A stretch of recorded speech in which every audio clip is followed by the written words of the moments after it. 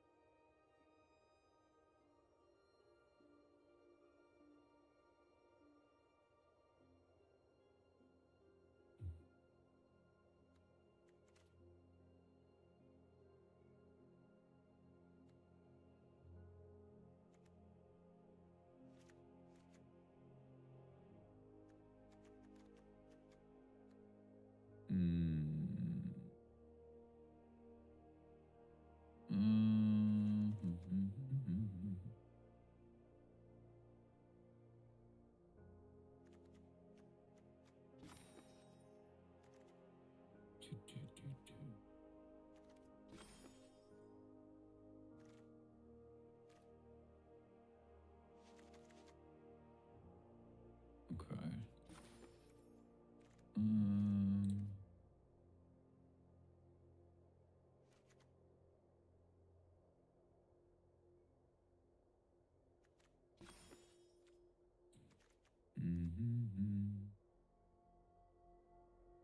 Yo, what's up, Matt?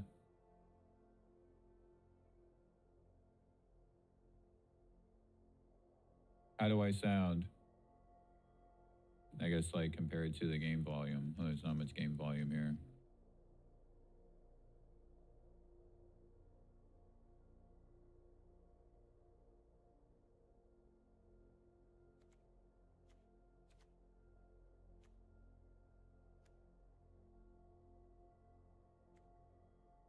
I'm a little worried that I was testing it out earlier, and I'm a little worried that my stream might be really lagging really bad, actually.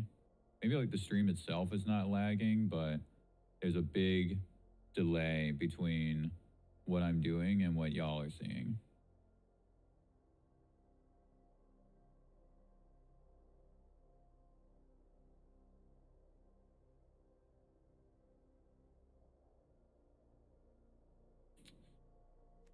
So yeah, this is what I'm working on.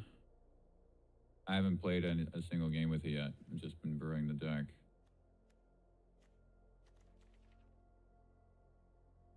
I really want to try the Bitter Bloom. Yo, Mochi's here. What's up, Mochi?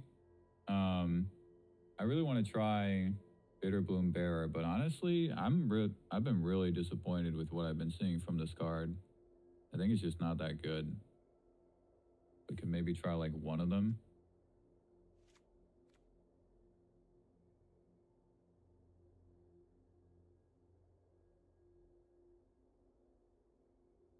So this is like 12, or no, yeah, this is 12 interactive spells. 4 counter spells and 8 removal spells. Which I think might actually be too much.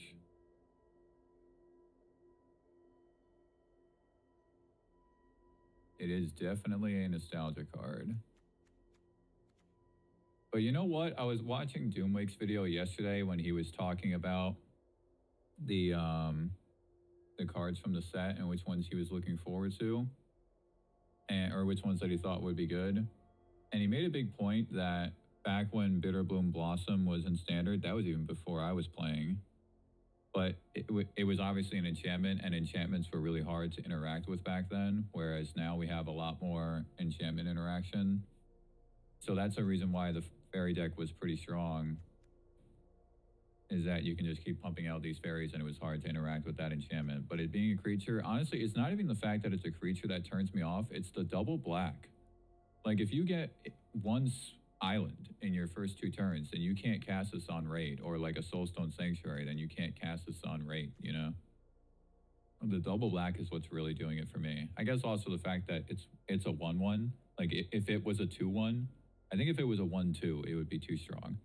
But if it was a 2/1, then you might get a little bit more value from it. I don't know, that might be too much value then, but I think the double black, maybe if it didn't have flash and if it was a 2/1,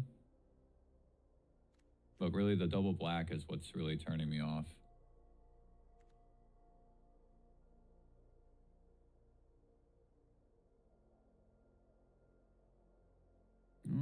I kind of want to try it though. So this is 19 creatures plus the tricks and plus the Kaido. And maybe 1 less Bitter Triumph. I feel like 12. I feel like this is too much interaction. Probably want 1 more Spell Snare in the sideboard though, because being on the draw is when this really helps.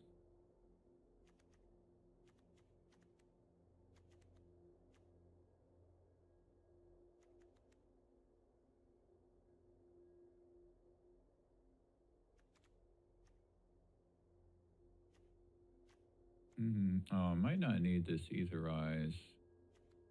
This was obviously like my, this was my answer that I decided to choose for.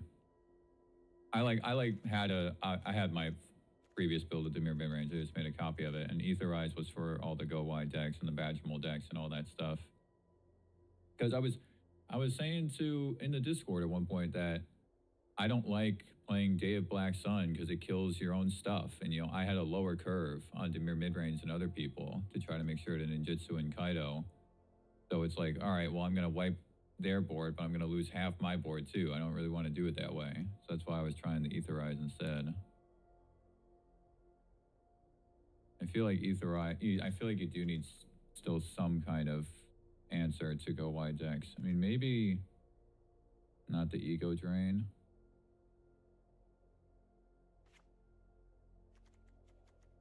Just 2 Duress. Oh, I don't need 2. Do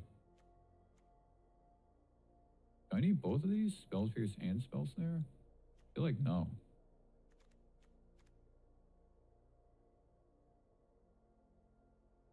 Maybe not Nowhere to Run. It's a good answer to like Sheltered by Ghosts, Kona.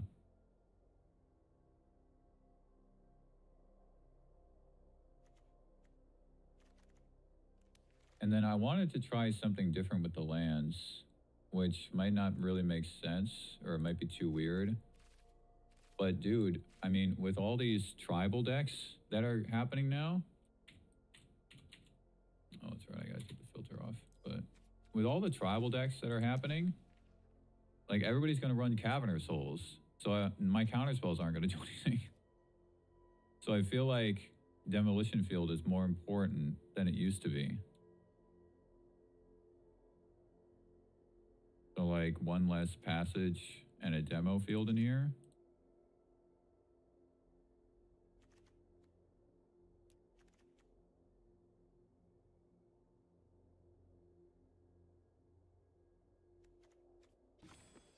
Yeah, I could try this. I think any deck, certainly control decks, but any deck that's going to run counter spells might need some demolition fields. It's going to be really easy for a lot of decks to run Cavern of Souls.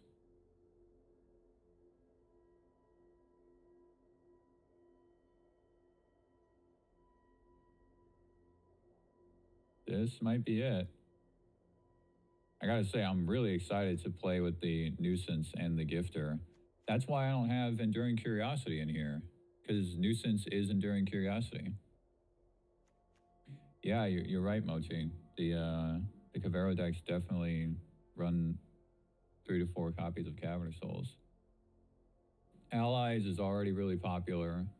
They run Cavern of Souls. But, I mean, you got tons of tribal options now. Goblins, fairies, merfolk, Kithkin, elemental. So I think demo field's going to be more important. But yeah, this is why I don't have Enduring Curiosity. Because for one thing, and yo, let me tell you guys, there's some cool stuff that you can do with this.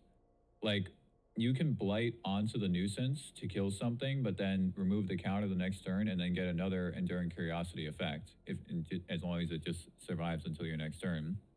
But then also, you can use, you probably wouldn't expect this, you can literally use the Grifter or the Gifter as a removal spell. Think about it. If somebody has a Moon Shadow, it's a 7/7 with 6 counters on it, but then you give it base power and toughness 4/4. It dies because it has -1/-1 counters on it. So you can use this on those creatures that come in with -1/-1 counters. If the 4/4 is like too low of a toughness based on how many -1/-1 counters it has, then that creature is going to die. So not only is this a fantastic combat trick in any circumstance to either pump one of your things to make it bigger, to either get in for more damage or save one of your creatures from a burn spell, or during combat, before damage, save it because it's bigger. It's great for all that, but then you could actually, in some situations, use this as a removal spell. I gotta say, Matt, this might be like my favorite card in Lorwyn already, and I haven't even played. I haven't even played. Actually, you know what? It's probably like the Hex. I can't tell you how long I've been waiting for like a Fatal Push type card, man. Like, I've been saying for the longest time that we need Fatal Push in Standard, and we basically have it. I think this is it, guys. I think I'm going to try it like this. 1 Bitter Bloom Bearer, and then 7 removal spells, 4 counter spells. Oh, but I need to drop 1 more from the sideboard. It's got to be the Nowhere to Run. It could be Spell Pierce, though, because I have 1, 2, 3. Spell Snare is also really good against control decks. Because it not only does Spell Snare hit Normalize, Lightning Helix, Get Lost, all that stuff, it counters Consult the Star Charts. Spell Snare is so good. These are like the cards that I'm the most glad for and most excited to be playing with is just these. We needed these so bad, man. I think Glenelender Guardian is going to be really good too. You know what? I have too many things for non-creature decks, don't I? Spell Pierce, Negate, Detect Intrusion, and the Guardian. I don't need all that. So I think I'll just drop the Spell Pierce.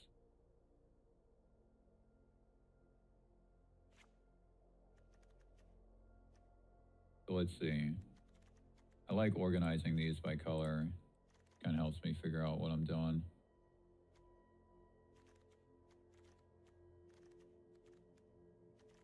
Okay, yeah, that's probably good.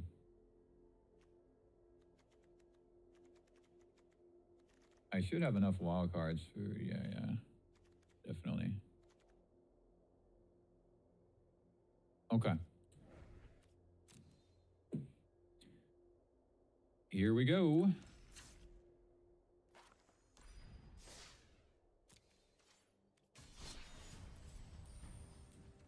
Yeah, so the one thing with this stream is that I really think it's a lot, there's a big delay for you guys watching. And I'm not really sure why that is. It's the first time I've streamed on YouTube.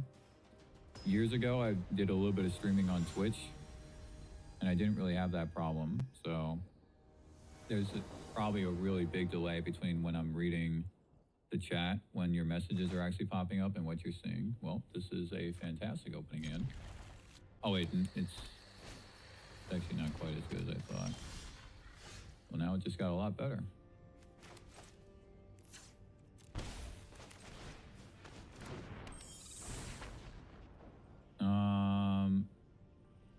Don't really want that. Don't really want that.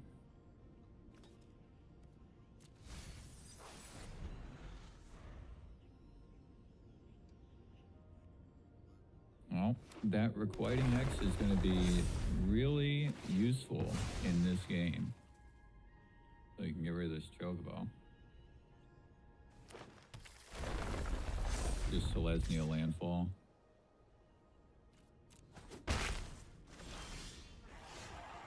Wow. 2 really good draws in a row.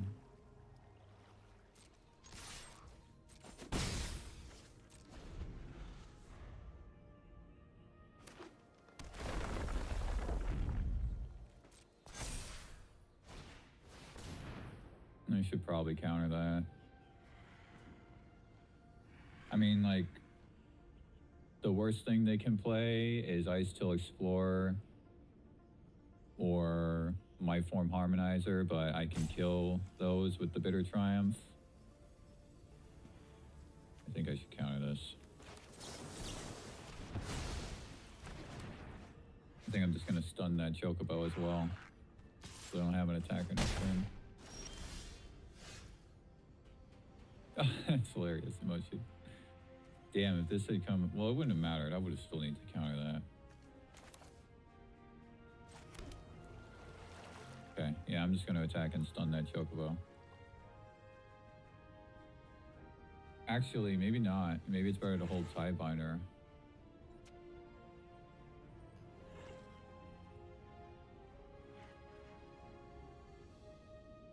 Yeah, I just put it in Endless.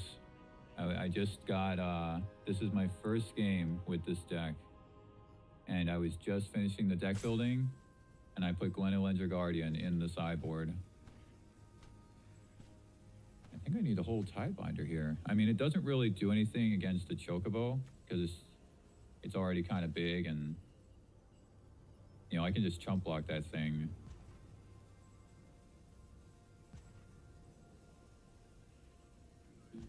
This is one of those situations where I'm just trusting my gut, and my gut is telling me to Ninjutsu Kaido and stun that Chocobo. I think if they had, it would also be for the Ice Hill. That's also what I was thinking with the Tidebinder. But if they grow the Chocobo right now, it doesn't really matter if it's stunned. So if they play an Ice Hill, which they did, okay. So now I can Tidebinder that this turn.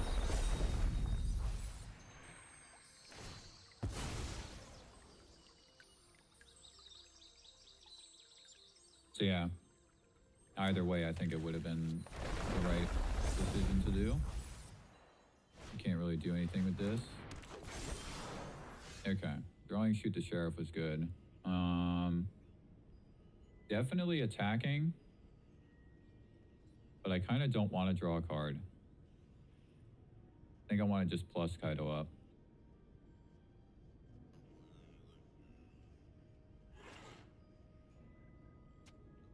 I think I'm just gonna plus Kaido up. I have so much good stuff in my hand, I don't really need another thing.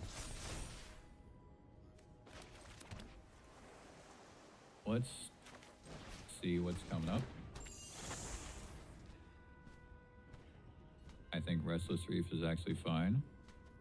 So next turn can double spell, can double removal spell possibly, Tidebinder, the Ice 2. I think it's fine.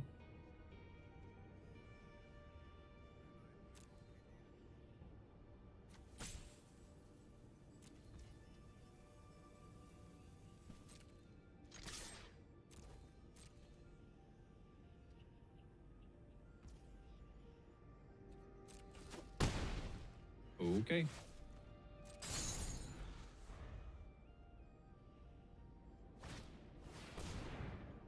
Okay. Gonna have to let that go.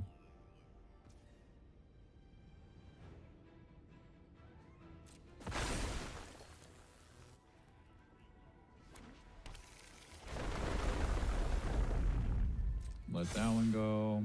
Let that one go. Hit this one. And now they can't play those fetch lands. Okay. They hit another Origins.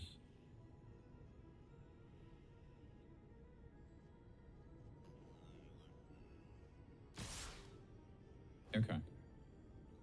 Probably just chump blocking.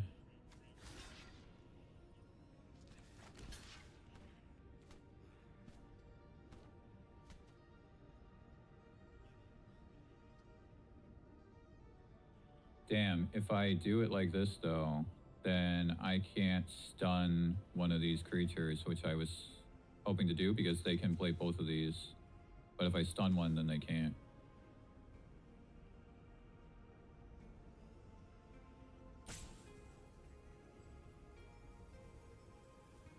Ironically, the Gifter would have worked really well here because I could have killed one of these.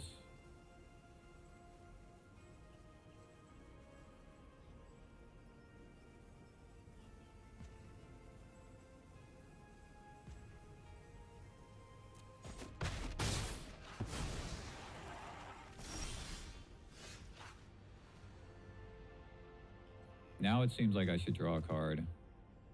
Because plussing Kaido up doesn't really do anything. Can't stun anything.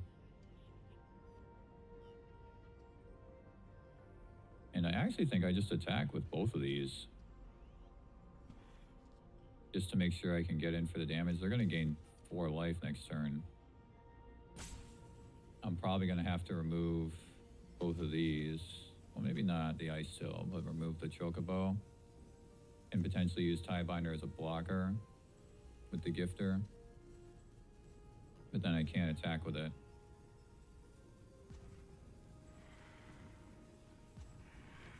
I think I attack with both.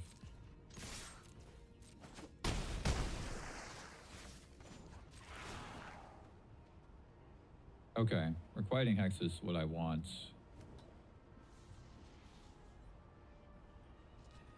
It's a shame that this is a tapped land, though. But it's fine. I mean, we'll just Requiting Hex the Chocobo.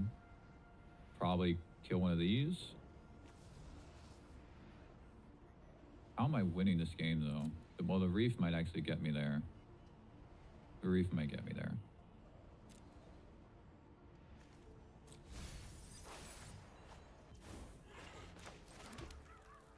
Okay. Hold up mana. If they only send the Elf at Kaido, I should play the Gifter to block it.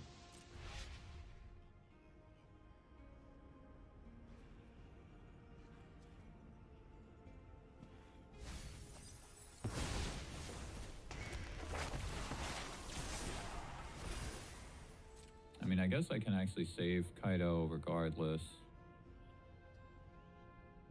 Probably. I probably can. They got my form Harmonizer out of that, huh? Not so bad. They can't get the lands from the graveyard.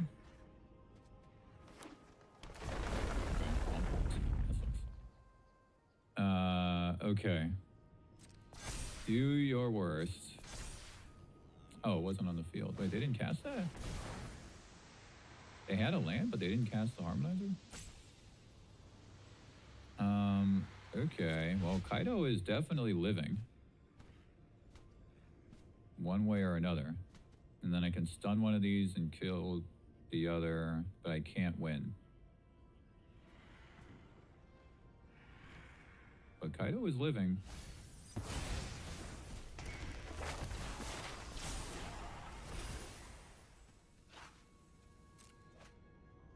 They hit another Explorer. Damn. Damn. Okay.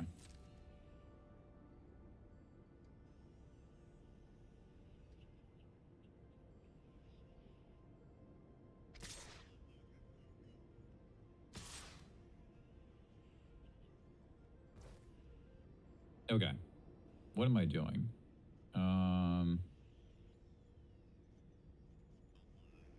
If I play the Gifter,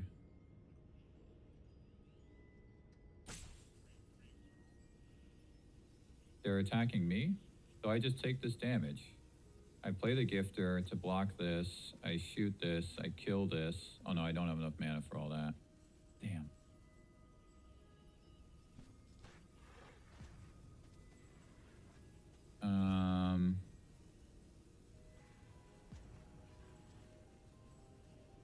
Because I have 11, right? So, damn.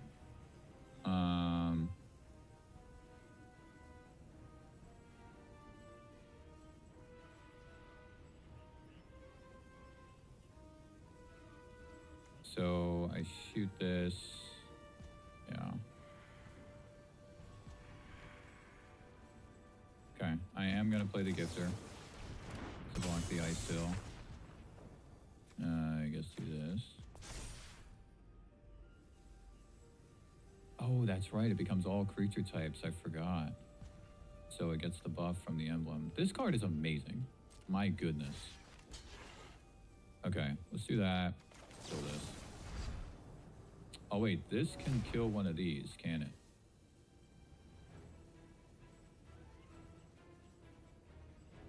So if I kill one and hit land, ooh, do I go for it? I'm not gonna do that. Yeah, I'm not gonna do that. But yeah, I'm not gonna do that. If I had hit a land, I could have. I didn't hit it anyway. I couldn't take that risk. There's no way. Because if I had hit a land, I would go untapped land, right? Untapped land, and then I would have taken that damage, killed one of these, and then killed the other one with the Hex, and then I would have actually been able to attack for lethal. Okay, so now what? I'm not dead.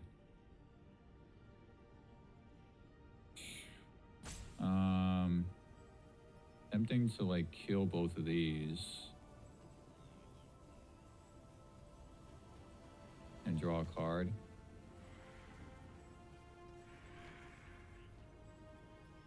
Yeah, I forgot that it gives all creature types, man.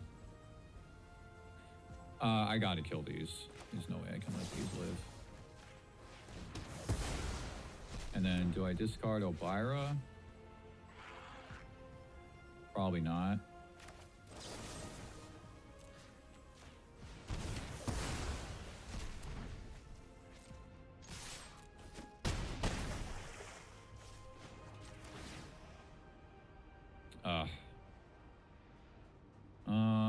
I mean, this is a chump blocker.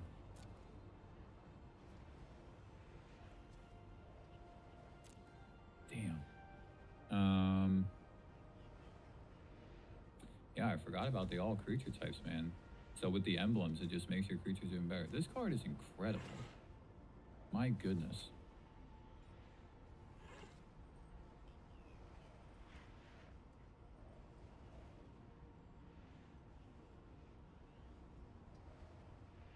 Yeah, whatever. Give me the chump blocker. Okay.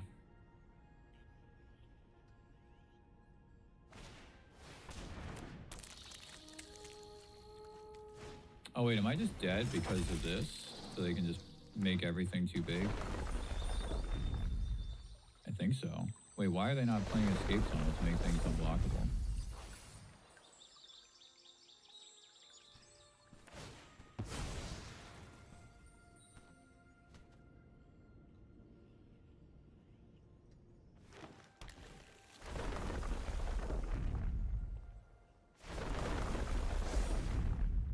But if they double up this, don't I die with this? Oh well, they get to give a trample anyway. Yeah, I forgot. I forgot. So probably wants a null. Bellsnare is actually not good in this matchup. They don't have enough 2-mana things. It's only Badger Mole and then the first side of Esper Origins. I need Graveyard Hates.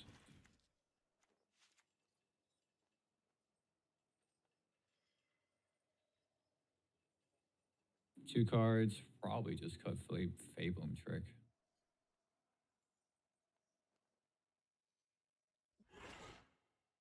Actually, maybe not. No, I think Fabloom Trick is good here.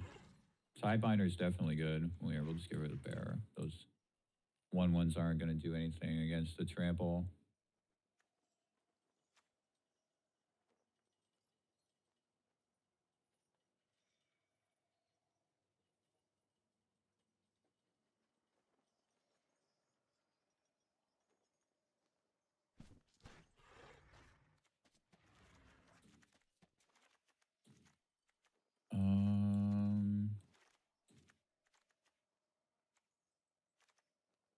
There actually aren't that many targets for the Hex either. Badger Mole, the flipped Esper Origins. Or wait, no, isn't flipped Esper Origins mana value 4? Yeah, what is going on? What the heck is this?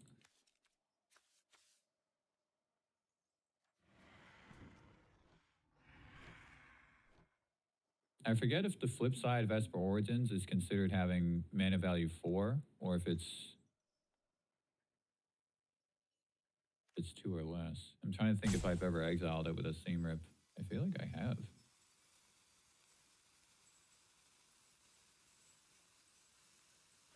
Maybe Glen Elendra's Answer.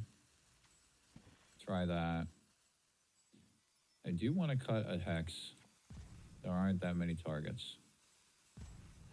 And I'll just cut a Trick. Let's try that. I think Glen Elendra's Answer is good against all those landfall triggers.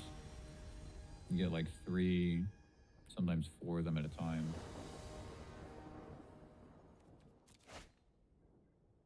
This is not a very good opening hand, is it? Pretty bad. Although Skitter does help. Oh, thanks, Matt.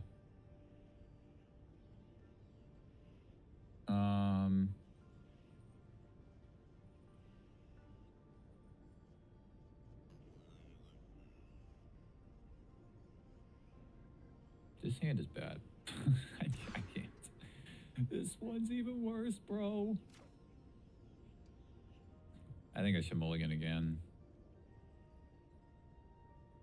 I mean, I have removal. I have something that can find me some action.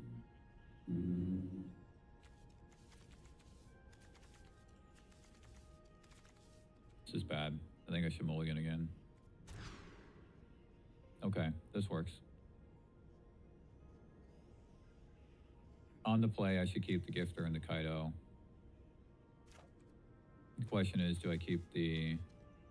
Actually, do I just keep these at all? And no, I think I just keep the lands. Just keep the lands.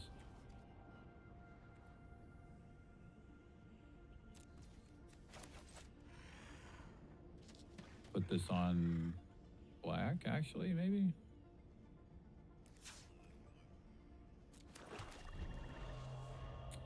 Yeah, I think not enough people were playing the Prankster in the early access event, Matt. Like,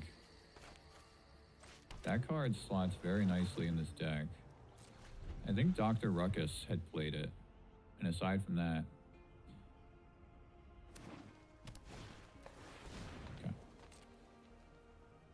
unfortunate that I drew a swamp there.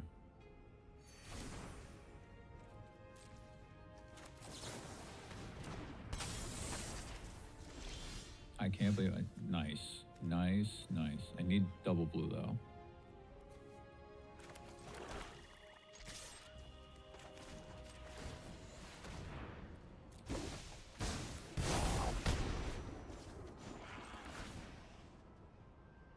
Okay, well there's my blue. Don't need this. Damn, I kind of don't want this either though. Do I really want another land? I think I don't really have much of an option though. Because even regardless of the Glen Elendra, having just one blue is not that good right now. I can't like spell stutter and play this or play whatever.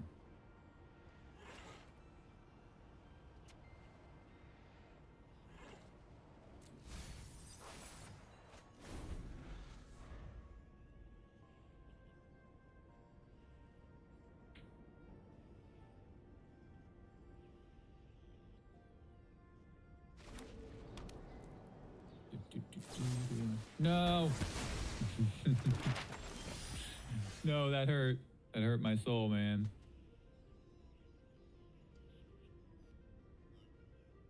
Play Soulstone, maybe?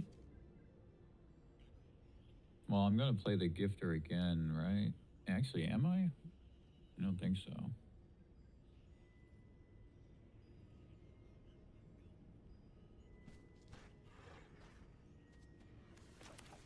I think just animate the Soulstone. I mean, I guess the Reef can attack next turn. I would have to mill myself, though, because I don't want to mill their stuff.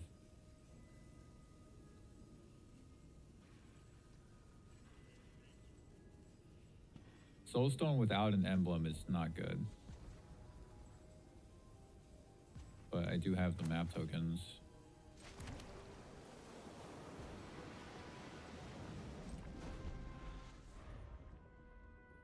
Maybe I should have actually played the island in case they... Because I can counter this, right? Okay, we can play that. I just didn't think that there was going to be anything that I really want to counter yet.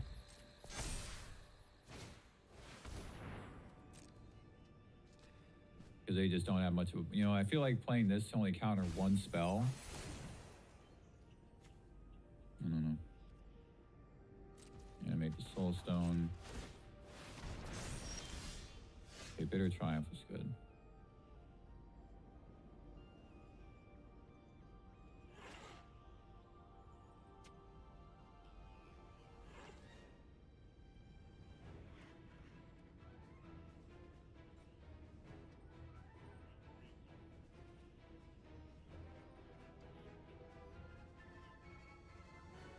I wonder if countering Esper Origins is worth it.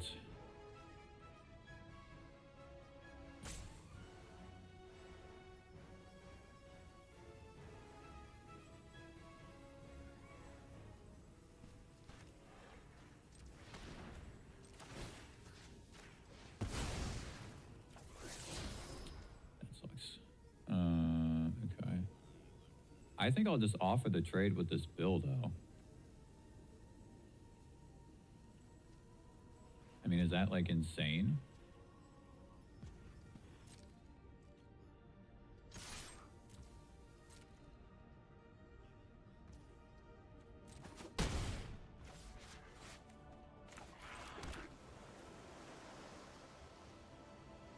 Oh... If I counter Esper Origins, I have Bitter Triumph for the other one. This bill can just die to a Hex, so I don't want to use Bitter Triumph on it.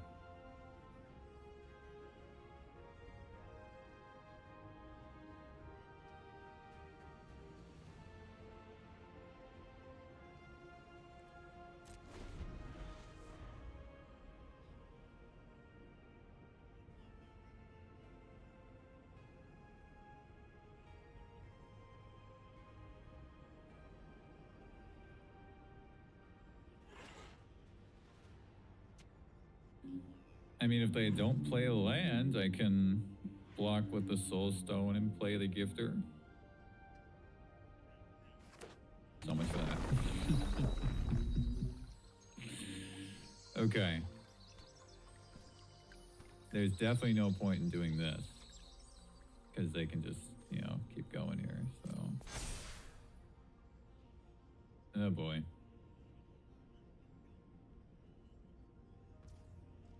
They're not going to play the Esper Origins.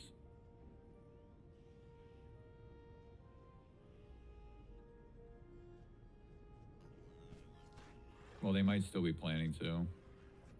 I have to just take this. I have to take 5. Definitely have to take 5.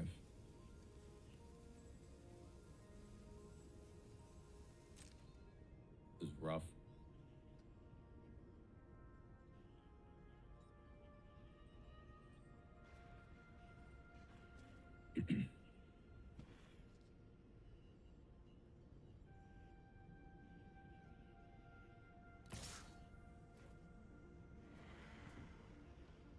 Taking 5.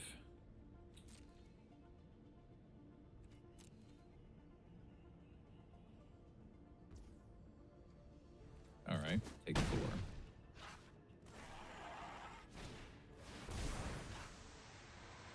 Okay, I think I should counter this.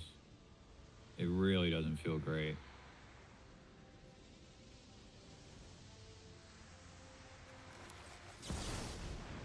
Yeah, really doesn't feel great. There's no way they're gonna sack the Fable. Imagine they sack the Fable Passage in response. Well, then it would come after the spell though, right? So it wouldn't get countered.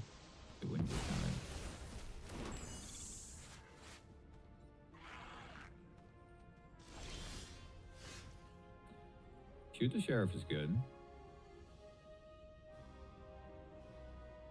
Shoot the Sheriff is good. All right, I think I should crack the other map. Well, I will have 6 mana.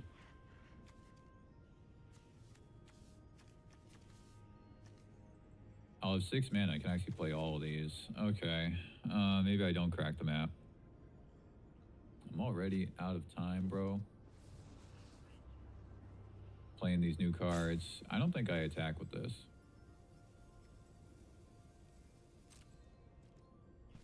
Because that can chump block with this against the bill. Well, they're going to put a counter on it, right? So maybe I do? I could also just play this just to get in for more damage. Is that worth? Probably.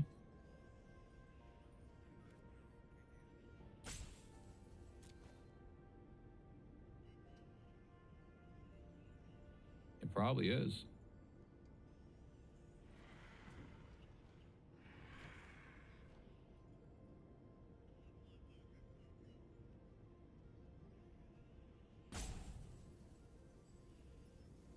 Because they know about it, right? So I'm not going to be able to use this as a combat trick.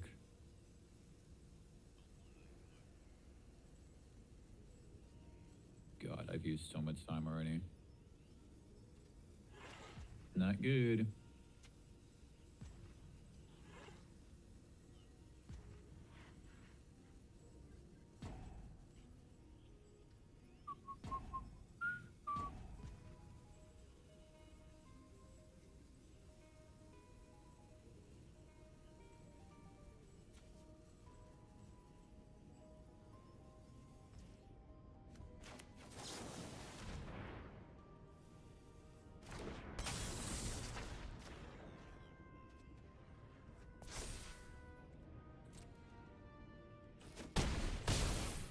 Okay.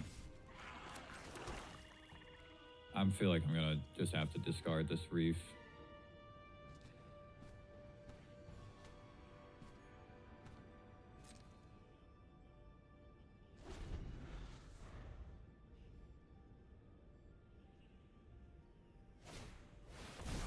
Okay, well, I do not have a counter spell for that one.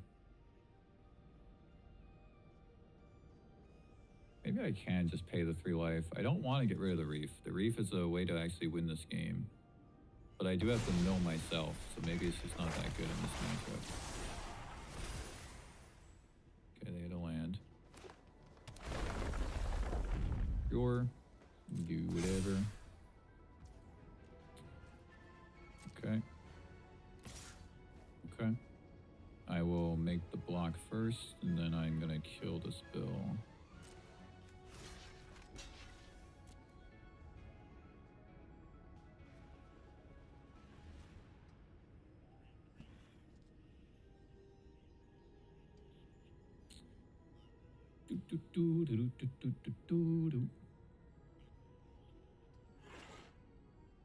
How am I winning this game? I haven't made much of a dent. I had to mulligan to 5, unfortunately. But that skitter would have actually helped, wouldn't it? Because they had 2 Esper Origins. I could have gotten rid of them. How am I winning this game? Have to just keep getting removal, keep getting, and get a new Kaido.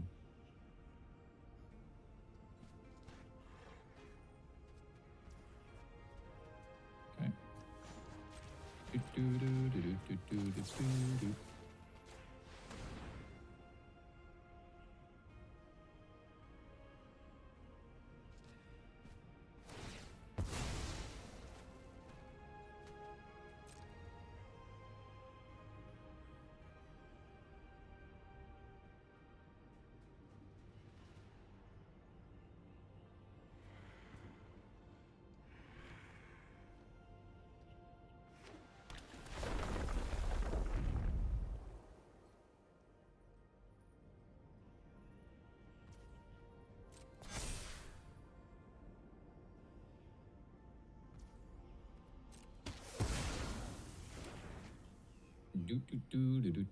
I do attack for 5 next turn.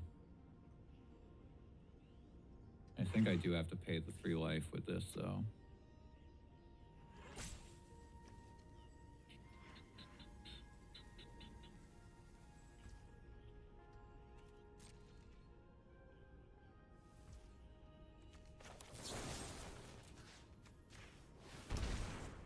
That does not feel good. Like, they attacked for 4, I blocked it, but then I still took 3 damage.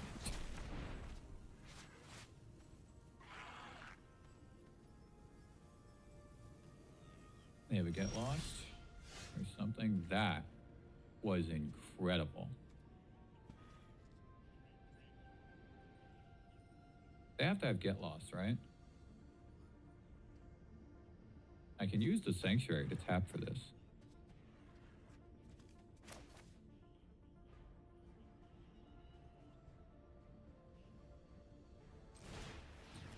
I am taking too much time. I'm gonna lose this game because I'm gonna run out of time, man.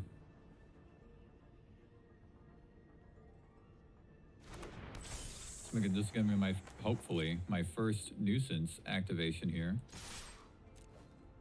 They have get lost, I think. The only thing that makes sense.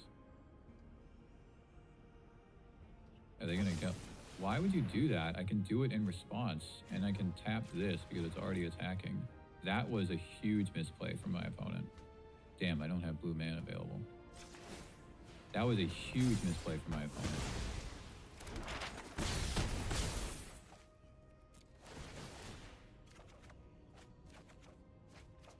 Okay. Can't play Kaido. Can ninjutsu Kaido next turn. I gotta play the Reef, right? Play the Reef, play the Dream Thief, activate a map. Probably activate the map on... I don't want that. Activate the map on, like, the token? Or activate the map on the Sanctuary, because... No. No, I'll activate it on the...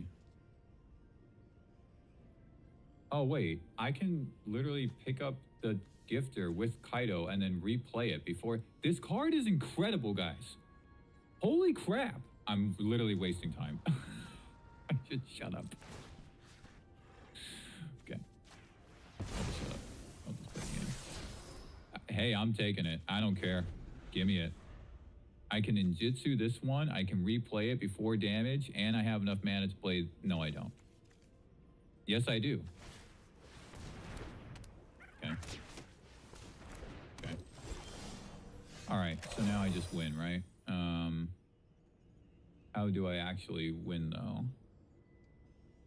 If I play Kaido and stun this and then attack, I win? No. No, I don't. I'll be 1 damage short if I do that because I can chump block with the elf.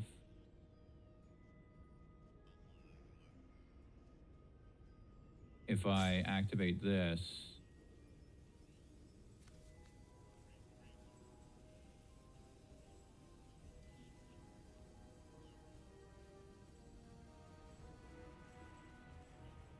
okay.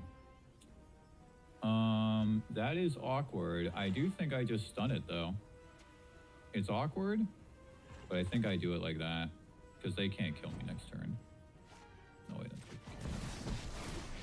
do it like this, stun this guy.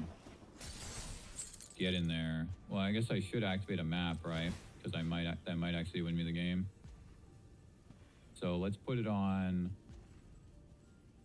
I'll just put it on the gifter. Non-land? Damn. At least I don't have to shock myself. Okay, so now attack. Pop this guy out.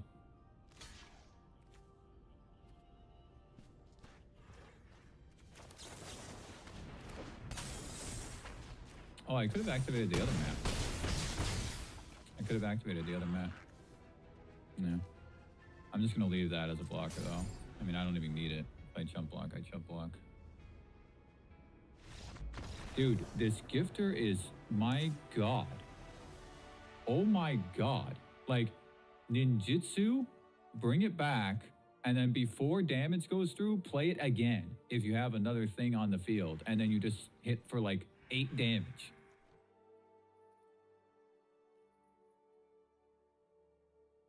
So I saw the Brizzly build that game, but I didn't get the Hex. But I think a lot of landfall lists don't run that many copies of Bill. It's only like 1, maybe 2. So I still don't think that there's enough targets for the Hex because it's only elves, elves, Badger Mole. Well, I should put it in because I'm on the draw now, right? Yeah, I'm on the draw now. And like, is Badger Mole so awful that I put in Spell Snare for it? I actually think no, because the landfall deck, this is one of the things I said in my video about the landfall, is that there's not a very good follow-up to the Badger Mole. It's like you played an Esper Origins, okay? You didn't expand your board or anything. It's not like you're dropping a Leyline Weaver.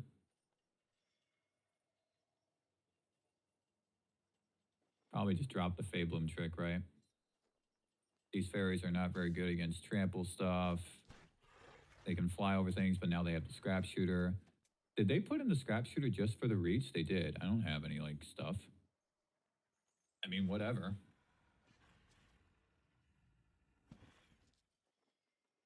Yeah, just try it like this. Should I drop a Kaido now that I'm on the draw? I think I should. I definitely think I should. So what goes in instead? Another Bitter Triumph. Nowhere to run, doesn't hit enough things.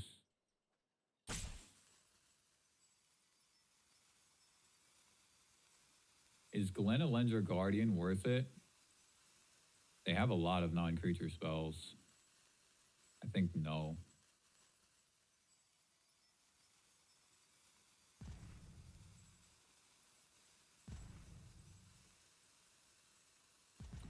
Let's do this.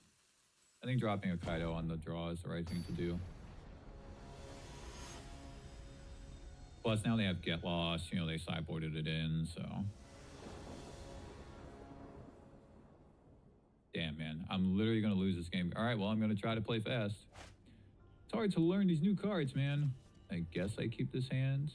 There's like no real follow-up to the gifter. But there's like nothing wrong with it. It's not a very powerful hand.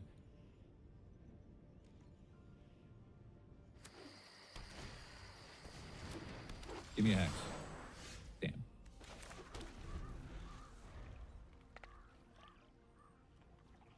If they play a world, okay, I was gonna say if they, yeah. I did not put the spell snares in, did I? I can shoot it. Could probably shoot the cub, right? Is that a waste of a shoot? Yeah, I mean, not really. Because, like, they only have an elf. So they only have 4 mana?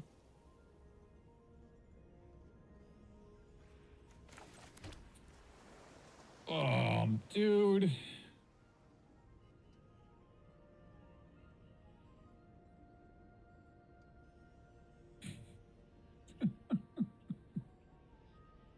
Yeah.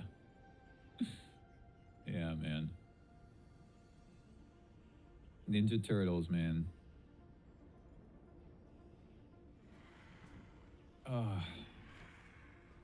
I said I was gonna play fast, so now I'm not playing fast. All right. I think I do shoot the cub, but then I don't have an annul for like a wagon or an earthbender ascension. They only have 4 mana. I mean, it could be 5, but still.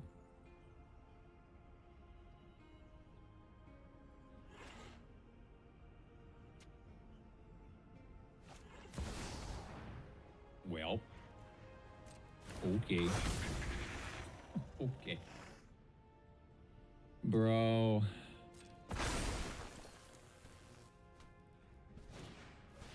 Okay. So now I can't gift her though. I was gonna stun the elf. I was gonna ninjutsu and Kaido and stun the elf.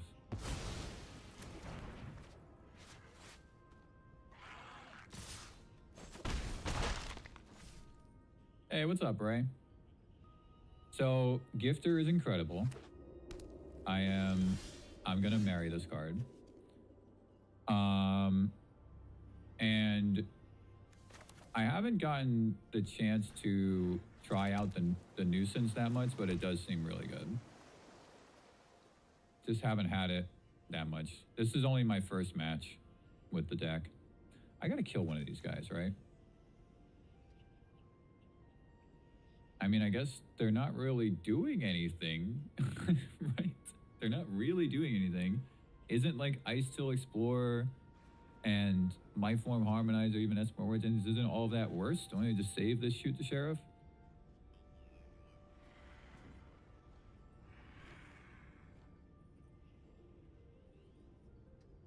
They have 5 mana.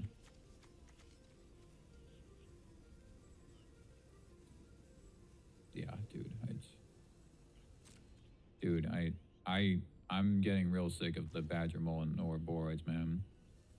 This is definitely not my final list analog. This is only my first match. This is my first match with the deck. I'm gonna lose because I'm gonna run out of time because I'm just taking too long to figure out what I'm doing. Okay. Dude, I really want to save this shoot. They only have 1 card, 2 cards in hand now. The Cub's not that scary if you don't have anything that you can do. Okay, that sucks. I already used my annul. I think I had to use it on the wagon, though. I mean, I guess I could have used Shoot the Sheriff on the wagon.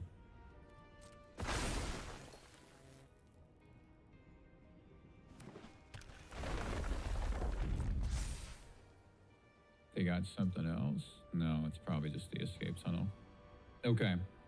I mean, I dare you to attack with that elf, buddy. Okay.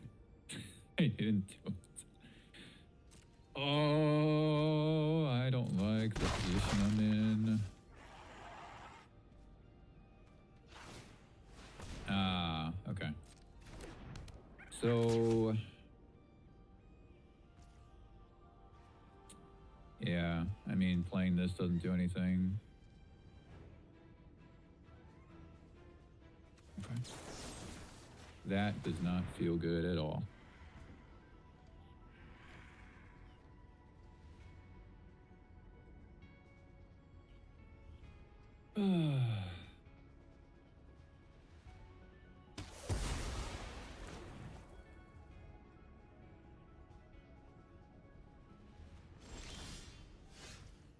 Picklock Prankster. I should play it. I should actually play it. Because of the gifter. I can combat trick it. I'll lose out on some value because I won't play the free the Fae, but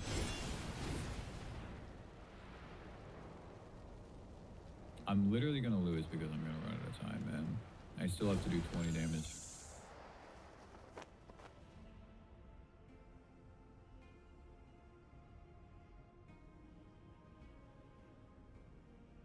I guess I can ninjutsu it, and then I can potentially play the other side of it. That's not bad. This is already going to get to 4.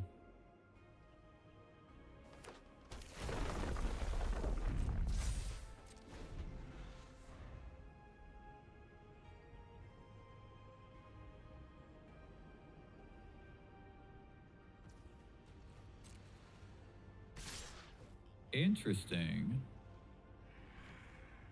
So they're going to sack to put counters on something, so I need to just be careful with the blocks. But I can get rid of these badger moles. It's just that I can't play this to block the elf. They'll just kill my gifter. Because they'll put a counter on it.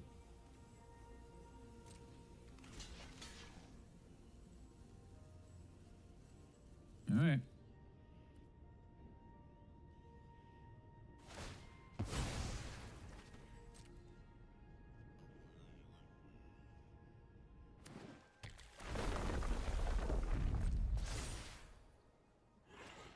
Come on. Yeah. Great success. We did it. We baited them. Oh, God. They have something else. Okay. I mean, I guess that's not so bad, but you know, I take 3 damage. Yeah, I guess that's pretty bad. What do I do now?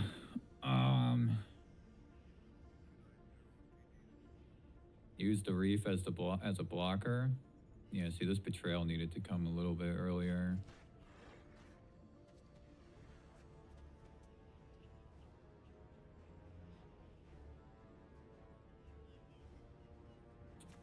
Block here, block here. I still take 3 damage. Well, I guess I could potentially block here, take 4 damage. It's not looking good. I mean, I guess I can ninjutsu and Kaido and then hold this up and stun something else.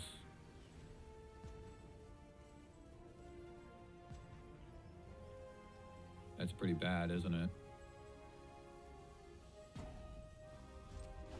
Gonna hold back on the reef. Uh-oh. Put it on the badger mole. Oh, I guess that makes more sense, right?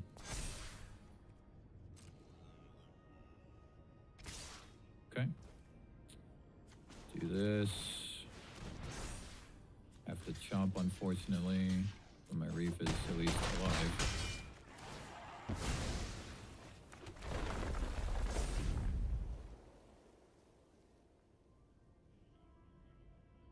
Yep. Okay. So I don't think I can survive.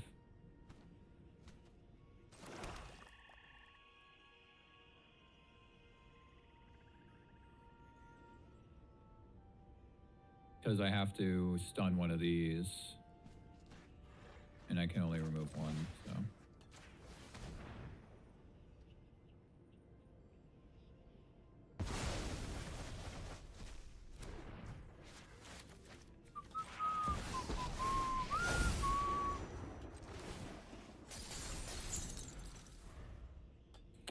I tried. I got like a little run over this game too.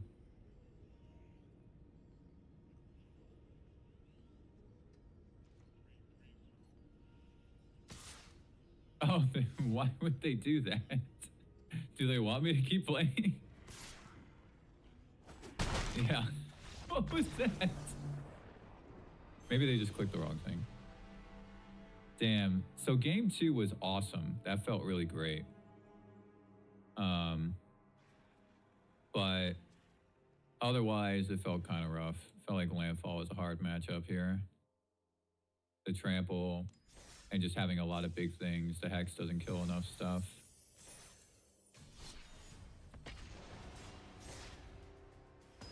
I will try not to take an hour to make my turns this time. I was thinking of putting in a 25th land. What do you guys think about a 25th land? Because I don't know.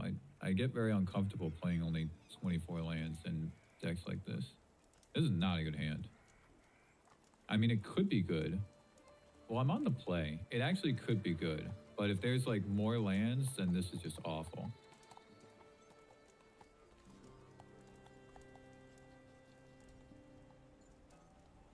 It could be good. It could be good. All right, let's give it a try.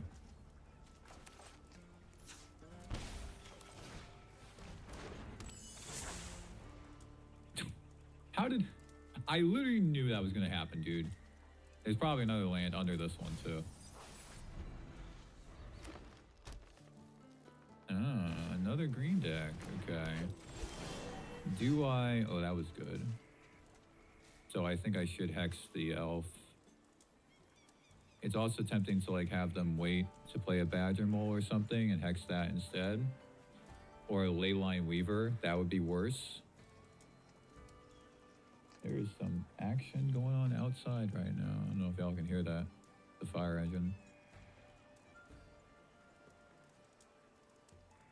Burr, burr, burr, burr. Okay. I think I should just Hex this elf.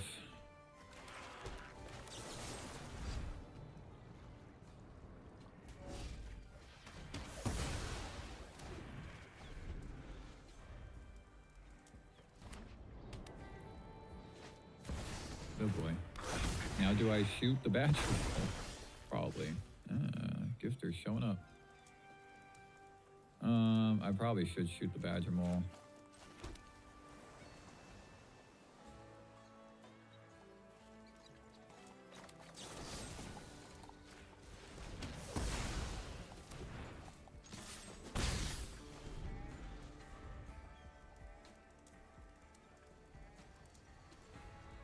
It's also tempting to like hold this back as a blocker because oh, they missed a land.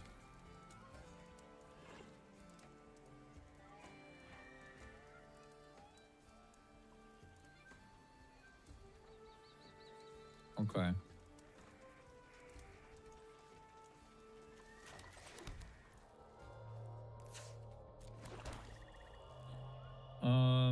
Get in for more damage or hold back Dream Thief as a blocker.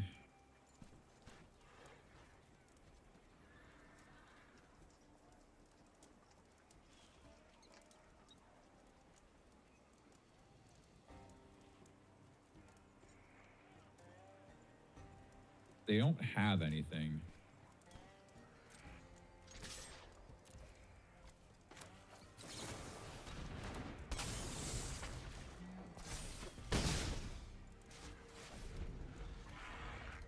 This is better if I draw a Kaido. Or a Nuisance, actually. Oh, it's banned airbending. That would have been fantastic to have had the turn before.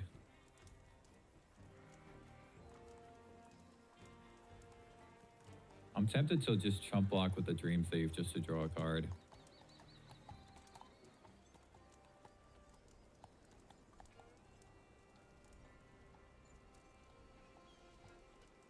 I guess the starting town was a clue, right? That it was banned airbending because Simic doesn't play starting towns; they don't need to.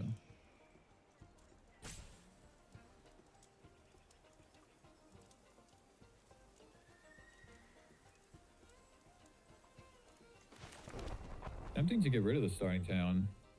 They do have all three colors, but then they won't have like double white. Well, I guess they could go get a white, but then they won't have blue.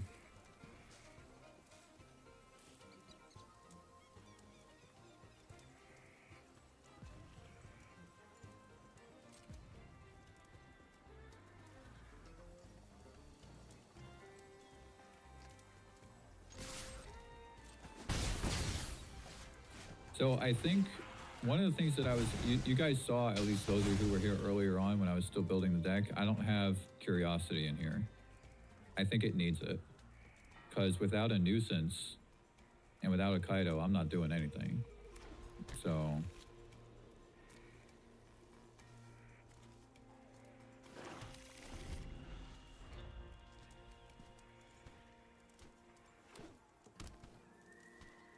Okay, so now they have blue.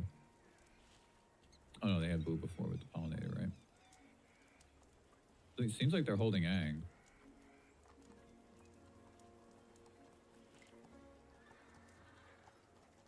I think I need 2 copies of Curiosity in here and take out the Spell Stutters. Ah, there he is. So I'm gonna take back the Gifter. Don't need to play this land yet. I really want to leave this Dream Thief back as a blocker.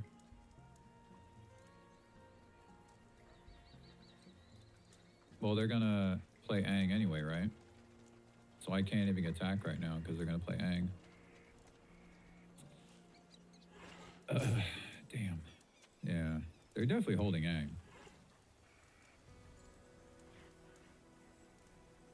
Definitely holding Aang.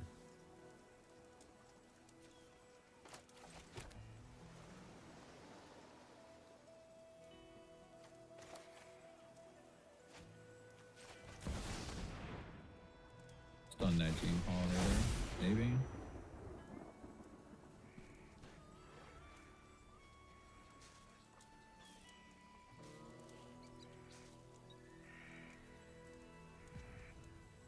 They let that come down. Why did they let that come down?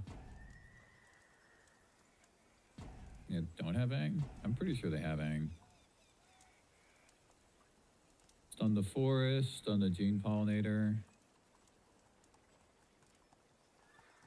Now if I stun, then I'm forced to chump block because they'll play the Aang, they'll bounce one of these, and I'm probably going to have to chump block with this. They might bounce this.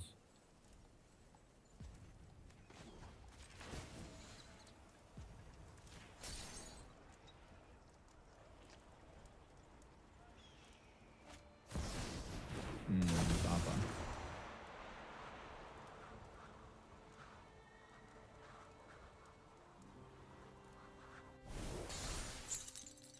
It's a good thing I didn't attack. Wait, they didn't take anything back. Shouldn't they have taken back that land? Yeah, we go back here.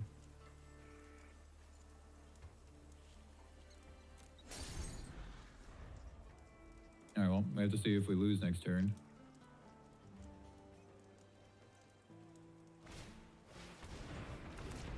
Okay. No, I'm not dead. Definitely not dead.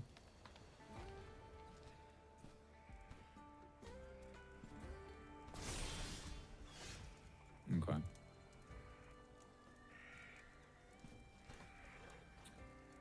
So now I have to plus Kaido up, which is unfortunate. I would have rather drawn a card.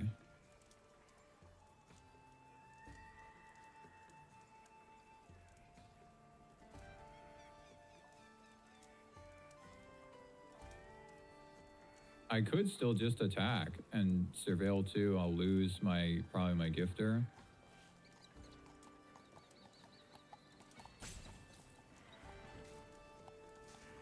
But I get in for 4, and then I draw a card. I don't have a blocker then against Appa, though. I guess this is getting in for 4 anyway.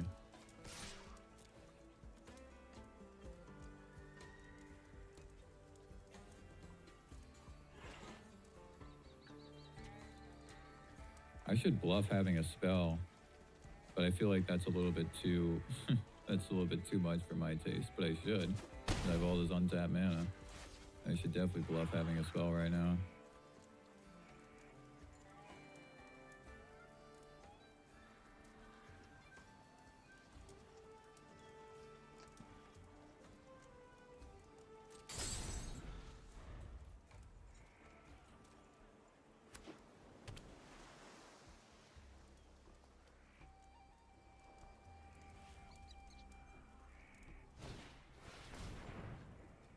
I should counter that. Oh, that starts the combo, doesn't it? So I have to.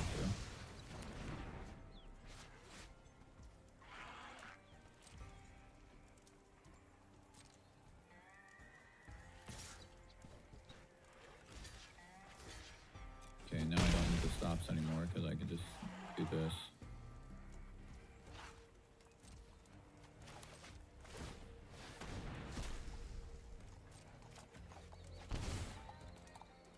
Second Kaido. Oh, well, that was good. I don't think they have any way to save Doc. Second Kaito. So, I mean, I can just attack, let this Kaido die.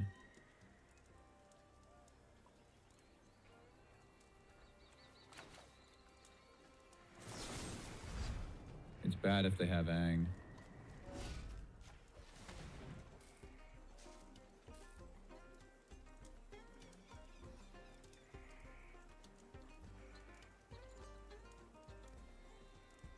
I don't think they have Aang. Wouldn't they have just done it? Because I got rid of their Airbender since and they would have won next turn. So I have to surveil here and draw a card. I need an answer for Appa. Well, I guess I don't need it, but highly favorable.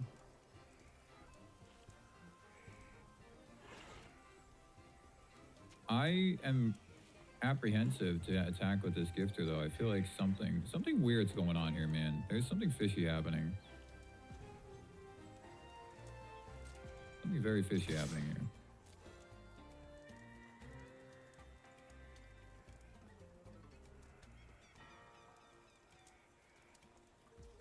Yo, Sanity, what's up, brother?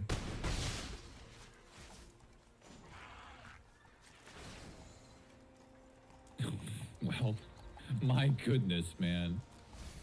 Oh, that was disgusting. Ah, that actually doesn't work.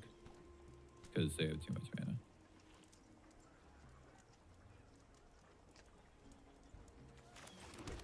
Yeah, so just for the guys who are in here who I haven't heard me say yet, there's something weird going on with my stream. Like, there's a big oh, I actually can counter that.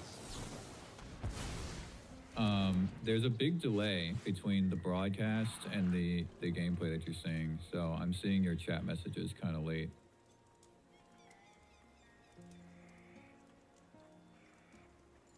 So I should win next turn. Okay.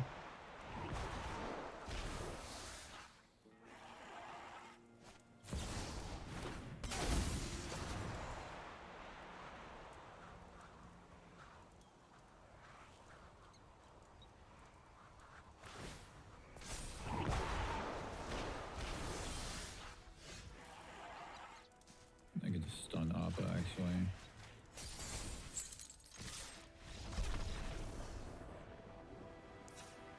Yeah, they needed to hold back that Pollinator as a blocker. But, I mean, they didn't know I had the second Kaido, but still. So definitely want Spell Snare. Airbender Ascension. Badgermole Cub. The Familiar. And Doc Arlock. So definitely need Spell Snare.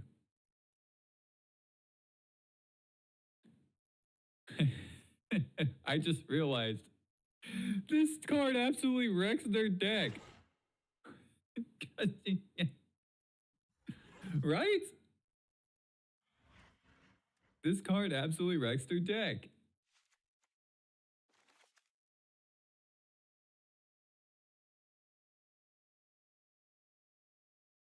Okay, Bitterbloom Bear. Dude, I'm taking this card out. I'm taking this card out. This card sucks. I'm taking this card out, man. I would rather have like one Enduring Curiosity than this card. Oh wait, Ether Eyes can actually save me, right? Ether Eyes can save me in this matchup. I should play Detect Intrusion though for the Damn. I mean, it's for Appa, but they don't have a lot of sorcery, instants and sorceries.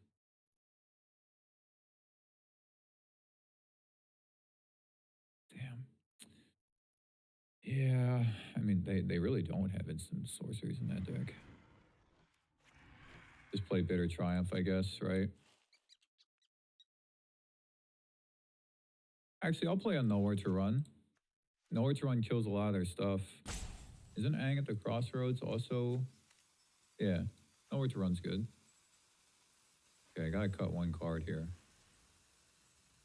Maybe just a Kaido, because I'm on the draw. I usually cut one Kaido when I'm on the draw. And this deck has things that can block my flyers. There's 3 flyers. Both Aangs and the Appa. And Quantum Riddler if they have that. Come on, man. 24 lands. I literally have a quarter of the lands in my deck in my opening hand. Bro! You can't do this to me, man. If this was a Fairy Dream Thief, it actually is keepable. But I can't. I literally can't. Down to 5. Oh, these opening hands suck. Damn.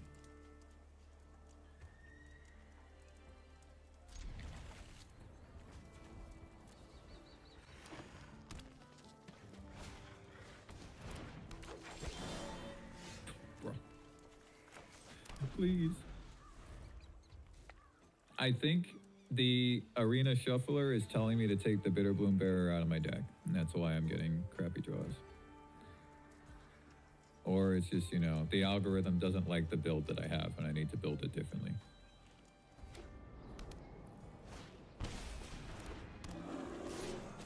Wow. Just putting that out right out in the open, huh? I mean, I should probably kill it now because they could play an Appa to save it, or even an Aang. Get rid of it. I don't understand that. Why would you play Doc Arlok this early and leave it vulnerable to removal like that when you don't have any way to protect it? Unless they have another one. Maybe they have another one. Yeah, you're right. You're right, man. Does want me to hit double black on curve, even though I took the bearer out. I'm getting, dude. Yeah. Yeah. I'm getting rid of that card, man. I'm very disappointed. I feel like Bitter Bloom Bearer is actually a good card, though, but I feel like, they did have another one. Okay. Okie dokie. I think the Bitter Bloom Bearer actually is a pretty good card, but it has to be like in mono black. Dude, I've seen a lot of lands. Because didn't I put 2 lands back? Yep. Dude.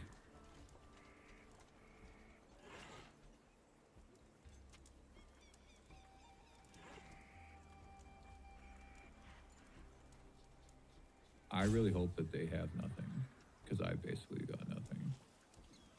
I don't think I can play this Gifter. Dude, you know what? I really like this Gifter a lot, but it's actually bad if you don't have an early board. Maybe I should play a few more 1-drops or something.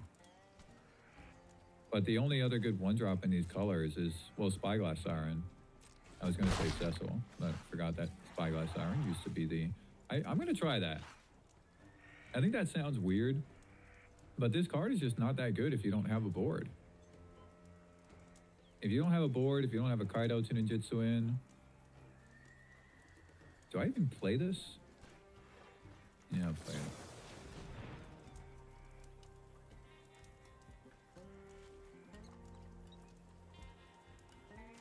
This card is fantastic if you... It is absolutely fantastic if you have a board. But if you don't have a board, it doesn't do anything. Dude. I can't even attack here, man. Oh, yes, I can, because I'll counter the Appa, right?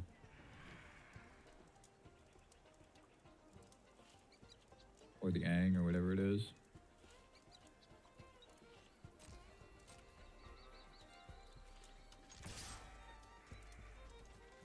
Yeah, I got the flitter wing in here, Matt. So I have 8 1-drops between the Nuisance and the Dream Thief.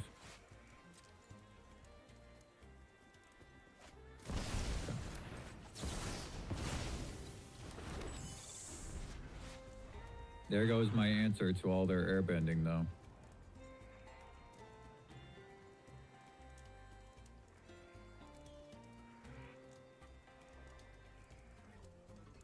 Is this main deck worthy? I've sideboarded it in both matches so far. Against this and Landfall. Okay, there goes my token. Is this main deck worthy? Probably not. Okay, that was fantastic. I'm not going to attack, though.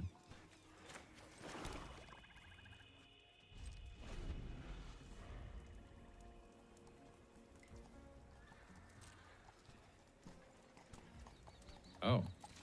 I guess they're worried that I have another counterspell.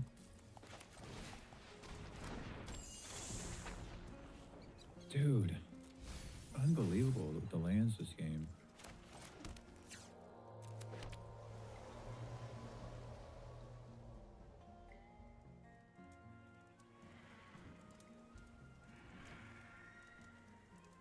I still don't want to attack.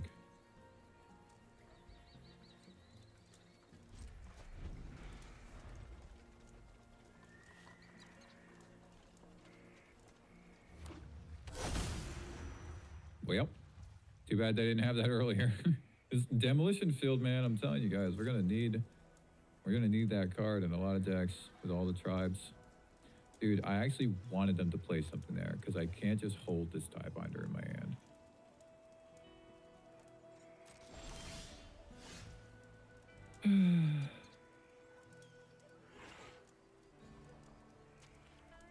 Now I think I can attack, though, because I have the Reef.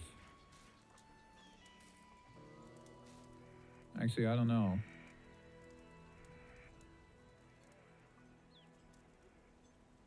Because if they have an Ang, and no, I can't.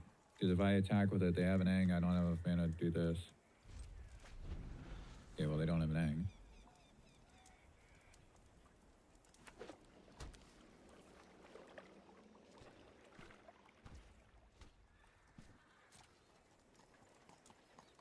We'll just sitting here doing nothing. This spell snare doesn't. Oh no, it'll still counter. No, it doesn't counter Badgemal Cup. Badgemal Cup's an ally, right? So yeah, this with that, this doesn't do as much. Okay, that's actually good enough that I can attack now. I'll attack with the Gifter. I'll leave the Dream Thief as a blocker.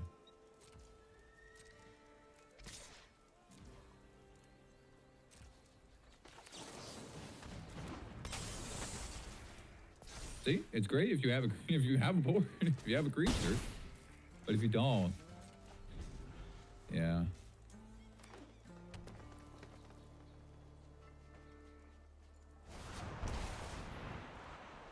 Okay. That's actually not too bad for me, I think, because I can still spell snare the dock. Oh no, you airbend all other creatures, right? So the dock stays.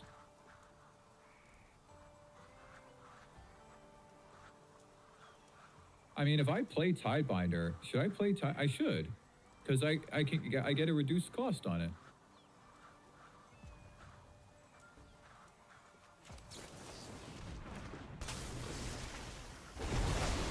So now it only costs 2 mana instead of 3. I mean, they know I have it, but still.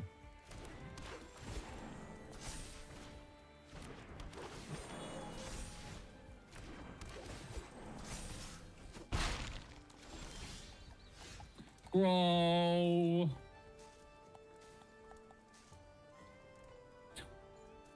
Dude.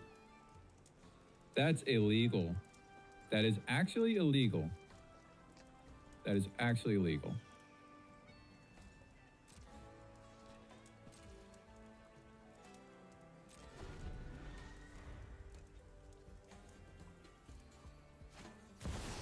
Aha! Oh, I can't. It's an ally, right? It's not an ally? Wow, I the cup wasn't an ally, dude.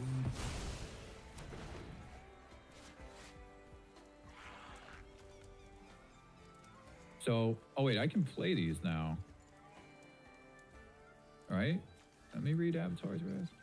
Wait, oh, you exile it, right?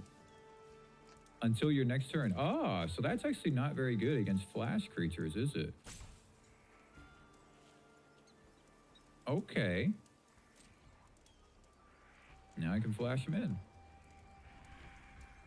Uh-huh. Should I save one? I should probably save one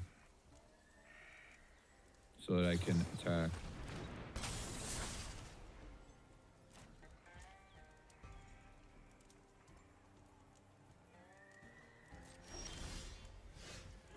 Okay.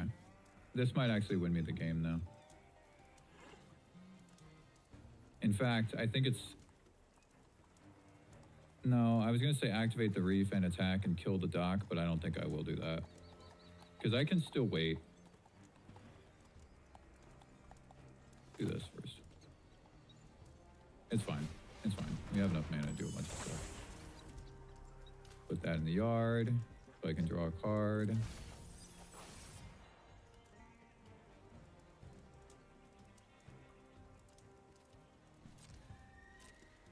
Attack.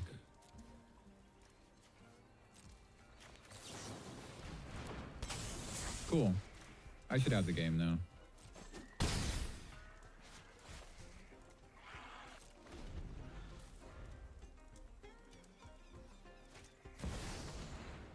I can just let that go.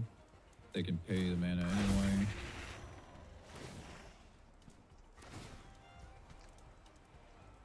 Oh, I forgot that I... No, I have to save that for Tidebinder, right?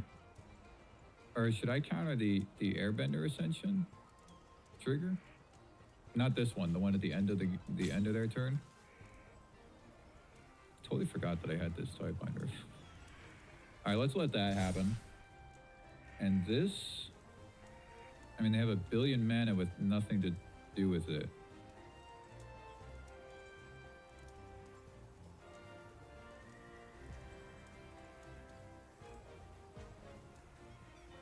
No, I gotta save Tidebinder for Aang at the Crossroads or whatever.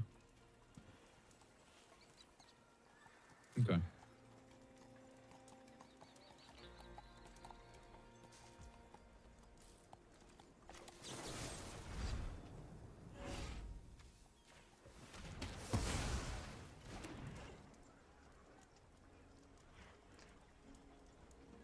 Oh, I thought we were at their end step already. Oops. Oh, crap. Well, I wouldn't be able to do anything with that anyway. Yeah, I thought we were at their end step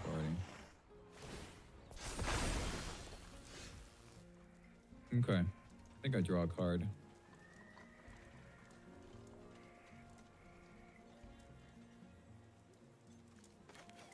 Kaido or Gifter will win me the game here.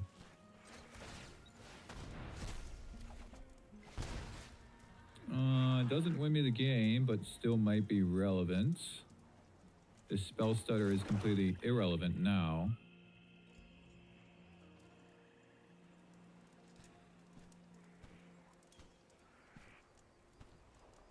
Just attack with one of these.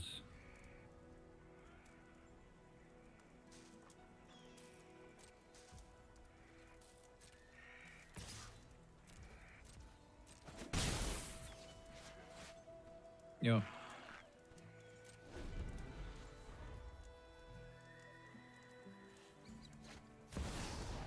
That is fine.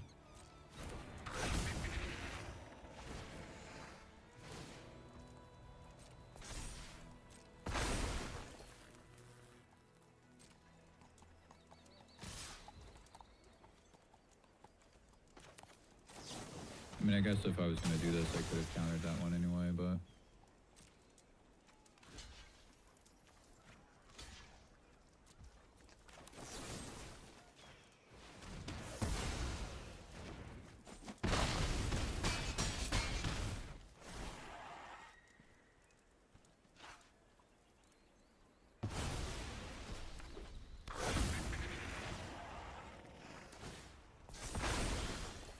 Right. Great success against the Bant airbending. But the deck needs work. The deck needs work. This build is so not ready. I'm gonna do... Well, I'm definitely taking that Bitter Bloom Bearer out. I'm so disappointed in that card, man. So actually here, wait. You know what? I want to leave this build for a second. Because I have a second build that I was working on. So that is like the fairies build. And then this is the more classic Dimir Midrange build. See? So I would fill this in with the Gifter. Is there white here? So Gifter. So that goes there. And then the Hex. Oh, and probably Spell Snare. Spell Snare, Glenolendra again. All right, same stuff. At least similar stuff in the sideboard. Where's Spell Snare? Put one more of these. And then the Hex. Is there a world where 4 Requiting Hex is too much? I feel like no. I feel like 4 Requiting Hex is just really good in the landscape right now. So this is the classic Dimir Midrange build. 20... Oh, I did make it 24 lands. I thought I had 25.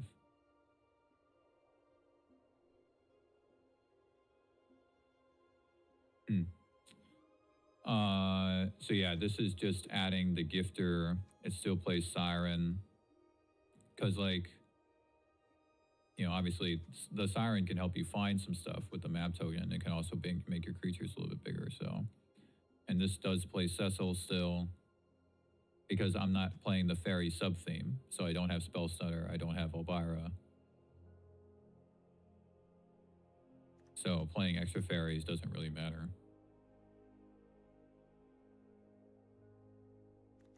Sideboard needs a little bit of work because I didn't spend too much time looking at it. You can get rid of this. And can get rid of Unagi. So similar sideboard, right, to the other build. Why I feel like there's something's weird here. Oh, that's right. I don't have the extra bitter triumph because it's over here. That extra bitter triumph in the other one might be able to be something else.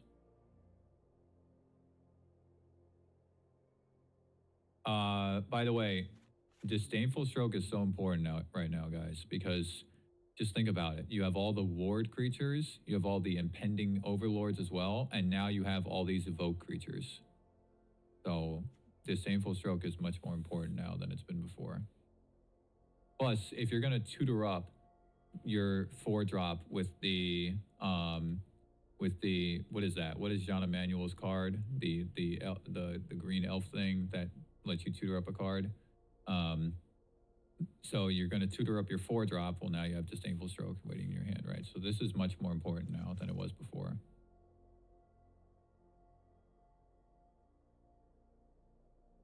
Should I just try this build? Maybe, right? Try this one compared to the other one. Maybe go back to the other one at some point.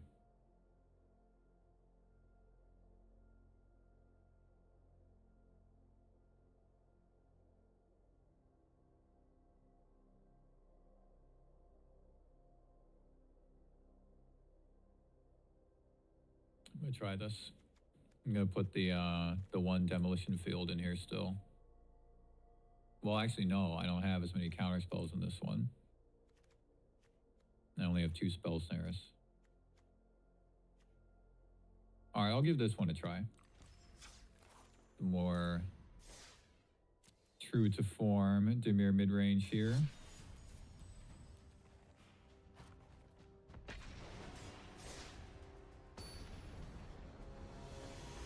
That was very fast Q.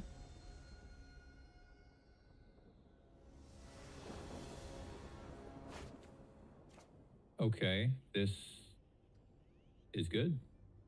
This is good. This is the kind of hand that you want to be. I mean, one more land would have been good instead of that Gifter, but...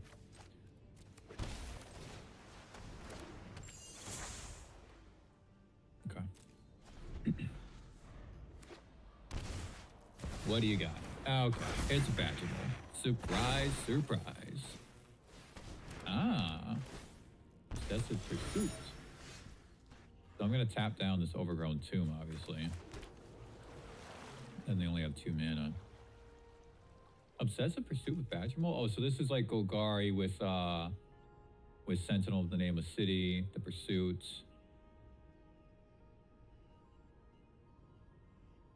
I don't think they'll run, and they probably have Airship. Probably have Airship in this deck. Okay, well, I'm just attacking. I'm going to tap down that Tomb.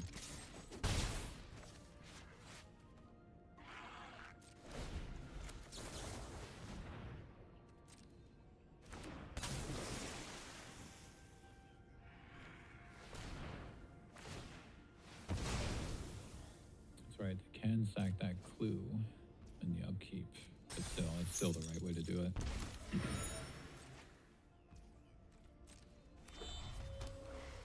Definitely still the right way to do it. Tap it down on their turn. They did the Airship, all right. Okay, no attacks there. So...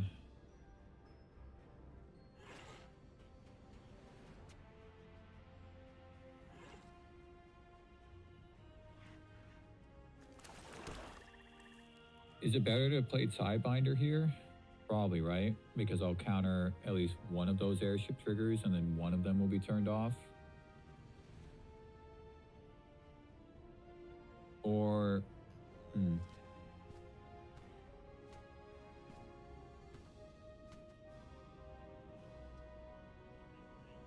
I mean, that only buys me one more turn, I just realized. It only buys me one turn.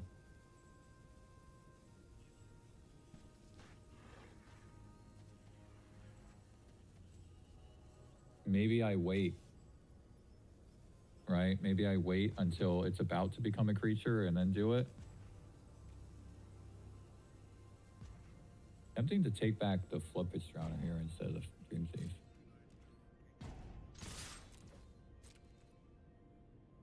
Oh, they're actually going to take the block? Oh, that's right, they can do that. I forgot that it was crew only one.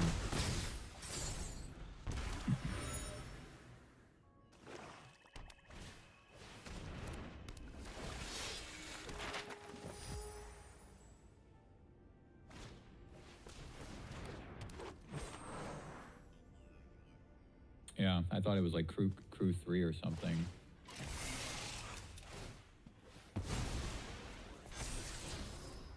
Ah, interesting. Not sure why that fits with this though. It kind of doesn't. Because you have to sack permanents, not discard cards.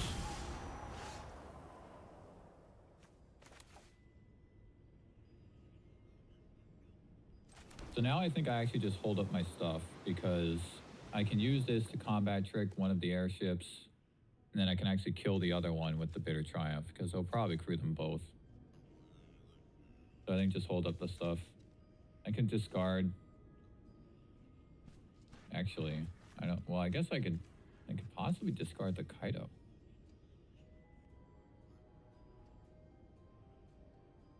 I don't really want to discard Cecil because Cecil blocks the Sentinel.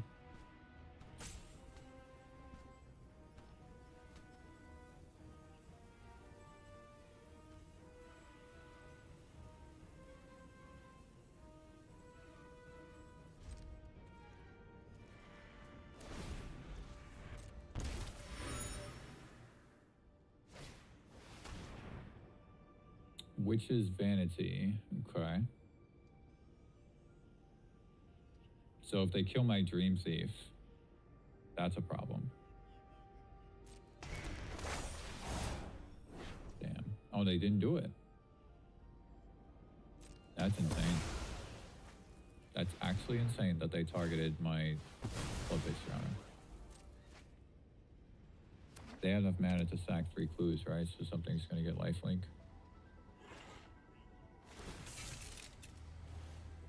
Okay.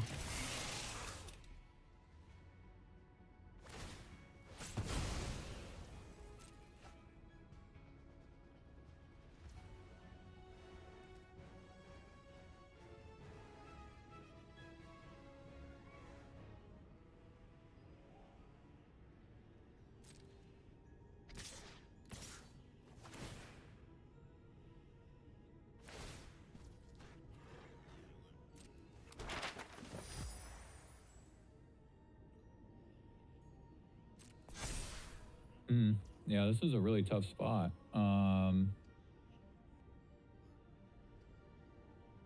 I do want to hold on to the Cecil because it blocks the Sentinel.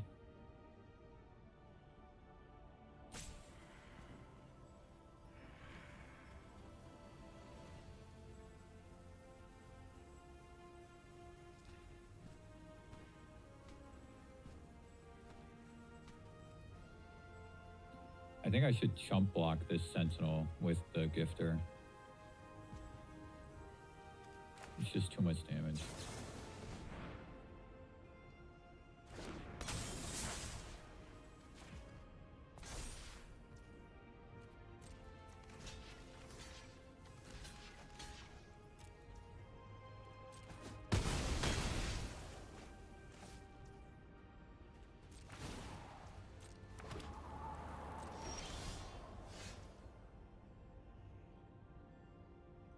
Requiting Hex is good. It will kill one of these.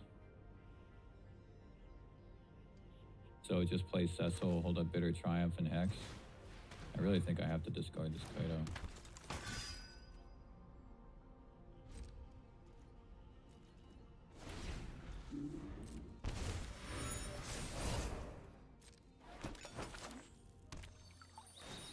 I feel like I'm literally just surviving until the Obsessive Pursuit kills him.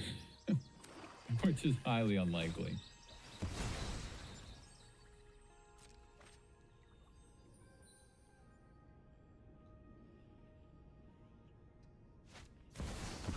Uh-oh, that's really bad. It's really bad.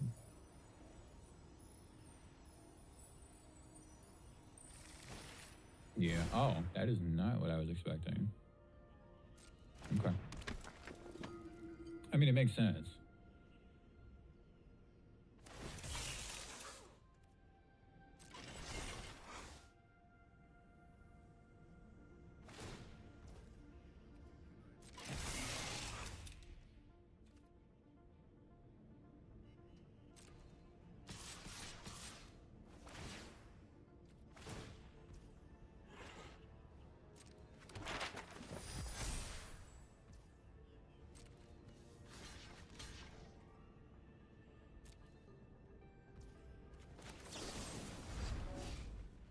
Oh, it has. Oh, no, that's right. I forgot. It's a copy of it, right? Yeah. I forgot. I forgot that it's an actual copy of it. It's not just a token, so it has mana value 4. Yeah, I forgot. Okay. So then just maybe discard this Hex, actually.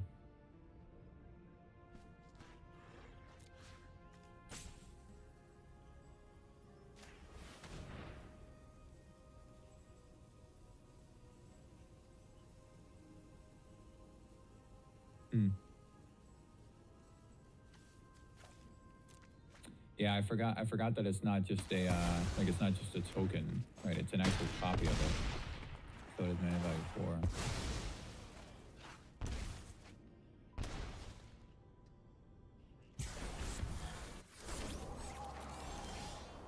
4. Okay. The game 2. I'm gonna need a null for sure.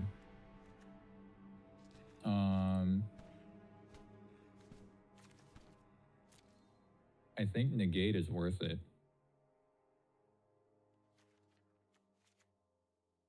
I don't think Glendolender's Answer is good in this deck. Spell Snare is good, hits Badger Mold, hits Obsessive Pursuit, Tidebinder is good.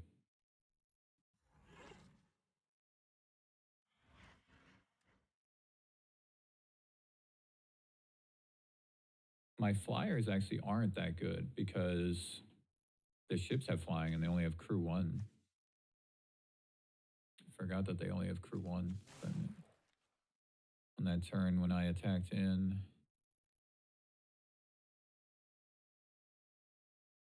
Aetherize is actually good because if they have a whole bunch of tokens, then they just go away.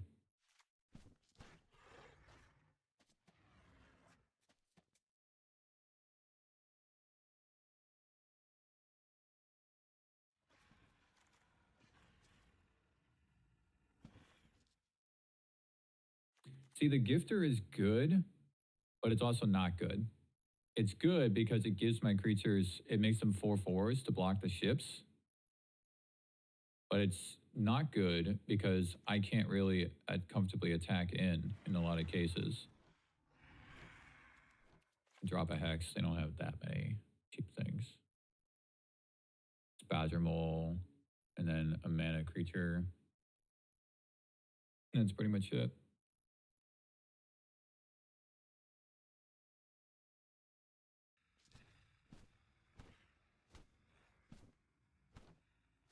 I feel like Spell Snare is actually more valuable than the Hex. This is 2 mana, this is 2 mana, 2 mana. And it's not enough. It's not enough for things. All right, I'm going to drop the Dream Thieves, I think.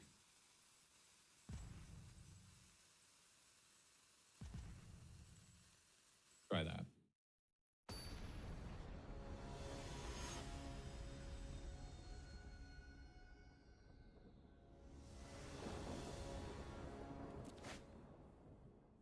This is probably good enough. Probably good enough.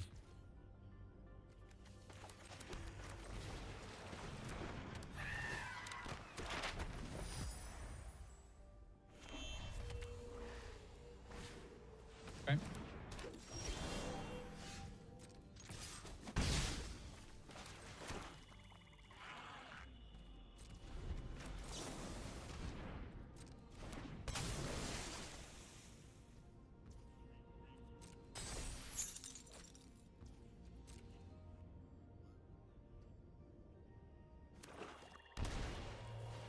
Okay.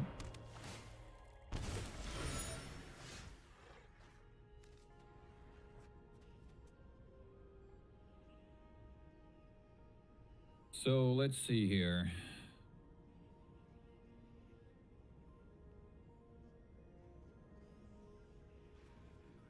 They're definitely not going to play an airship yet.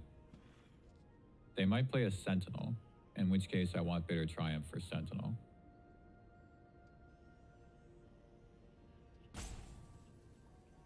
Can probably play the Siren.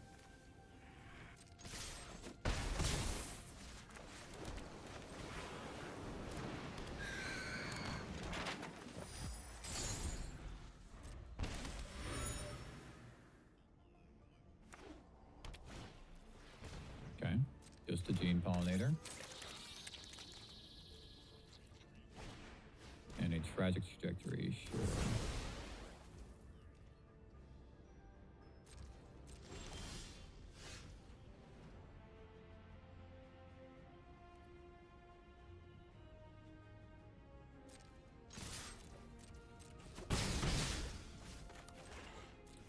Feels weird.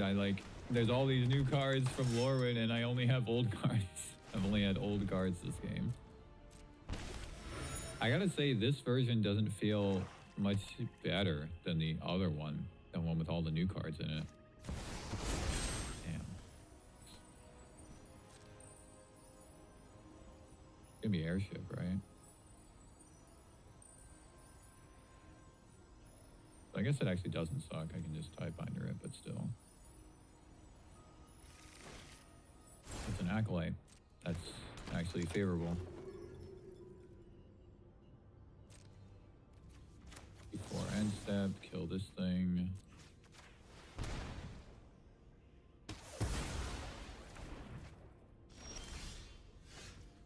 There's the Gifter. There's a new card. I think it's not worth playing though, unfortunately, because Tidebinder is too important here. Is that true? Tidebinder too important? I guess I could have Tidebinder that Acolyte as well, but better to Tidebinder an airship, I think. Is this Gifter worth playing? I get in for 5 damage.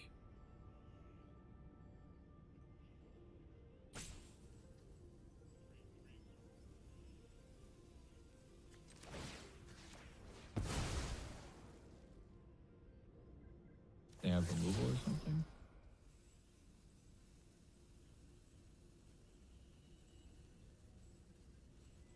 I think I'll hold this Gifter. I'll just attack because Next turn, isn't it lethal with this? It is, right?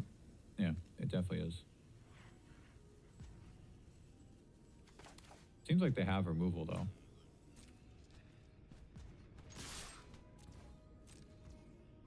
Okay. Maybe it's just the clue. They keep like hovering over their hand. That's why, because it keeps lighting up. That's why I think they have removal. But so this is lethal next turn.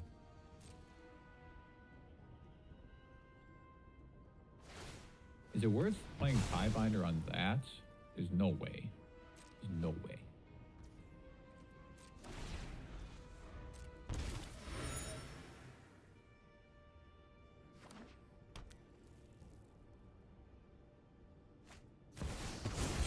Okay. This shouldn't matter.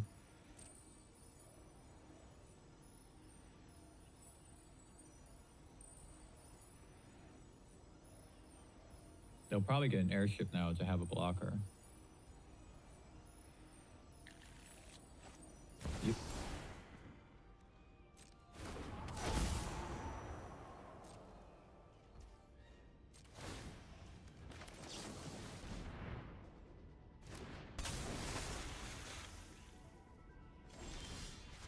Okay.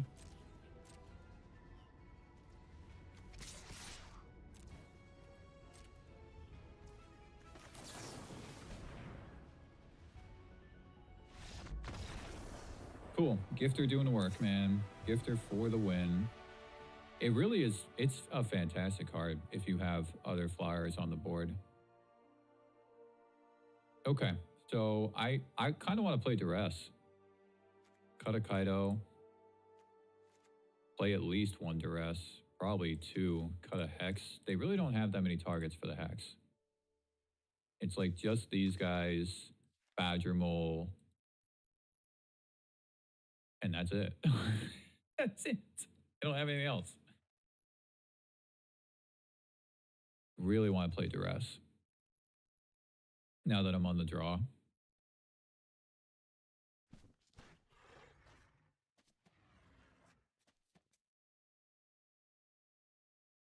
I think this feels pretty good. It's tempting to also put in the Spell Pierce. It's also tempting to put in another Spell Snare.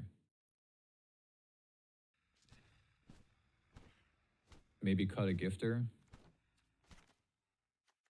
Put in Spell Snare. Spell Pierce is good against the Beseech the Mirror.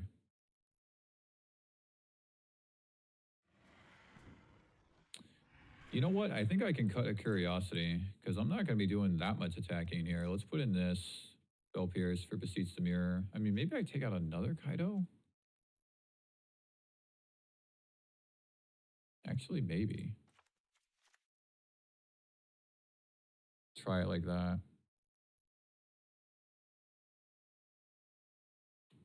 Because, like, I won that game with just Spyglass Sirens and a Cecil. I just had enough answers for all their stuff, which wasn't even the Owen and Floodpits Drowner. You know, I didn't need that much to win that game.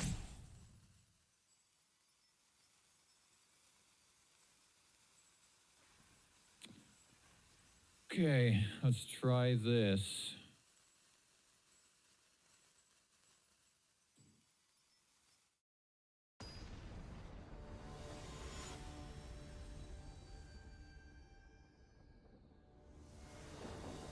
A lot of one-mana counter spells. Annul, Spell Pierce, Spell Snare.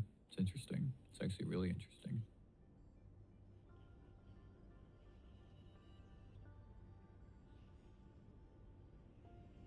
Do, do, do, do, do, do. Do, do, do, do, do.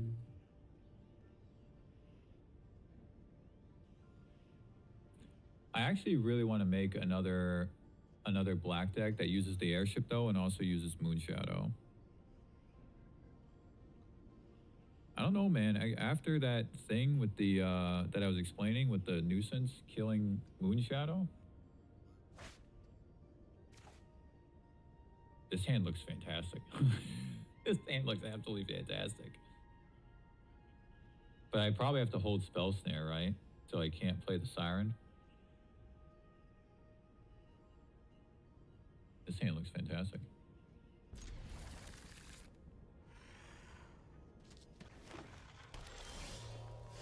Ugh. Turn 1 duress. Gotta do it. Gotta do it. Or is it better to play Siren? What do I do here? I should not have shocked that in. I should have just like waited. Do I hold up Spell Snare? Do I play Siren? Because if I play Siren, I can get in for damage, but then I can't counter their 2-drop, which might be Obsessive Pursuit. And if I play Duress, I have to take the 2-drop, but then I can't get an airship later. So I have to hold Spell Snare, right? I have to hold Spell Snare because I counter the Obsessive Pursuit or whatever, Badger Mole something, and then next turn Siren and Duress, and I take the airship. I have to do it that way.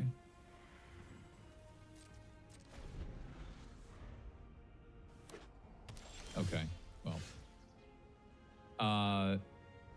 Okay. That was very unexpected. I think I just want to play the well, now they might not play a 2-drop. I gotta look at the hand, dude. I gotta figure out what I'm gonna do. Okay.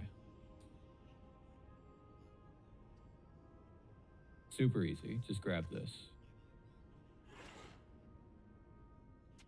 Yeah, just grab this. If they play this, it doesn't matter.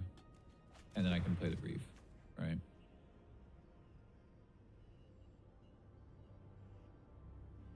I mean, I might not need the third...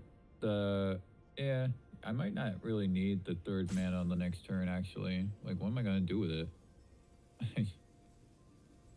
Alright, let's just hold up the Spell Snare. You know, they might top deck Obsessive Pursuit or something. I don't think I need the 3rd mana next turn. Okay, they top deck a Gene Pollinator. Okay, Negate was a good find. So now I should probably play Bloodpitch Drowner. Alright, Bloodpitch Drowner. They kill it with this or this. Well, they won't play this. They'll kill it with this. Because they're going to wait to do this, I think.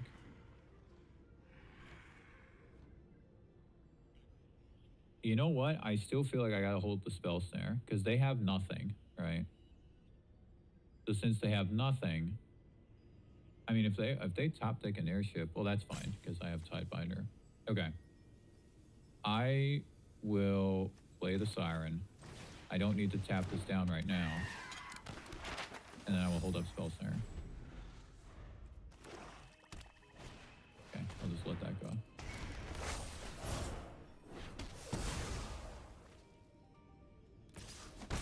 No Obsessive Pursuit, nothing. Okay.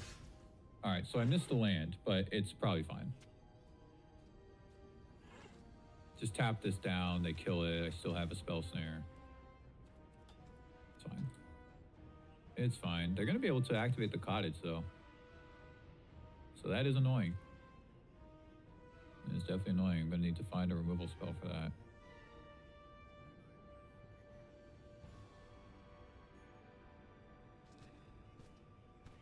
Actually, I need to tap down the cottage.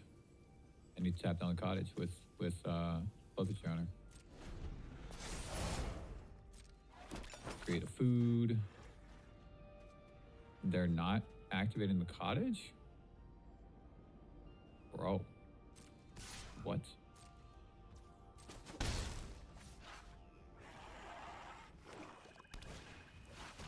Okay. Spell Snare.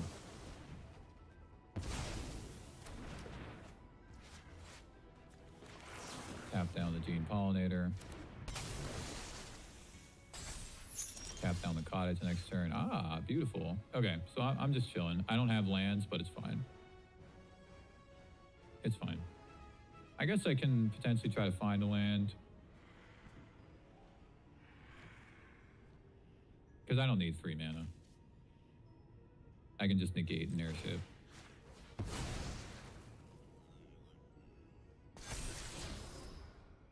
Don't need that.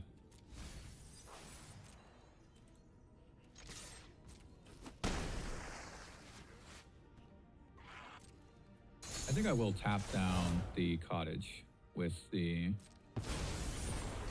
Drowner. This isn't too bad, right? I lose. What the heck is that? What is happening? Target land you control with haste. I have never seen this card.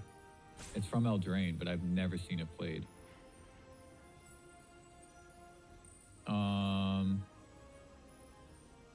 I guess I'm gonna tap that one down.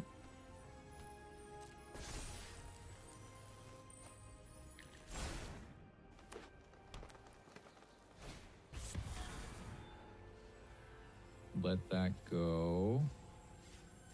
It's weird, man.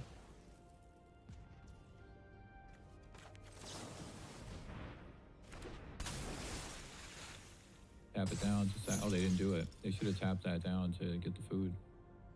Okay, getting another land is good though.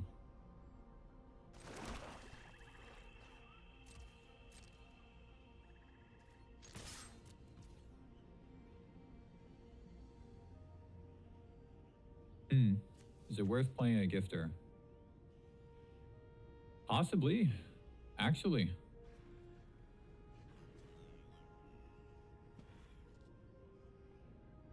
Or is it better to like save this to use Drowner as a blocker? Maybe. Maybe, because this land is big now. Yeah, the land is big now. It'll block that land once it's not stunned anymore.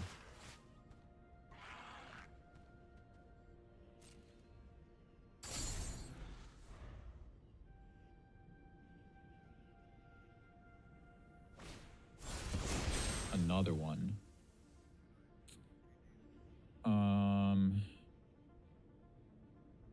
Really don't want to waste a negate on that. You know what? They're going to attack with this, right? So then I can just do the trick on that one.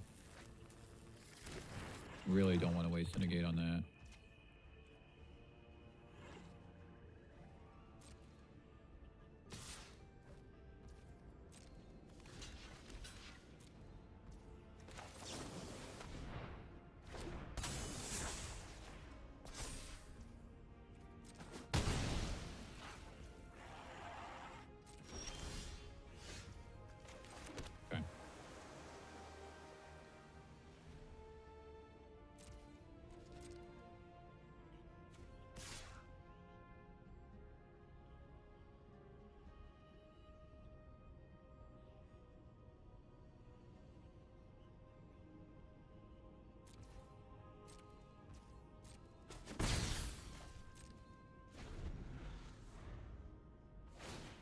Okay, I'm gonna have to shoot this guy because I don't want them to get the food.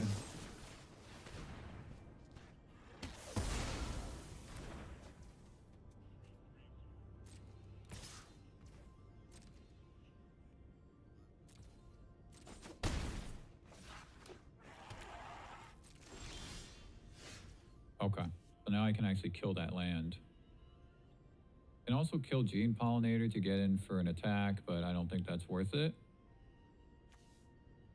Man, Requiting X is so good. It's so good. That card is silly though.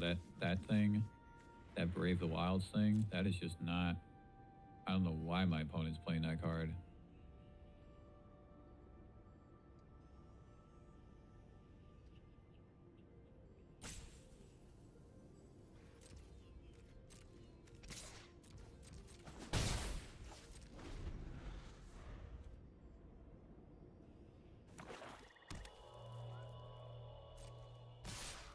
They attacked?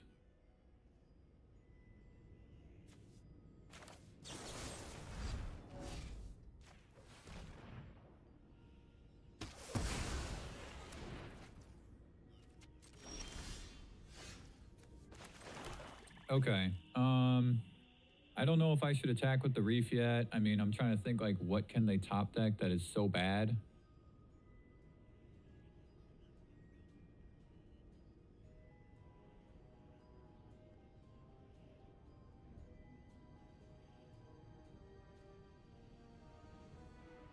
Because even an airship doesn't do anything right now. Airship doesn't do anything. Obsessive Pursuit would be bad.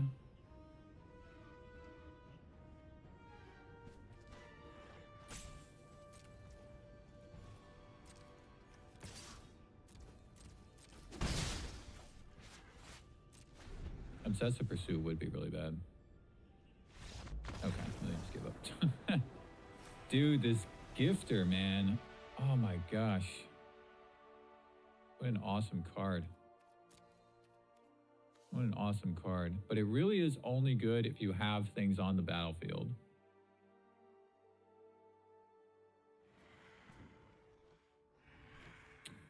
So I think partly why this felt smoother actually is because of Flood Pitch Drowner. See, in the other build, in the other build, go back to the fairies one.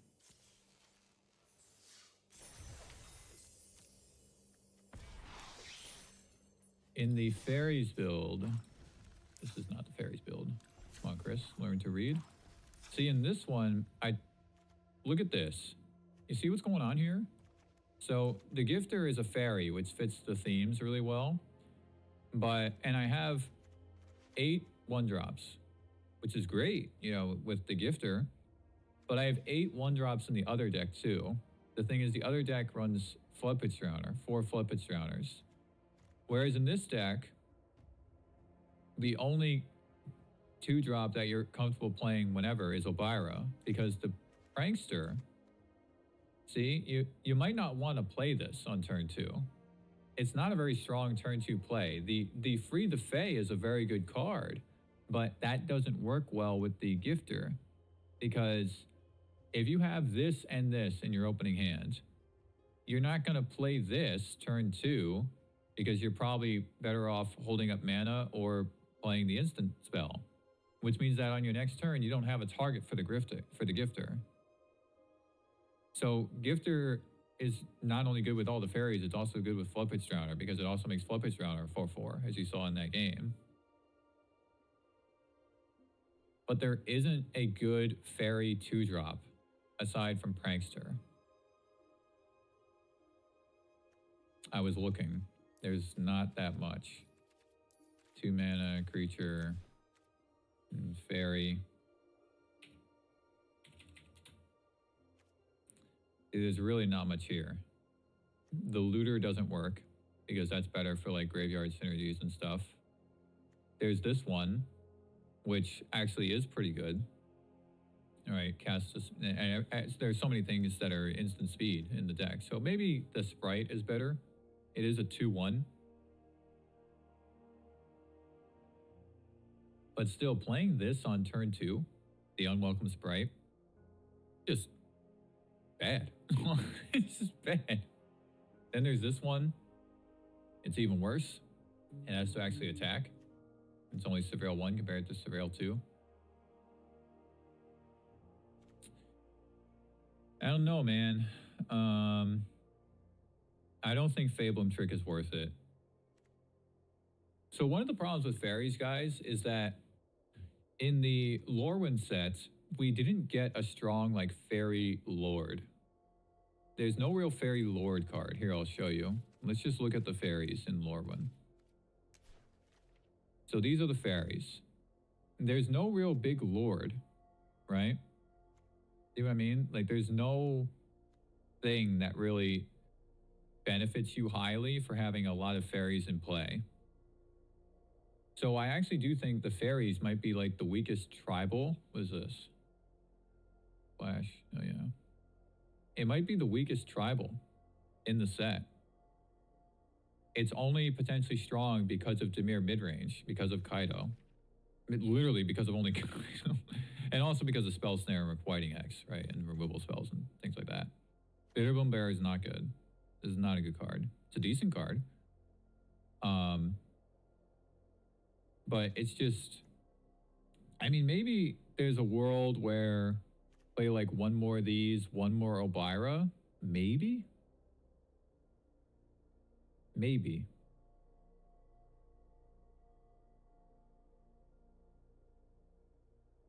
But that's the problem with the fairies is that they didn't get a lord. You know, the Kithkins, the goblins, even the elementals, they all have like really strong synergies within those types of creatures. Merfolks, right? Merfolks have a really strong lord, the 2-mana one. So, oh, is that right, Sanity? Yeah, see, you know what? I haven't played that much fairies. Like, the only time I started to play fairies was Dimir Midrange, back when Fairy Mastermind was legal. I had Fairy Mastermind, Fairy Dream Thief, and Spellstutter, and Elvira. Didn't really play fairies in Eldraine, either Eldraine, and I wasn't playing during Lorwyn. That was before my time. Lorwyn was like right before I started playing. Actually, that's not true. I started playing in early 2010. Lorwyn is 2007, 2008.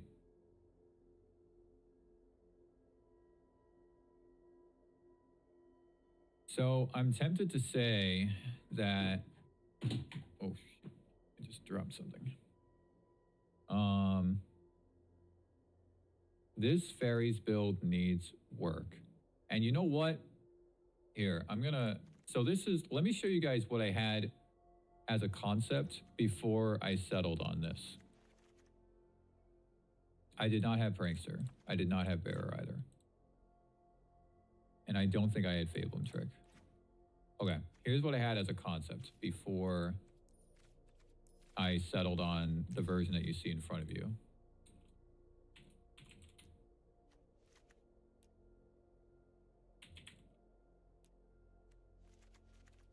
What do you guys think of this? See, this is basically the version that existed before rotation with Edge of Eternities. You had 1-drop, right, which was Spyglass Siren.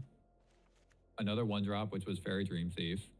And then you had a 2-mana fairy, which was Fairy Mastermind. Now we have Gifter. Then 2 copies of Elvira. This was at least my build. Right? This was my build for Dimir Midrange before rotation happened. 2 Spellstutters. I don't think I had 4 cutdowns, though. I think I only had 3.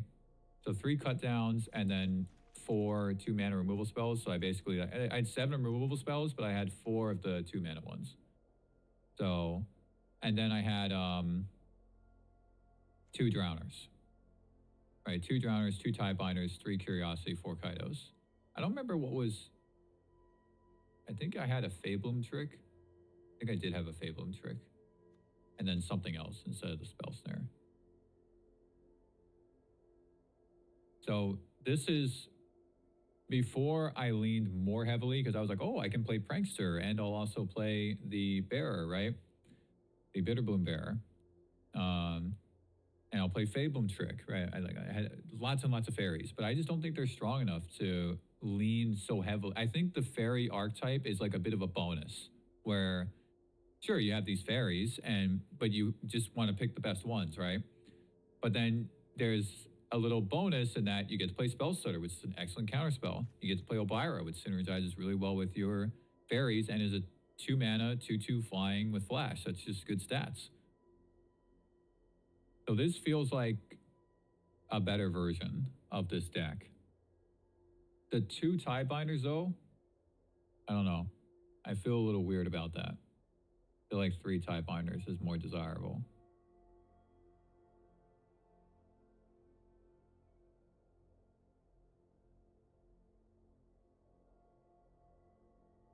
So I'm really tempted to not play 3 Curiosities, though. Maybe just this.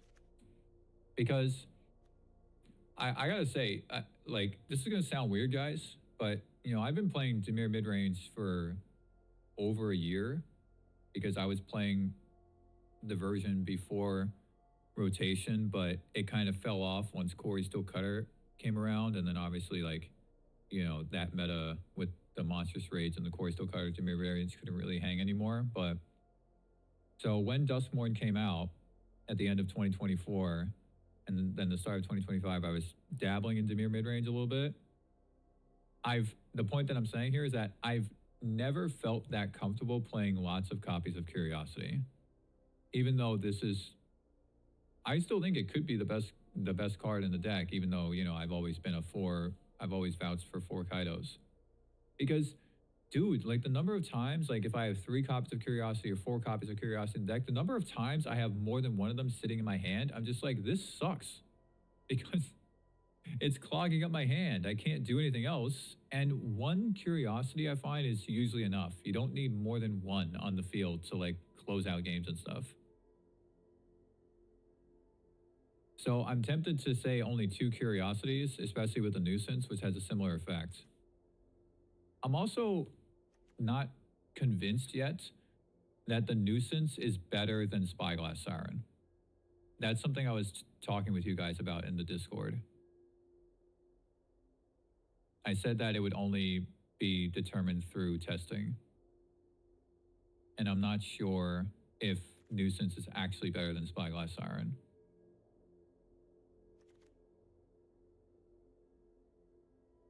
Give me 1 sec, guys. I just gotta go get something.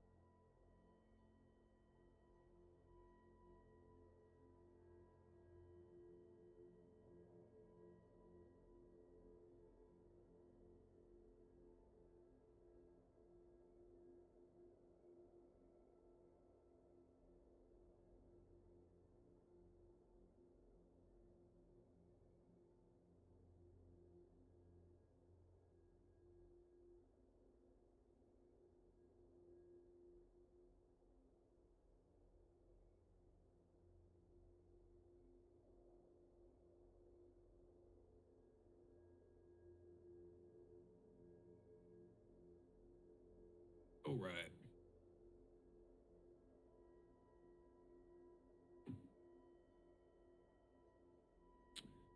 All right. So I think I want to try this version. I only played 2 matches with the previous iteration of this, with the Pranksters, and with no Curiosity.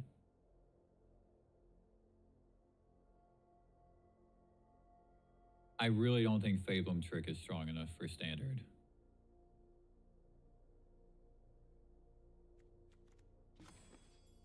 It's a little bit more black now. All right, Sanity. Have a good one, brother. Enjoy your...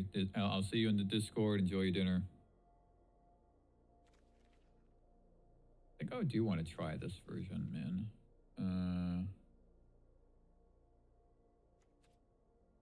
Let me see here.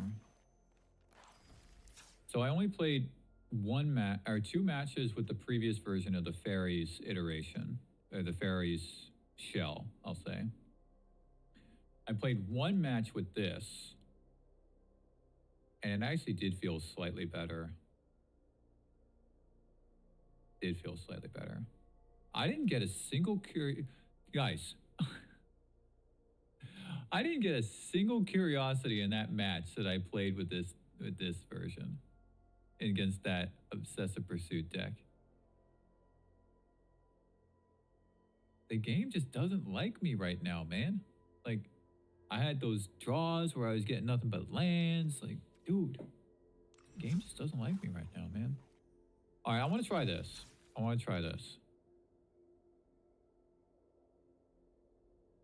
And I'm also, I gotta say, guys, I'm like apprehensive to say this, but I think four Requiting Hex might be too much.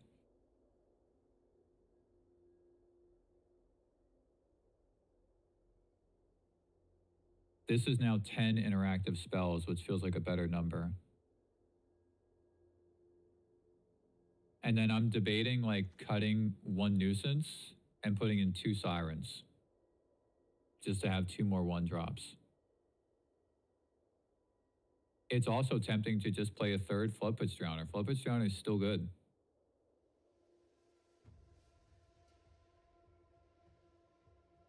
I'm gonna try this first. Bro, I hate when it does this, dude. Give me the card, man.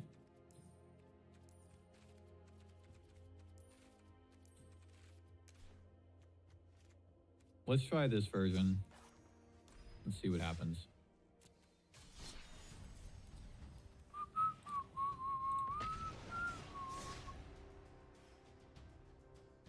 I don't think I mentioned this before, but if you guys, I am still looking at the Discord if you guys want to post some stuff in there. Either builds or whatever that you're trying. I still have it open as I'm doing this stream. Okay, let's see what happens with this.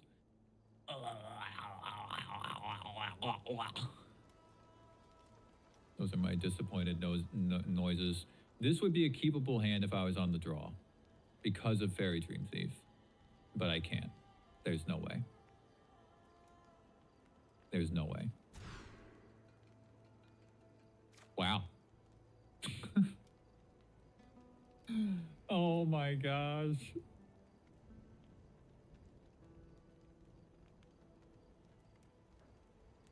I mean, this is just bad. I was saying, man, 25 lands.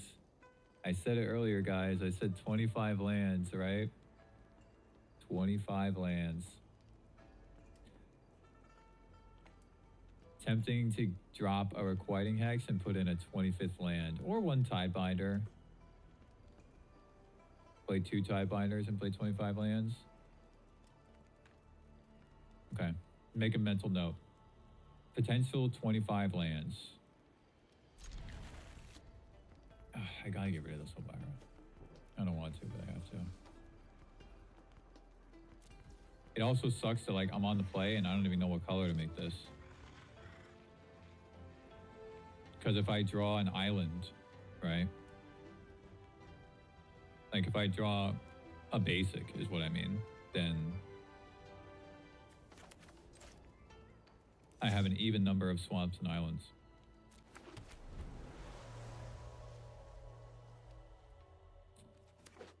Not good. Not good. Not good. Not good. Not good. Not good. Not good. Not good. Really not good. Dude. Ugh. At least I can counter Badger Mole.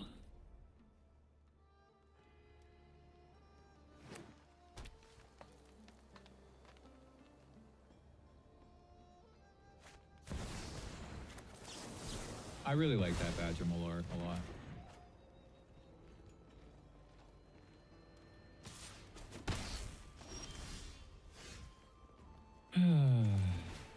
$25 lands. I think 25 lands is the match. Every time that I have gone down to 24 lands with any build of Dimir Midrange, it has not felt right.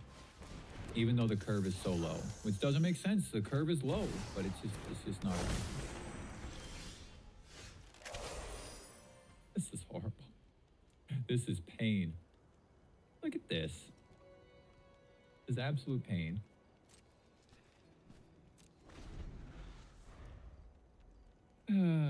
Absolute pain.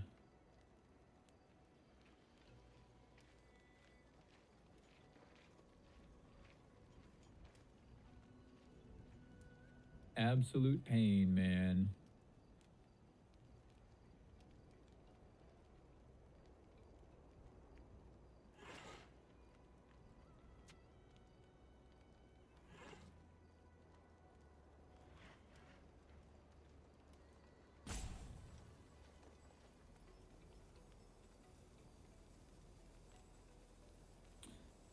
What do you guys think? Was I being a little bit too cute's not the right word. Like, was I giving the demolition field too much respect? I was thinking that a lot of people are going to be playing more tribal decks now because of this set, and Cavern of Souls will be more popular. But maybe for one thing, it's too early for that. And for another thing, maybe that's just not true. Well, can I still win this game if I hit a black land?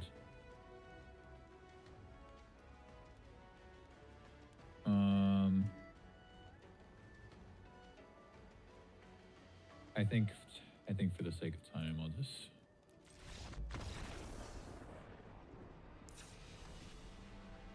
Okay, so... Don't really need 3 Tidebinders in this matchup. And I typically do like to play an Aetherize in this matchup because it'll, you know, get rid of all their things but keep my things if they go wide and they attack. I also typically like playing a Negate just for the Nature's Rhythm. But maybe that's not necessary. Aetherize. Definitely needs some more removal here. The Weaver is absolutely a problem.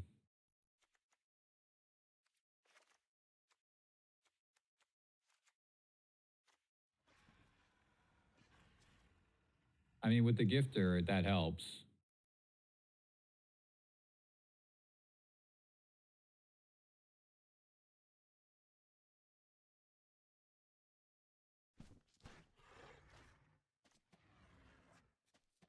They play Badgermole, Weaver, the Mockingbird. I'm trying to remember all the 2 mana things for Spell Snare.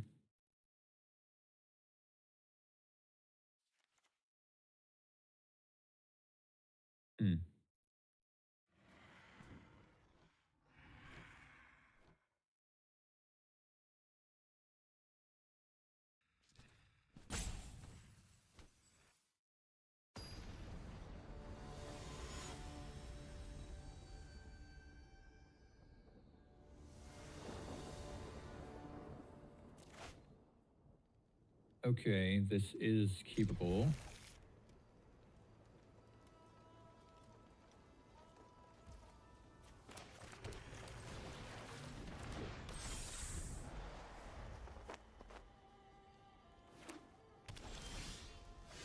Okay, Requiting Hex was a good find.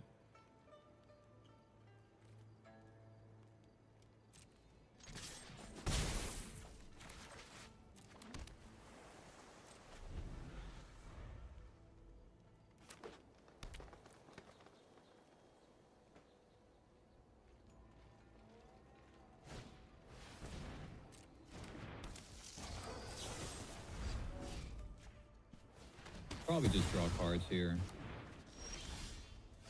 Another Hex is excellent, actually.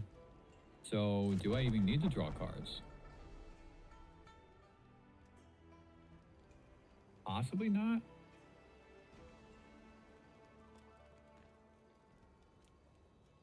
But the nice thing about doing it is that I can Hex and Blight.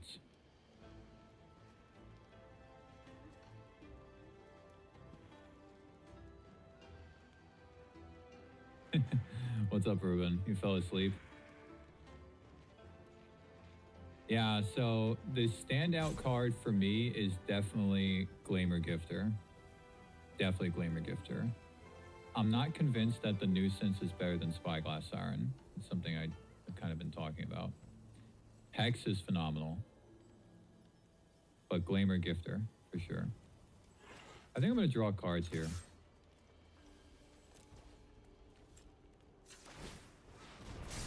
Well, I'll draw one card. Okay, well, I'm kind of glad I did that.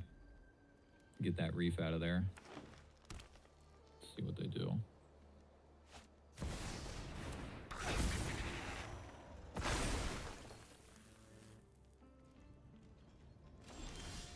That's it. So what are the chances that they're holding Detect Intrusion or a protection spell?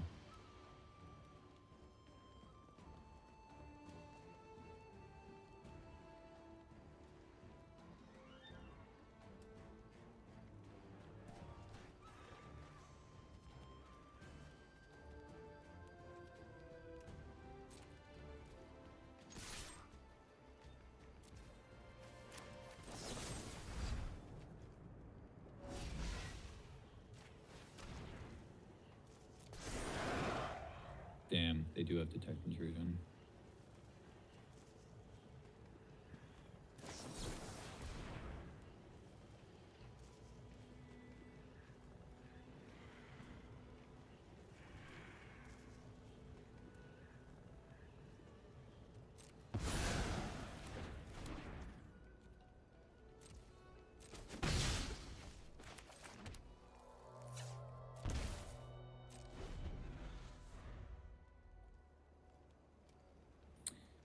Ooh. It stinks that, like, I got a little mana screwed in the first game. Because, you know, it was, I basically had, like, no chance.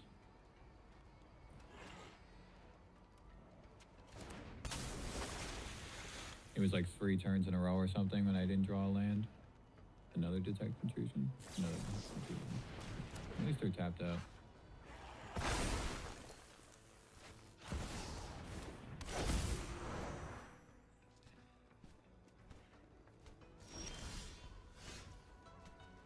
Kaido.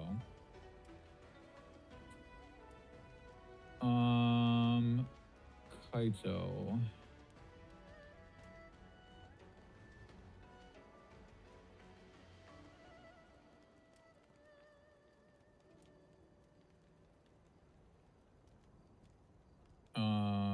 This is hard. I mean, there's no point in tapping something down or whatever. They have a million mana either way. Feels like I actually need to, like, find a... What do I need to find?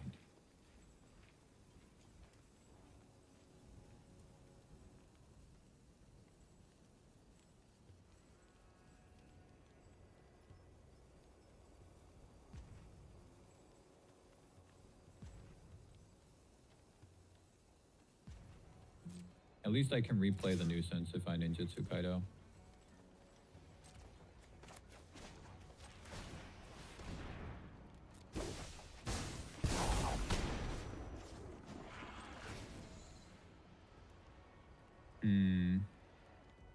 None of those are that good.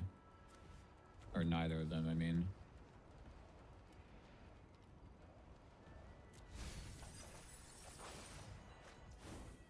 Okay. That could be relevant later.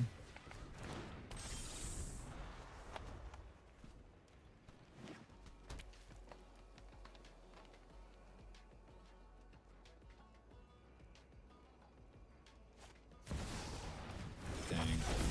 Oh, did they warp it? They did warp it. I thought they should have just played it and tapped out. Yeah, I think they should have just played that Riddler. I mean, I have a shoot this arrow, but still. Oh, they didn't attack Kaido.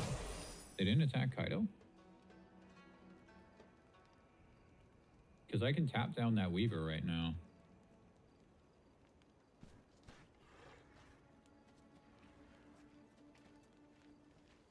Tap down Weaver, attack with everything.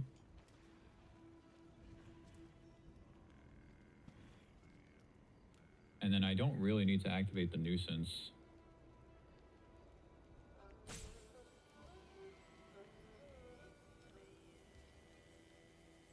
I mean, I guess I could also just attack with everything without tapping down the Weaver. Because I have the Gifter.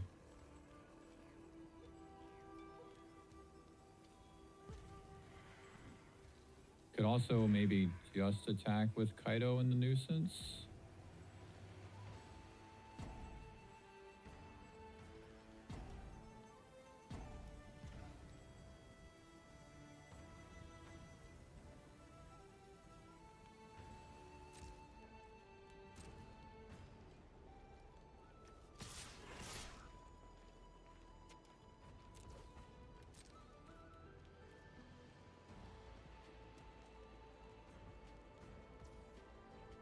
Okay.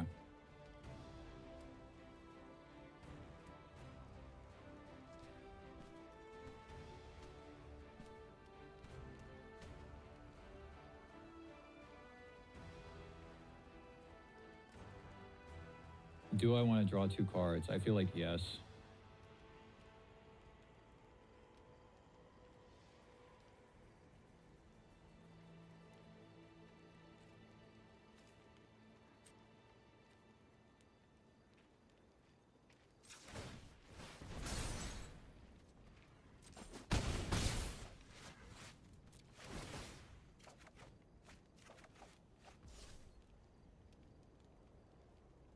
Okay, I'm glad I hit a land. So now I don't know about surveilling and drawing a card because what am I looking for really? Just more removal? I think I should plus Kaido up.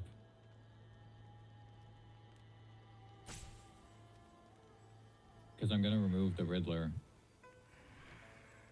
Well, they'll just chump block if I plus Kaido up next turn.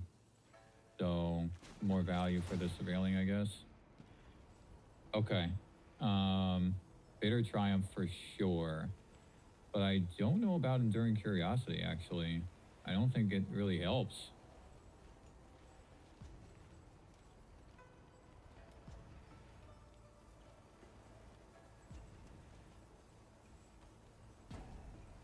I guess the Curiosity is a decent blocker, actually. If anything. Oh, I should have played one of these. Oops. Damn. I missed that.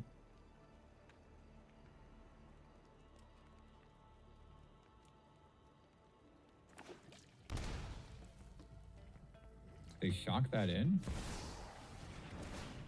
Going to double Riddler here, I guess.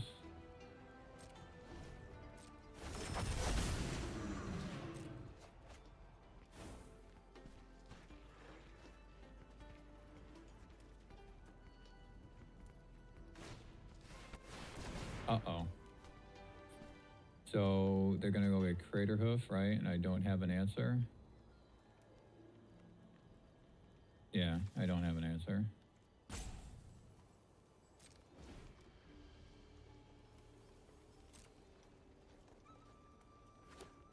Yeah.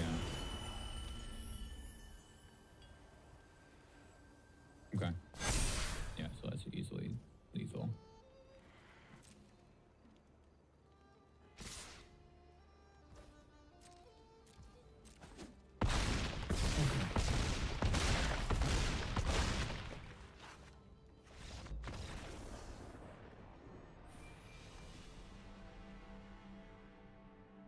Golgari as can be viable with Lorwyn. Yes, absolutely.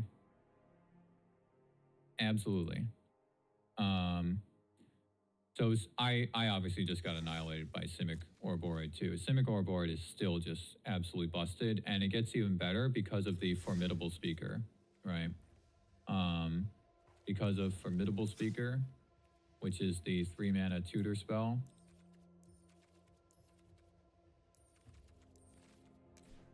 This guy, the John Emmanuel Duprat card. So I think that you easily run like a couple copies of this in Simic Ouroboros, and then it gets even better because then you can just tutor up anything. Ouroboros, Crater Hoof, Quantum Riddler, right? This is literally better than Nature's Rhythm, at least. Well, maybe that's not necessarily better, but you can do it alongside. So then you have 6 tutor spells, including the Nature's Rhythm, and it's really 10, including the flashback from Nature's Rhythm. Let me show you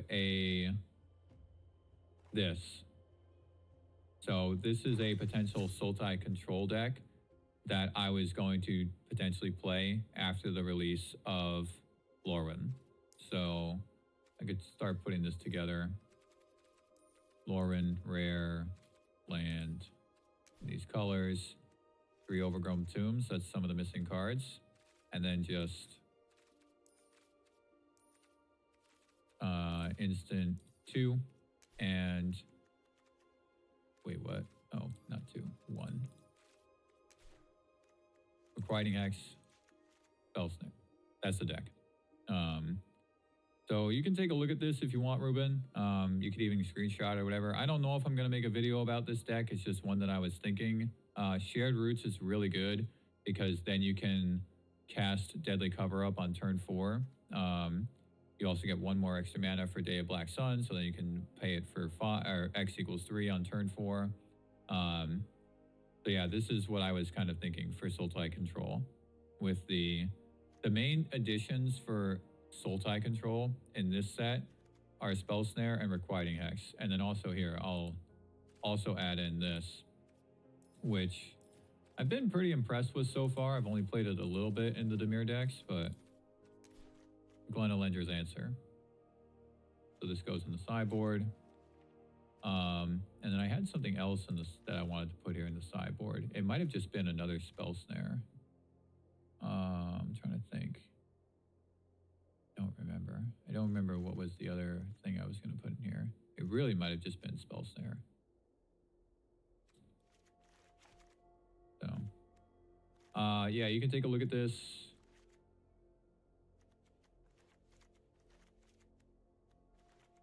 Guess I'll just kind of like do something like this. This is what I was thinking for Sultai Control. Yeah, the Glenalendra's Answer is really good. I've been a little bit impressed.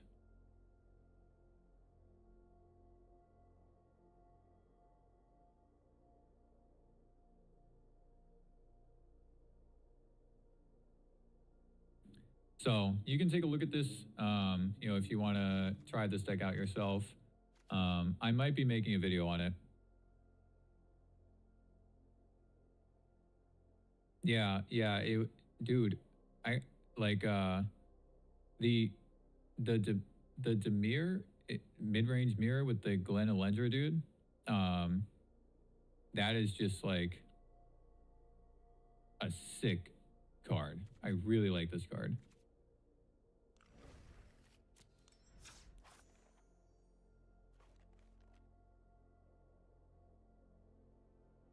So, let me go back to the drawing board here.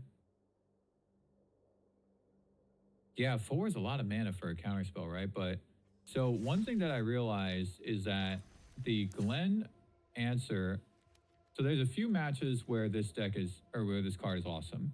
One of them is Allies. Because you have Katara on the field, the Aang enters, and then a million things happen. This counters the Aang, or, well, you would let the Aang land, but then you counter all those triggers. Another thing is actually Bant Airbending, which I tried it in a previous match against Bant Airbending, and I didn't get the chance to hit a lot of triggers, but it did counter an Appa, right, which is worth it. Another thing is Dimir Midrange if they run Enduring Curiosity or Nuisance, and they're going to draw a bunch of cards. So that's a really good option for this card. Otherwise, it's just, I can't really think of, like, another one is actually any one of those Boros decks that use mobilized tokens, because there's going to be multiple, if they have like Firebending Ascension, right? If you have Firebending Ascension or just Firebending in general and mobilize, then once you attack, that's like 3 or 4 triggers. So this thing definitely has its place. Granted, red decks can just run fire magic and kill all the fairies that come around, but still countering all the triggers is something.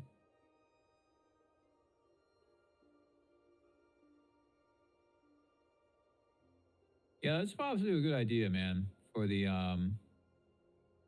enchantment land. That possibly works. Another one that might work for the Ugin is the new artifact. The Kindred artifact. The 3-mana Kindred artifact that taps for mana. That might, like, just a couple copies, you know, like 1 or 2. That might also work. So I have very mixed feelings about this deck, guys. I can't believe I'm saying that. I really thought that, like, Requiting Hex and Spell Snare were going to be super impactful. They have been impactful, but not as impactful as I thought.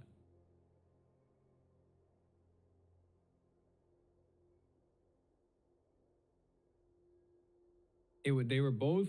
Spell Snare was really good against that Golgari deck that played Obsessive Pursuits. Requiting Hex was really good against Banned Airbending. So was Spell Snare, actually. Both really good against Banned Airbending. But dude, these Simic decks, it's still just like too fast. And there's just too many creatures.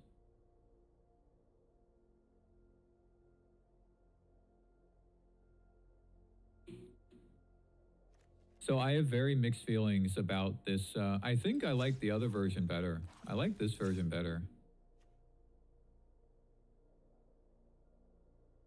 Definitely think I like this version better. But you know what? I'm not ready to move on from the fairy one yet. I still want to try a little bit.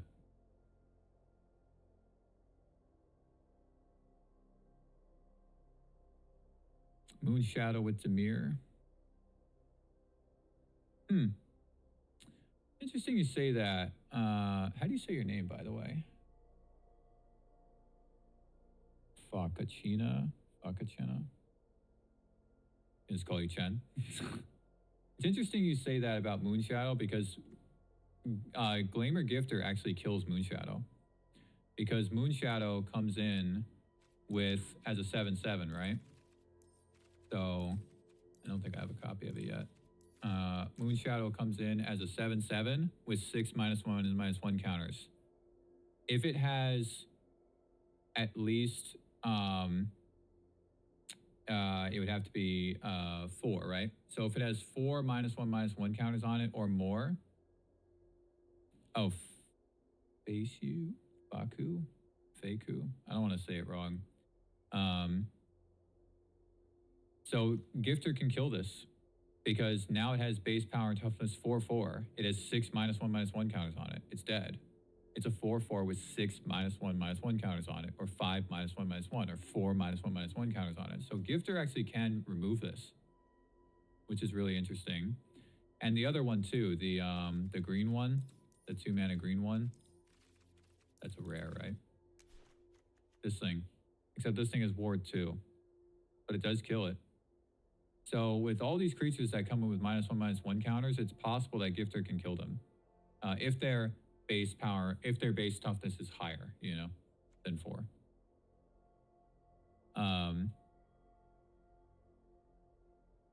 Oh, I see. I got you. So the Gifter actually can remove that stuff. Now, as far as playing Moon Shadow. Oh, that's true, Ruben. Yeah, you're right. Maybe it's too early, right? It's too early for Spell Snare. Because the meta hasn't settled yet. So maybe it's more of a sideboard card. Yeah, I didn't think of that. But there's already so many strong 2-mana plays, so.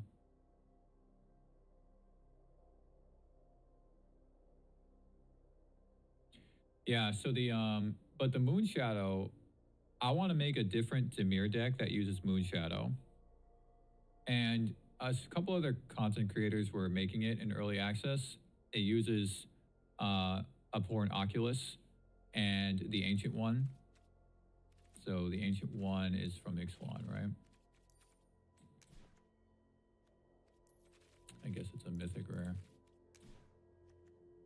All right, the Ancient One and the Looter, the Fairy Looter, because so the Ancient One, right? If you obviously like you can use you know, you can just put 8 cards in there, but there's Abigail from Lorwyn. All right, so there's Abigail that allows you to remove all abilities. So now it's just an 8/8 that can attack because you don't need the 8 cards in your graveyard or 8 permanents, right? To be able for it to attack. But then there's also the Looter from Eldraine. So you can use the Looter to copy a Moonshadow in your graveyard. And now this is a 7/7 with no -1/-1 counters on it. And you only have to pay X = 1. So, and the looting itself, the drawing discard, can help you with Moonshadow. So I kind of want to try that. I want to try a Dimir build that uses the graveyard, Abhorrent Oculus. This can also copy an Abhorrent Oculus in the graveyard. And for 3 mana, then you have an Abhorrent Oculus. And possibly the Ancient One. There was also an Esper build of that. I saw an Esper build that uses the Emptiness and Helping Hand to reanimate those cards, like Abhorrent Oculus, once they go in your graveyard and stuff. And you just play 4 copies of Moonshadow and just fill your graveyard up. You can play Deceits as well, right? So Deceits go in the graveyard, but then you can reanimate it. It doesn't, you don't get the effects because you didn't pay mana to do it, but you have the 5/5. So I don't know about playing it in this deck though, even with the Dream Thief and the Kaido. I think it's just not quite enough graveyard interaction. Just not quite enough.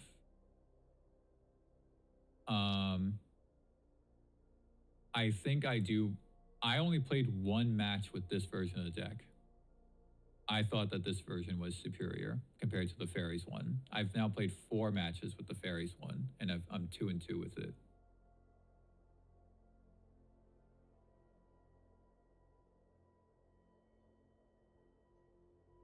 Yeah. Yeah. Yeah, you're right. The new one, right? The 3 mana one.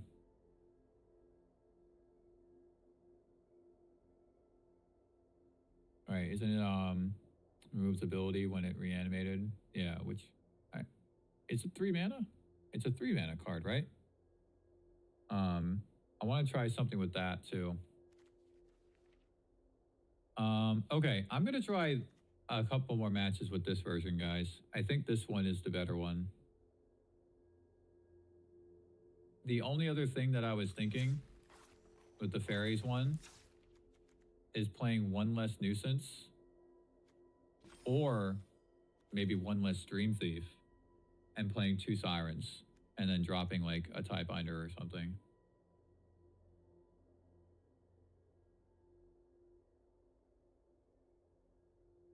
I mean, maybe with Spyglass Sirens, maybe with 2 Sirens, you don't need to play Curiosity. Because what I've been saying is that I really like the Gifter, but man, if you don't have a board, if you don't have a creature to give this bonus to, it just doesn't do anything.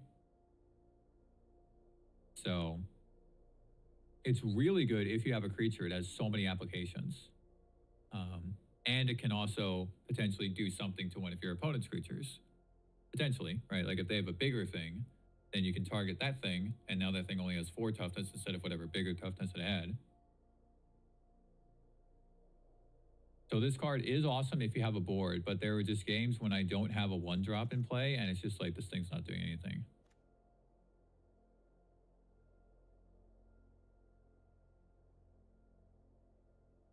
Okay, I'm going to try the other version, guys. I'm going to try the more classic one and see how this feels. It feels like the Fairies is just not strong enough to build around. And instead, there are just a couple pieces that have upgraded the Dimir Midrange deck. One of them being Requiting Hex, another one, for the most part, being Gifter. And I would say Spell Snare is an upgrade to have that possibility. But you are right, Ruben, that it might be too early, right, to see where Spell Snare lands. I think Spell Snare is just good. It counters so many things against control decks. The Normalize, Lightning Helix, Get Lost, and Consult the Star Charts. Counters Badgermole Cub, counters so many things in the Bant Airbending deck. And it counters every 2 mana removal as well. All the black removals that are 2 mana. I played a match earlier against Obsessive Pursuit. It was really good in that matchup. Ember Heart Challenger, even Split Shock Show Off.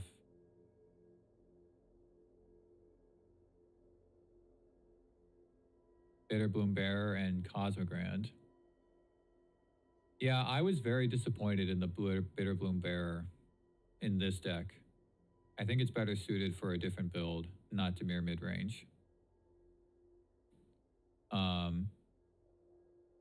And you just mean like putting counters, right? With the Cosmogrand, because you just have a token every turn, and then you can just put ++1 counters on them. And you're right. It would also work in a kind of go wide deck, but to play black in a go wide deck, I don't think really works.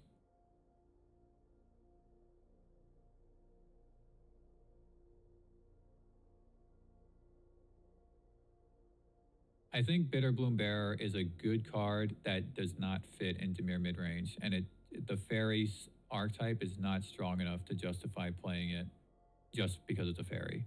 You know, I think you could play it in mono black. I think there could be some applications there, but there needs to be some kind of payoff for the fairies that are coming in, because otherwise it's just like you're just making a chump blocker every turn and it's draining you for life. Like it's just, and it's itself just a 1/1. Now all those creatures just die to fire magic. I'm gonna try this out, guys. I'm gonna try going back to this one.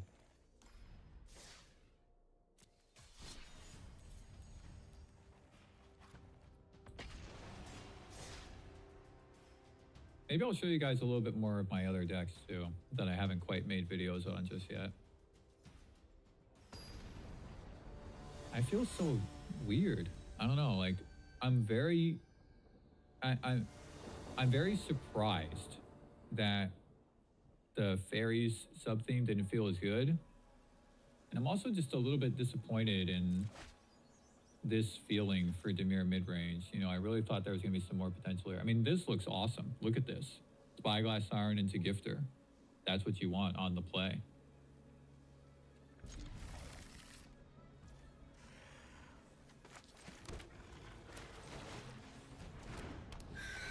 Yeah, you're right.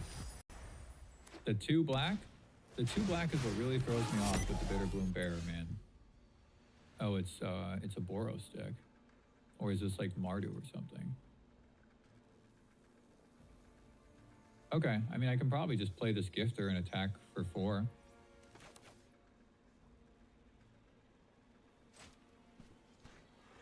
I think I want to make this on black, actually.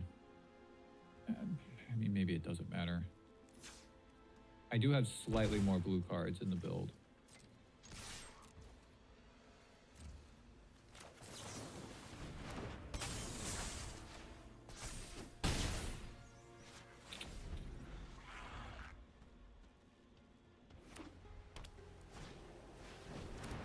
Okay. This is where Glendolender's answer could be really good. Definitely just going to hold up Tiebinder here. Actually, no. No, I think I just kill Arabella. I don't think there's a better creature to save Shoot the Sheriff for. Play Cecil, play Shoot the Sheriff.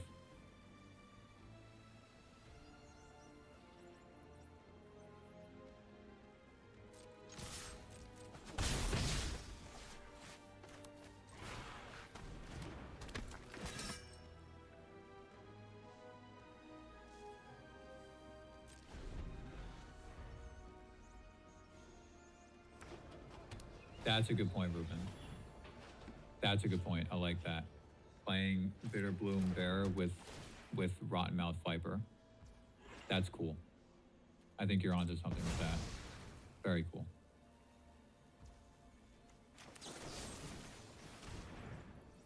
That's very cool.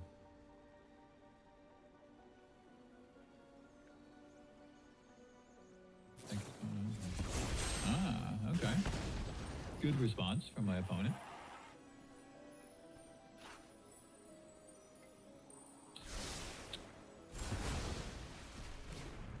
Is Arabella and... Oh, it's an artifact, right? I was wondering how they were able to do that.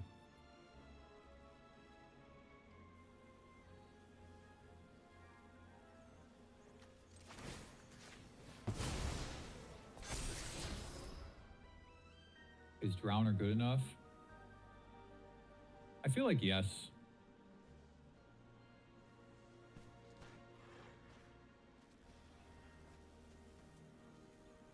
I feel like it is, but I also feel like it isn't. Feels like I need Kaido, need Curiosity.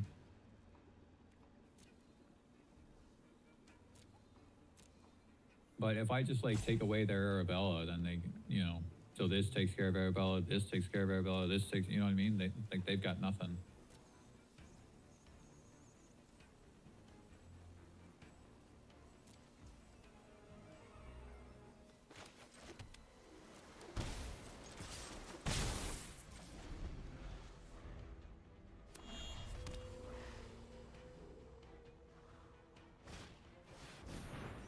Okay, they do have that.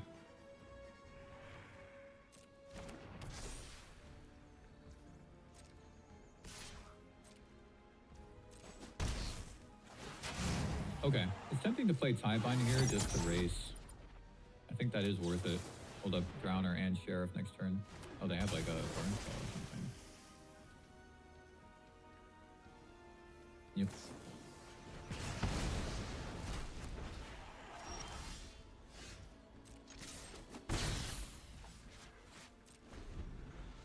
Can probably tap down the bot. Hold the suit the Sheriff. Okay.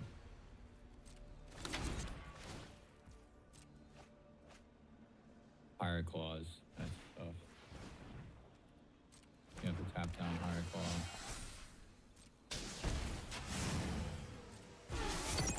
Actually, no. I'm gonna have to tap down the bot and remove Higher Claw.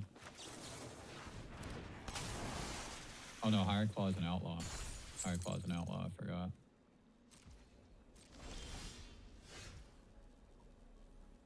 Yeah, I forgot that Higher Claw is an outlaw. Okay, so then I just won't attack.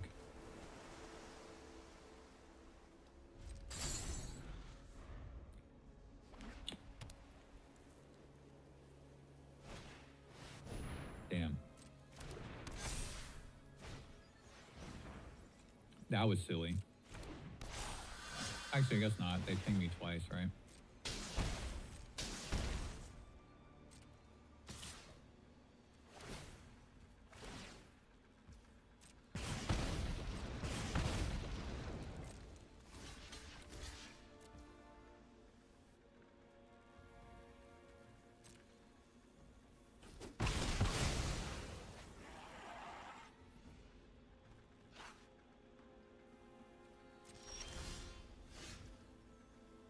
There's the Curiosity that I needed.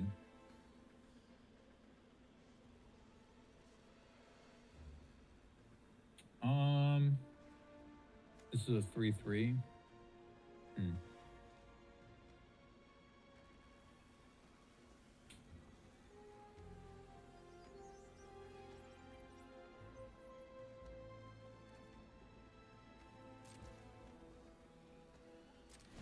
See what happens here. They'll probably activate the encampment. Does the encampment kill me? I think that does kill me, right? Yeah. Because it's 6 just from the tokens. Okay. Definitely need a null. And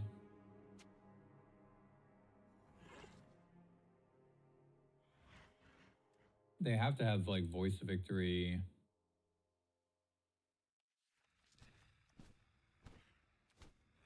Right.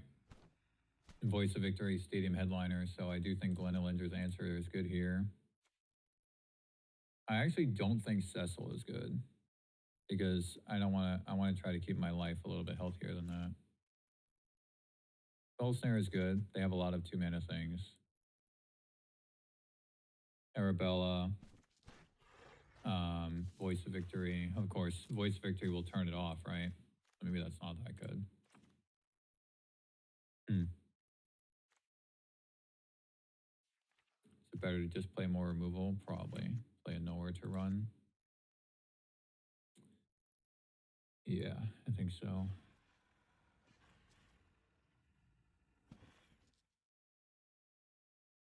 Really tempting to play Aetherize.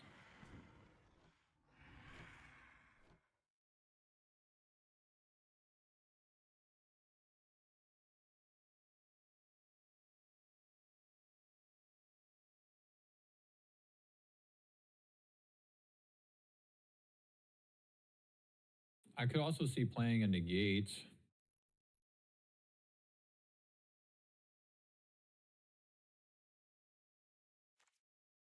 I don't know how many burn spells they have, but they played 2 Towards the Towers, a Painter's Studio, Warrior's Call, Seam Rip. I want to be careful with the counter spells though because of Voice of Victory. This is 3.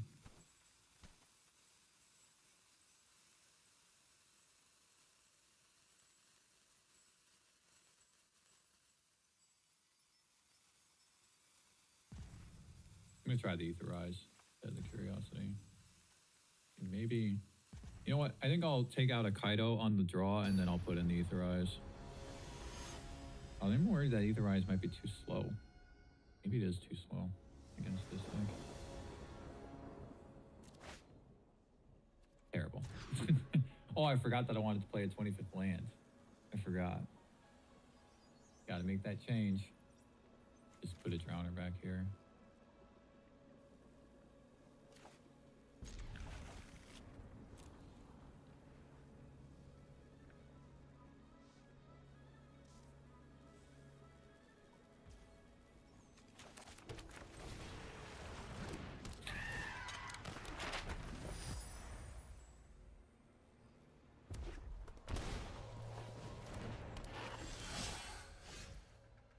Okay.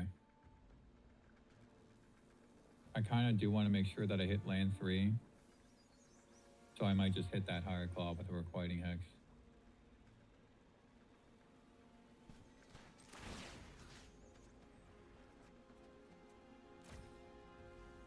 Yeah, I think so. Okay.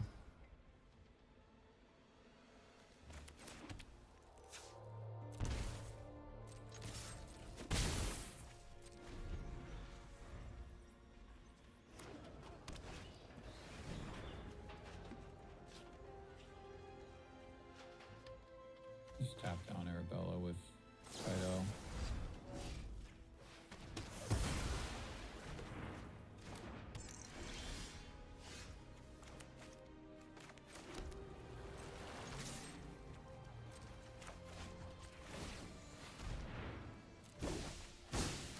So far, it's just been classic Dimir Midrange plus Requiting Hex. I mean, that's what I was saying, though. It feels like the fairies is not enough. And you just want the classic Dimir Midrange build with just a few upgrades. Okay. How important is it here that I double spell? I feel like not very. I also don't think I need to draw a card. I think I have enough stuff. I think I can just plus Kaido up. They'll just chump block with Nesting Bot, right? Maybe I should tap down the Nesting Bot.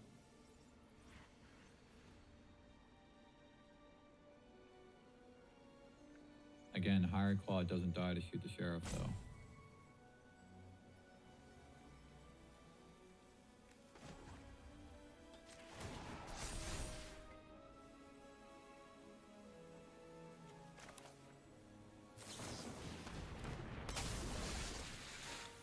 It's kind of weird to be racing against a Boros deck like this, but I am winning the race.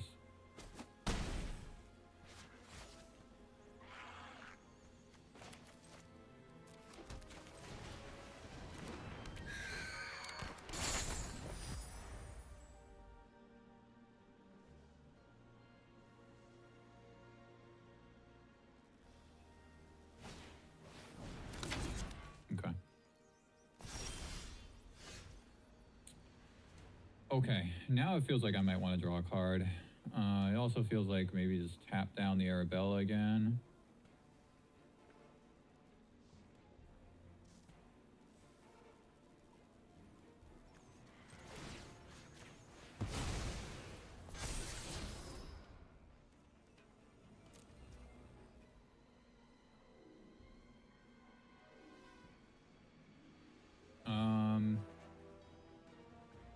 I do want that curiosity. I just don't know if I want it yet. Because if I attack here, maybe I attack with just Drowner and then hold curiosity. Well, I'll attack with Kaido too, obviously, but...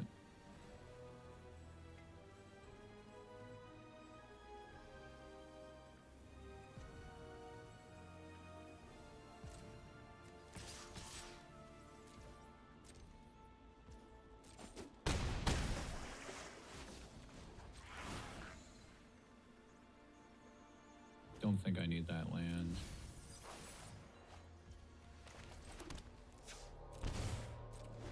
Okay.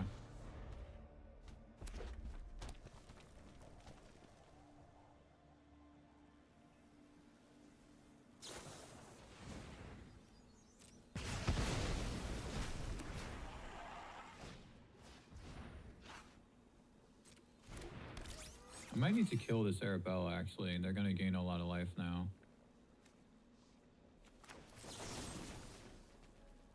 And Kaido's not dead.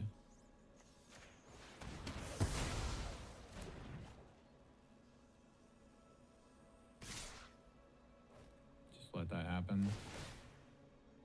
Oh no, that's right, it gets buffed, right?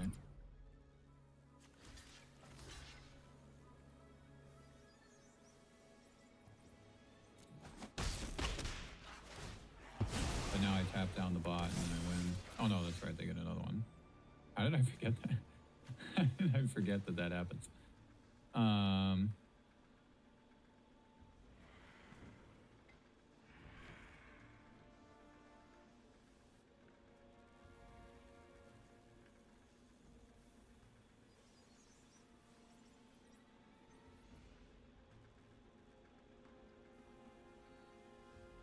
It's tempting to actually just surveil because Kaido's gonna die regardless. Tempting to just surveil.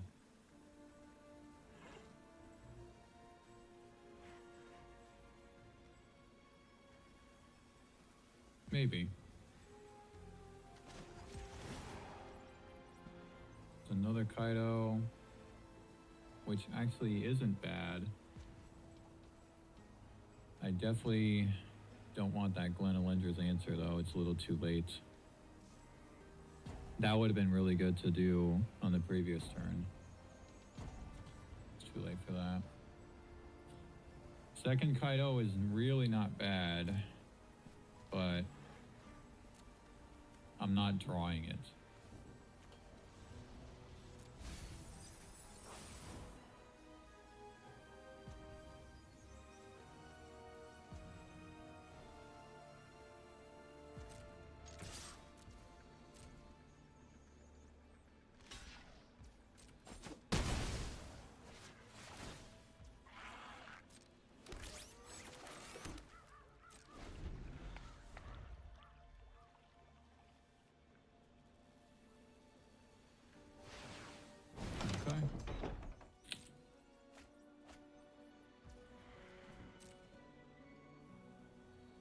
I guess I were trying to hit land there.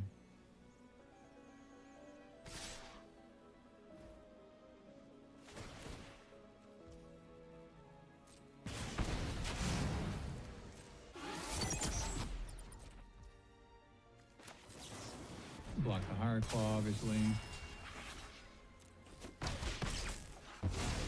Oh, but then I just win, right, with the Reef.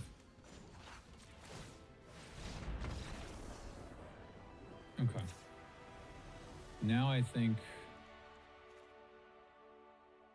I'm tempted to not play Aetherize, though, because their creatures are so cheap that they can just replay them. but it gets rid of the mobilized tokens. Although I haven't seen a stadium headliner or a voice of victory yet. I think it would be insane if this person is not playing those cards.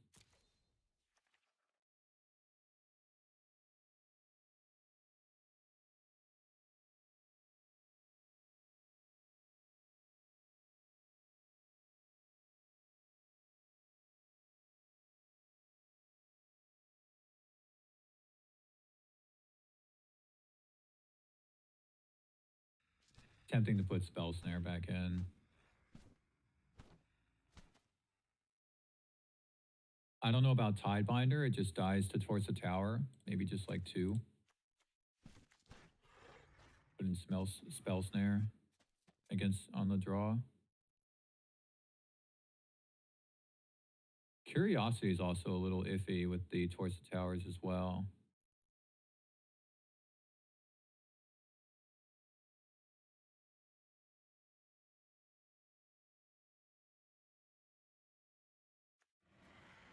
Part of me wants to play Duress, but I don't think there's enough non-creature spells in here to warrant that.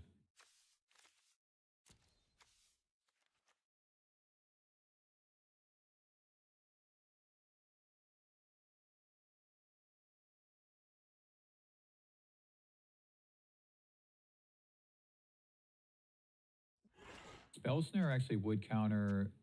Oh, the gallery. I thought the studio was just 2 mana. Well, it does counter the gallery.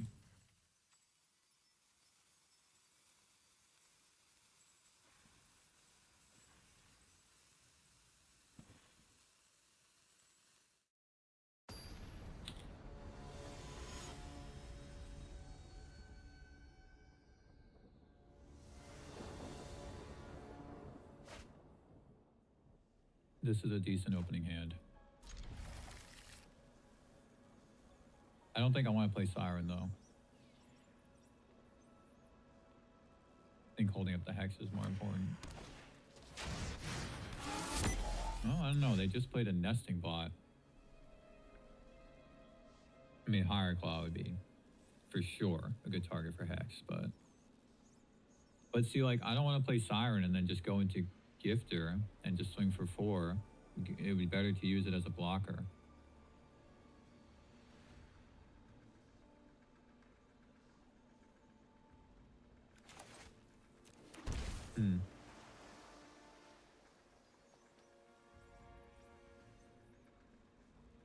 If they play Voice of Victory, I can't kill it anyway.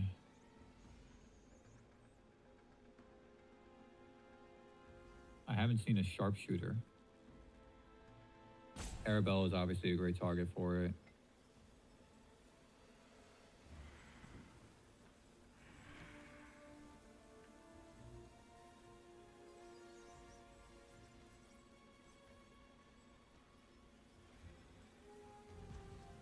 My gut is telling me to hold the Hex.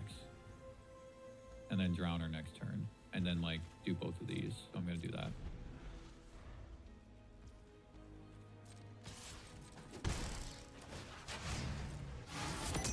Okay.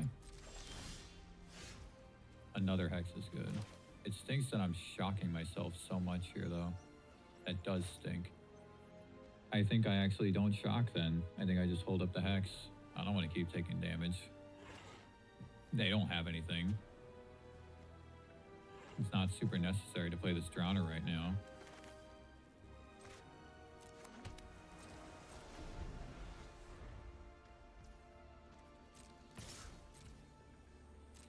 Still no land for them.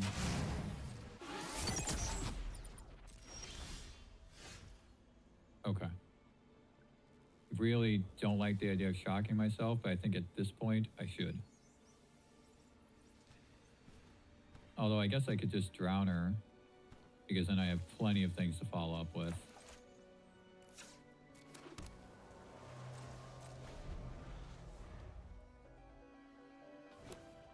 Okay. Okay. Finally saw a Voice of Victory from them.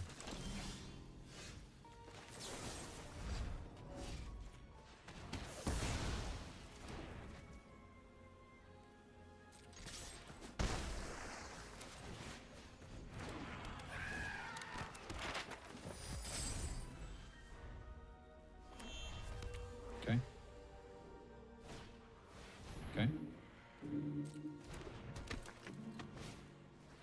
Hmm.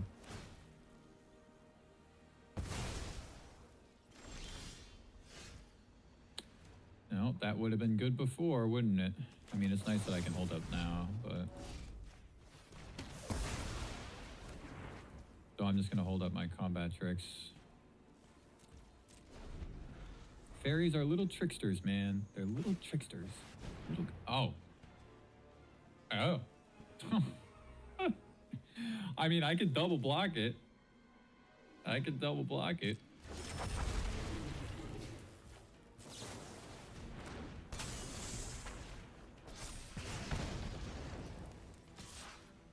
Okay. Can't kill both.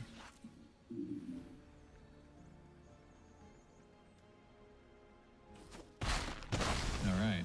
Spyglass Siren lives. Yeah, I'm just holding stuff up here. I think I don't want to crack that map token yet, but I also think I do.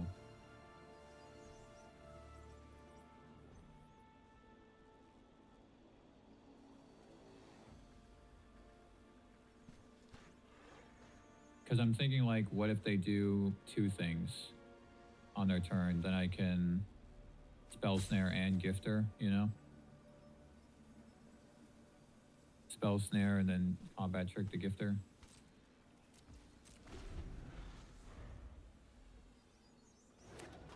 Or Combat Trick the Siren. Yeah, see? Exactly. Exactly.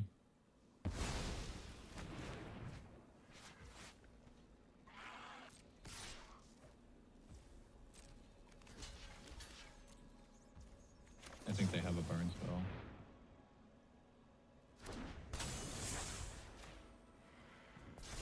Oh. Okay. No, they don't. Okay. I think Kaido is worth doing here. Do I pick up the Gifter? Pick up Gifter or Siren? I really want to pick up the Gifter, man.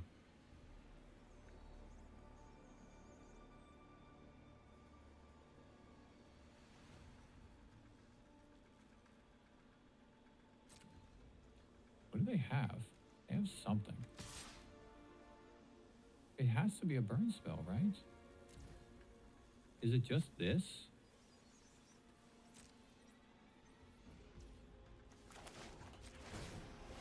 Maybe they... I don't know. They have something.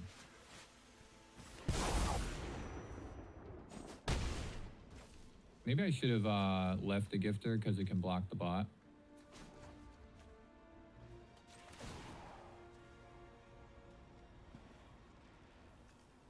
I think I do want this Hex. Gifter and Hex next turn. Okay. Okay. Okay. Okay.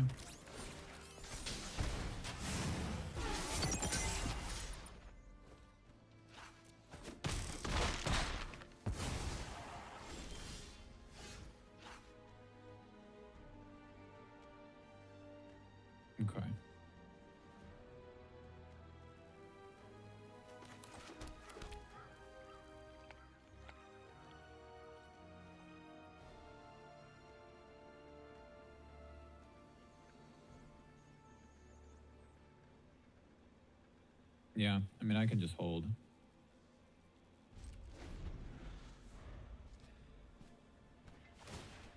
Okay. Probably Tidebinder that. I mean, I guess I don't have to, though.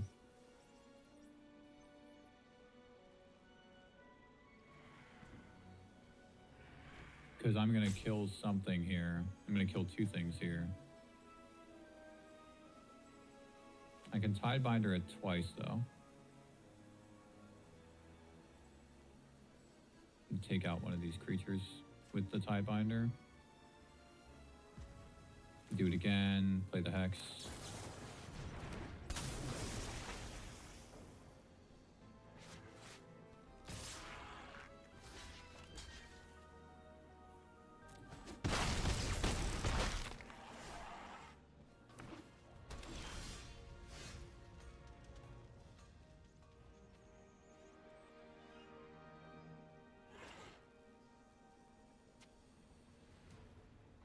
Okay. I think I can attack here. But I do think I need to hold all this up because it's too much damage. Instead of playing Curiosity, I mean. It's a little unfortunate that I didn't quite get that many lands this game.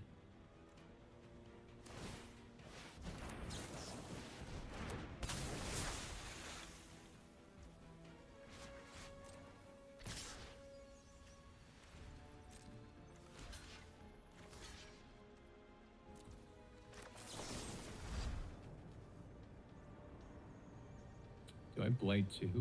Or do I blight 1, right?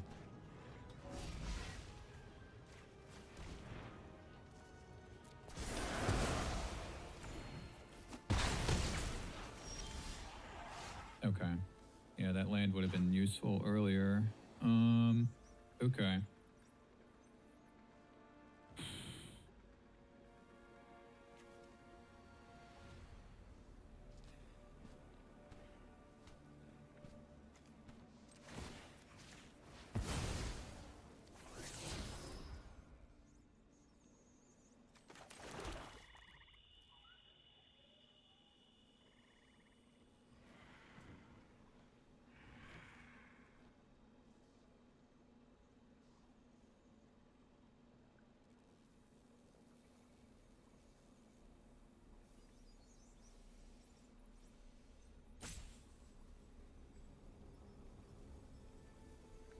I think I just have to play Curiosity.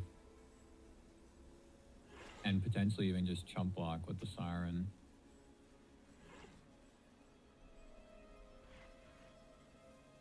Because next turn I can Curiosity and Gifter. Well, for that reason, maybe I do keep the Siren around. Well, how much damage is this? A lot, right?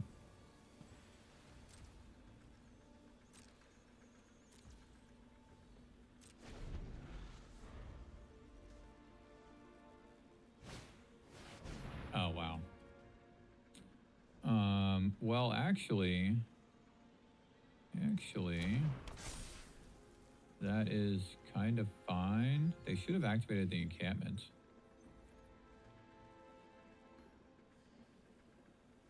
They definitely should have activated the encampment.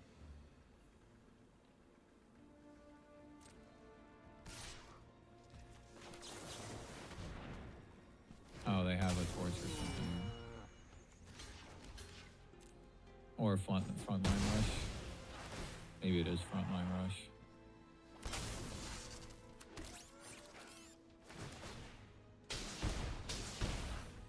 I think it's frontline rush.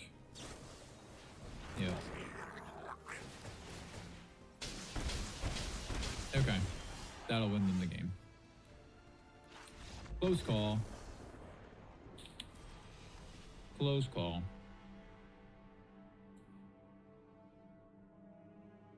There was a turn in there where I think I made a mistake. There was the one, I think I should have taken back the Siren and left the Gifter back. That was one small mistake. And I think that there was another point somewhere in there. I remember when I did something and I regretted it. I also think I might have ninjutsu'd in Kaido a little too early. Because they were holding frontline rush. You know, the first frontline rush was the turning point in that game. Because then my Kaido died.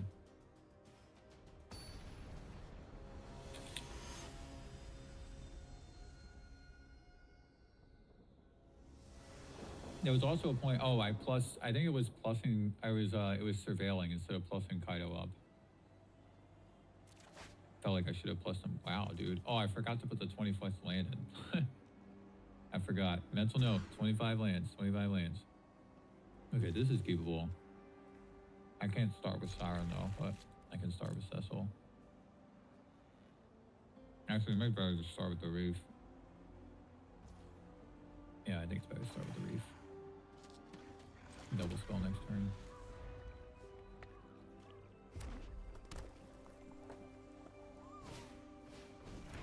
Gingerbrute, what is this deck? What is my opponent doing?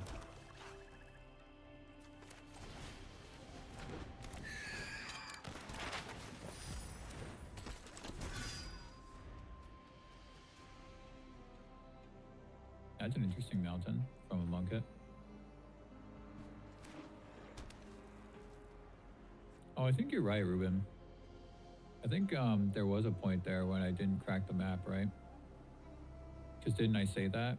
I think I said that at one point. Like, I kind of want to crack the map to hit the land, and I didn't do it. I think you're right. I'm definitely going to kill that sharpshooter.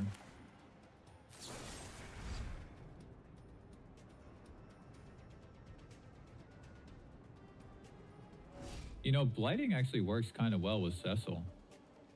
Because he's got Death Touch, so you can just use him as a blocker.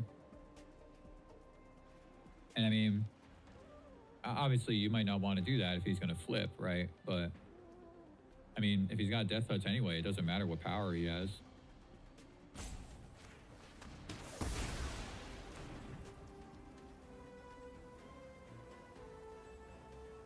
Tempting to actually just attack with Siren. Is that weird? Really tempting to just attack with Siren here.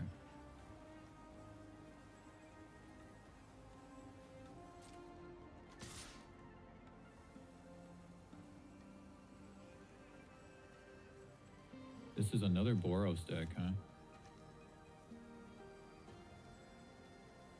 I mean, they don't have like haste creatures and stuff. It's just I'm apprehensive to lower my life total.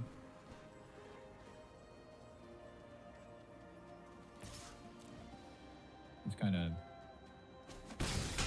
I think we can take a turn to do this, but then we might need to chill after that.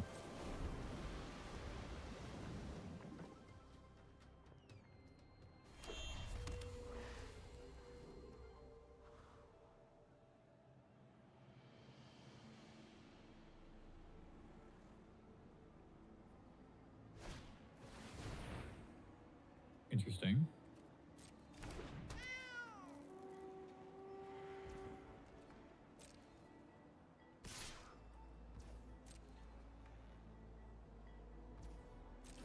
I think it's worth shooting that guy.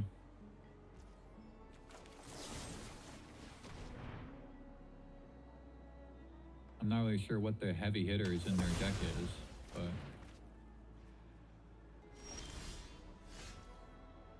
And Hex is just awesome. Card is awesome. Alright, I think we're in a place where trying to flip Cecil is reasonable.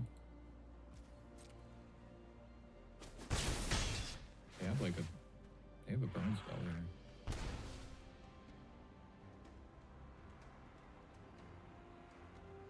I should have cracked this map, right? Yeah, I should have cracked that map.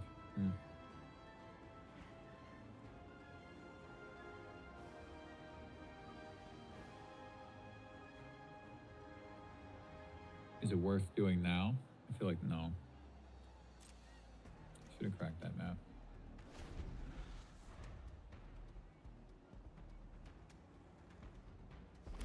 This thing has an ability, right? Sacrifice this creature, you gain 3 life. Okay. Can't be blocked except... Okay. Interesting. Now they can't sack it.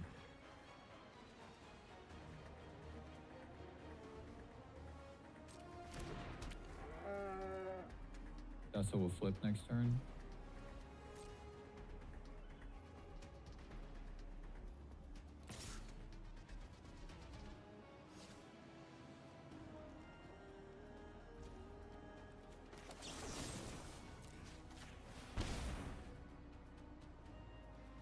And put the map on him after the flip.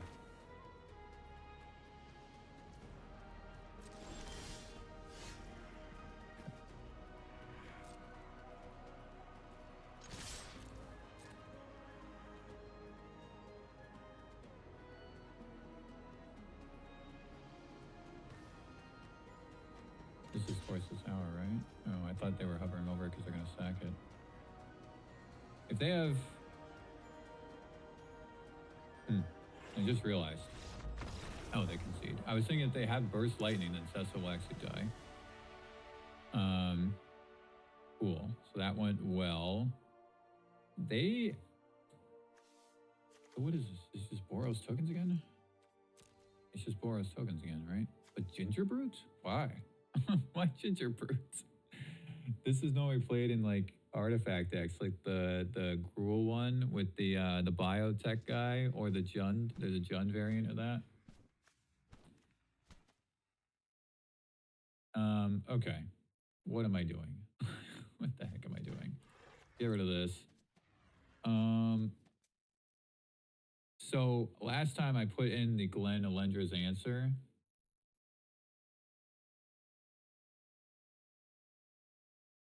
I don't know if they have War Leader's Call. They probably do.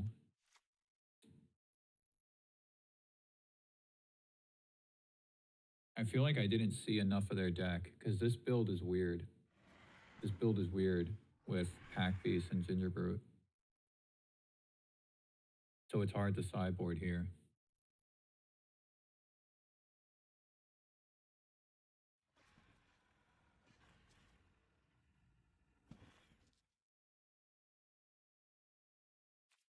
I'm just going to do that. Just one card for now. I didn't see enough of their deck to make a good assessment, I think.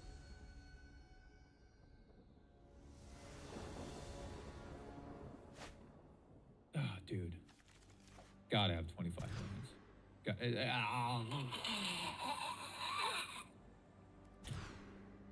Bro, what the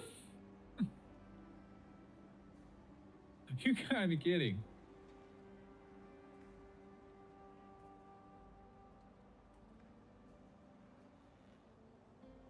Spell Snare in a Dream.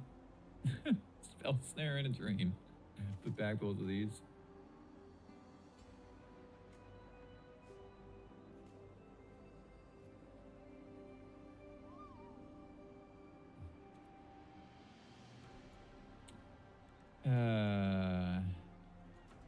Spell Snare in a Dream.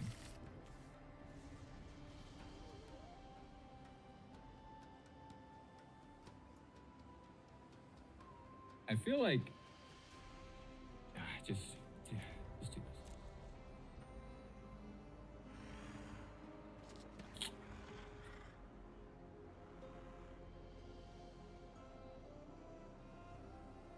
This is rough, man.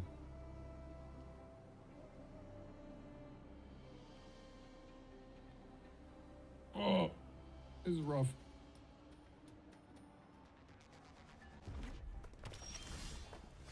Oh.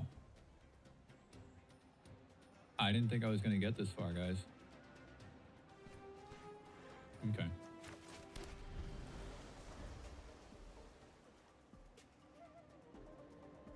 All right.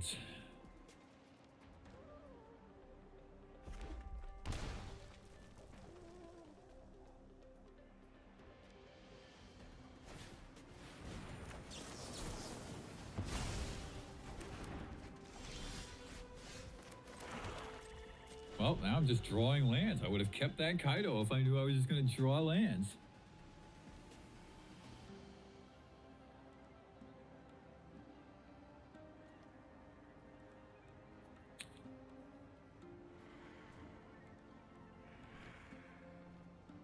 Need land and Enduring Curiosity. Actually, just drawing Kaido next turn would be good too.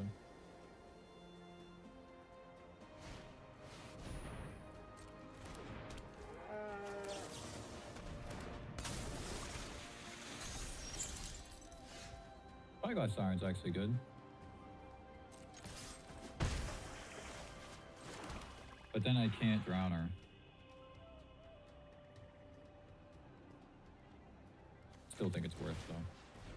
Maybe I'll just remove whatever they play and then just hold the drown her.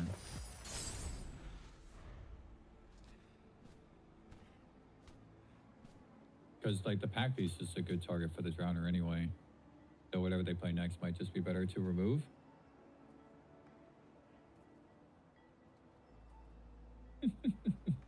Full pterodactyl mode, man.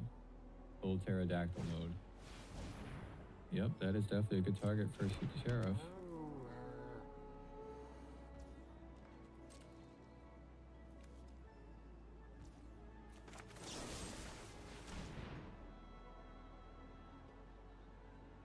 Can activate the map.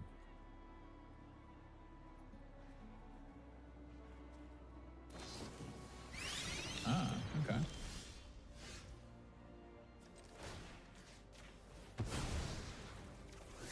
Damn.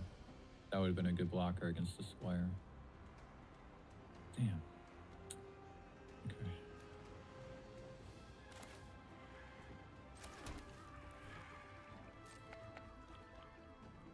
I don't mind trading with the Squire right now. There's no way they take that trade. Yeah.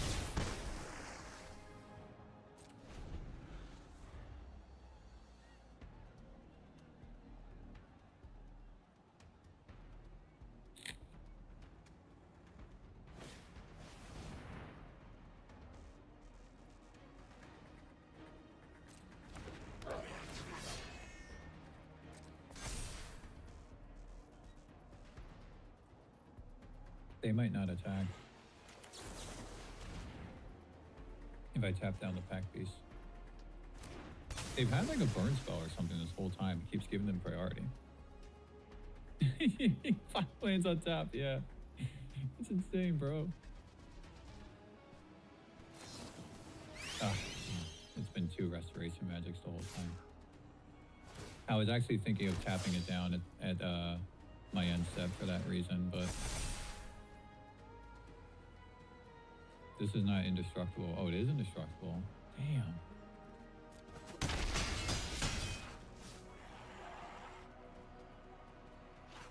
Need another requiting X.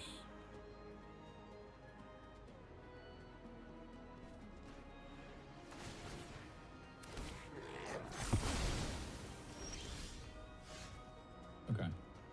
That actually works. Tap that guy down. But then Kaido's gonna die, right? I don't really have another option.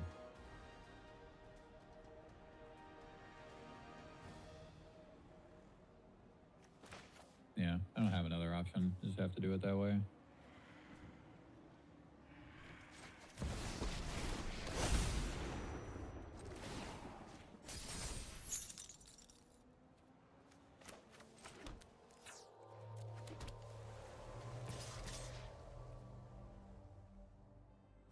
They trade here.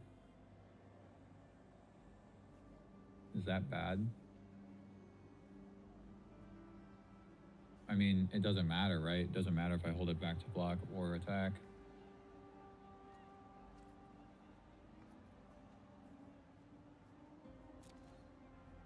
Well, I guess I could double block the pack piece. I don't think that's worth doing, though.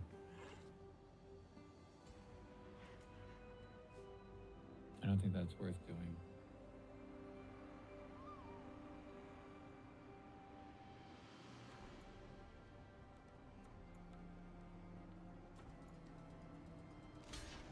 Yep. Yep.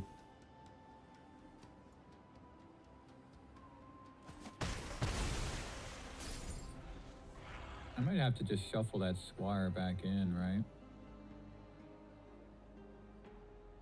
I think I have to. It doesn't feel good. Does not feel good, man. I can keep Kaido alive if I block with the Drowner, though, but I don't even think that's worth it.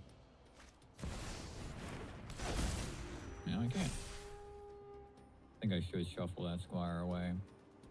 Just try to maximize my chances where I can. I mean, this is just not looking good.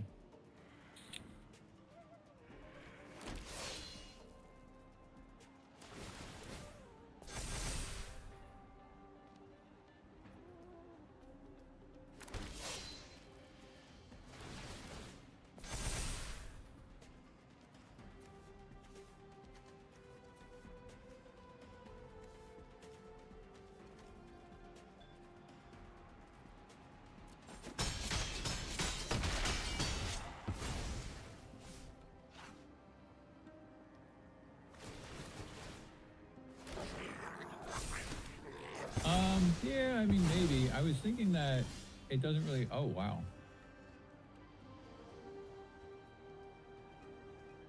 All right, so I got a question, guys. Is there a requiting hex on top of my deck? Is there a requiting hex on top of my deck?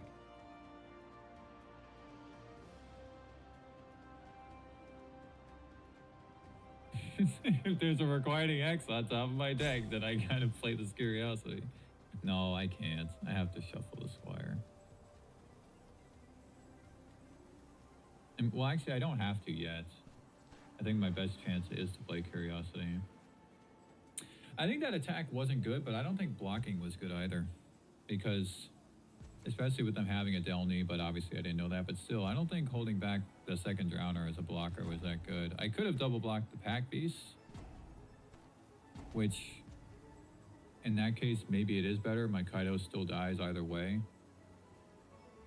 But they still get another Goblin, so then they had one extra Goblin. I will...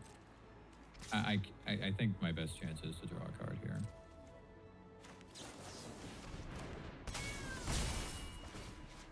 At least Curiosity can block that. Ooh, okay. Alright. It's not a hex, but it is something playable.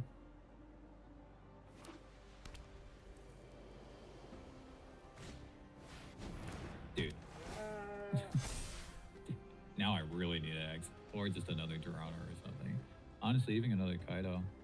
It'll die, but it'll tap down the Squire. Right, those guys have to attack. Oh no, they can't block, right? I mean, I can't block any of them. I forgot because of the Delny. Yeah. I forgot that Delny makes them all unblockable.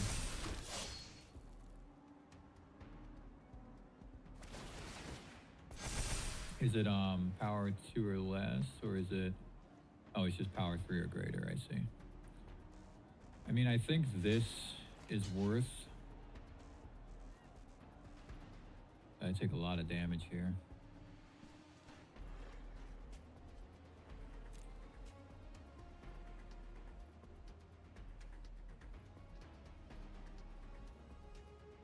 Restoration magic.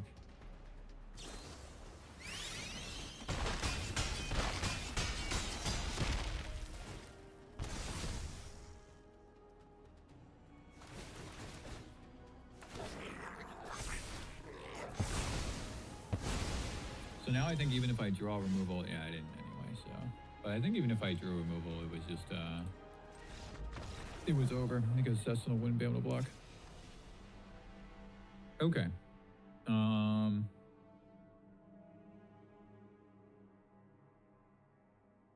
So I'm not seeing Warleader's Call. I don't think a null does anything. I also don't like Kaido in this matchup.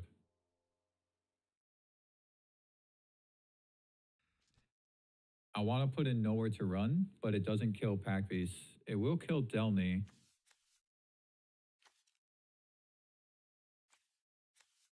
And it gets rid of the Hexproof from this. And I kind of want to play another Spell Snare.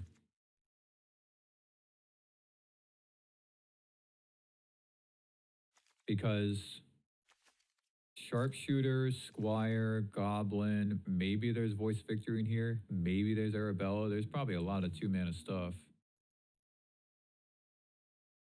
And it is tempting to put the Glenolenter answer in because of the Delny.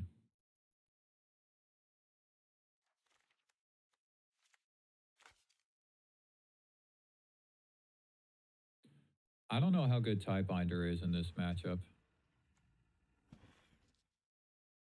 Hits the Goblin, hits the Pack Beast. I mean, that is good, but...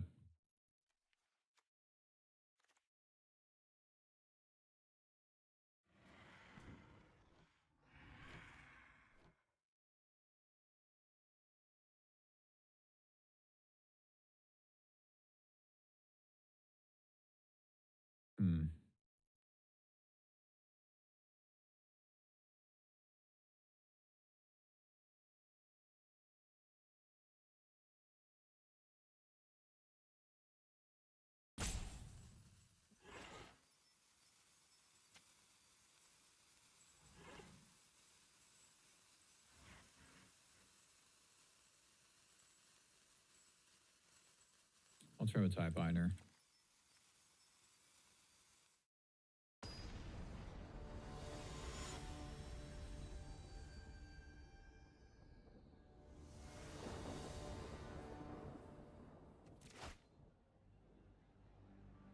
Okay, this is probably good. Start with Dream Thief, hold up both of these. Yeah, we are, right? We're definitely missing something, Ruben. Because we've been struggling against go-wide decks. I mean, Dimir Midrange has always... Bro... They didn't say that they would make it easy on me, did they? My first instinct is to actually bin this. I think hitting the lands is more important. I have things to buy time until I find either a Kaido or another Curiosity, or just, you know, more creatures just to hit the battlefield.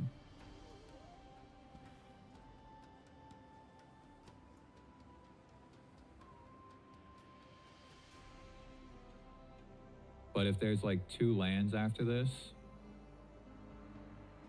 I'm really gonna want that Curiosity.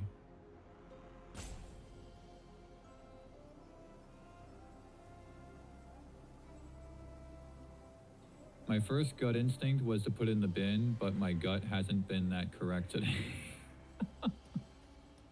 I mean, if there's lands under here, this is just...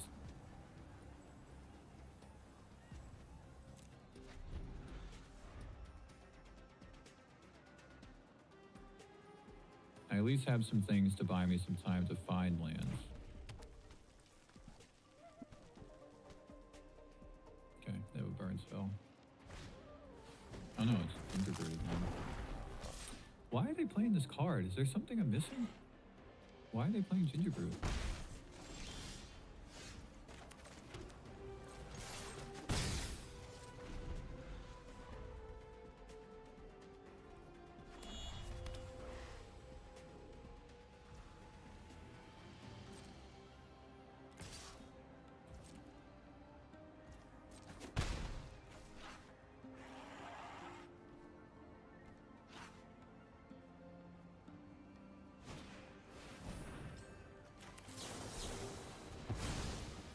I guess I could have hexed that, because that's not such an important counter target, because I could have killed it before the unstep. So that might have been a slight mistake. Like, it's better to like Spell Snare or Voice of Victory. I could have just hexed that guy before the unstep. So, mental note, that was a slight mistake. Definitely better to save the Spell Snare. It also, like, look, Spell Snare also hits like Lightning Heal, like that. So I kind of wasted it there. Okay. No lands. Damn.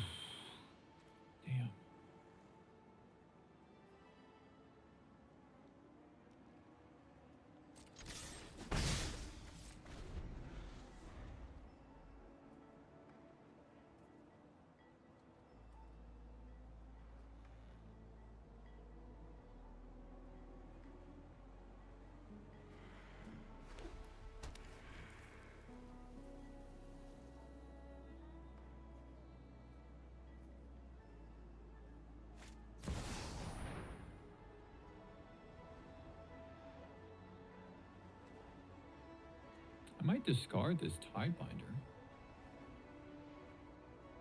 Better just to play removal.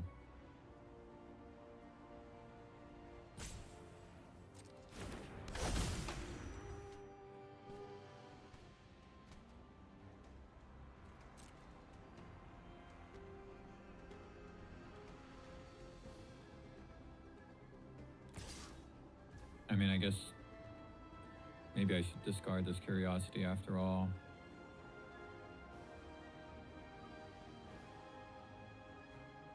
Because Tide Binder is an answer to the Pack Beast. And if I'm going to use this Bitter Triumph, then I won't have an answer for the Pack Beast, right? I could also potentially discard a Hex. Maybe I don't need 2 of them. But I don't like the idea of paying the 3 life here.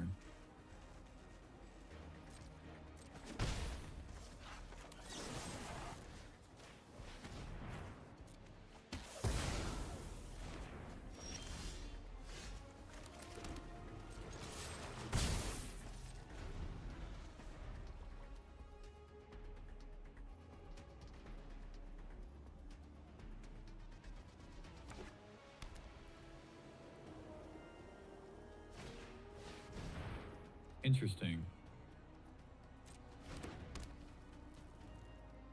Caretaker's talent. Very interesting. Still haven't seen like Warleader's Call or something like that. I don't think I should kill this Gingerbread. It dies to like everything, right? I mean, it can be unblocked for what it's worth. But there's more threatening creatures to hit the Hex with. The Goblin, the Sharpshooter, a Voice of Victory, the Squire. The Hex is just too valuable.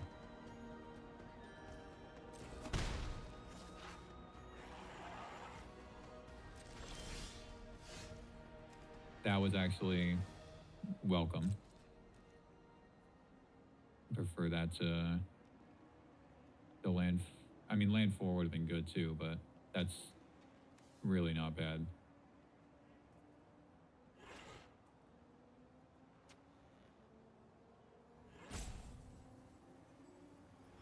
So the priority is probably from Gingerbread, not a burn spell.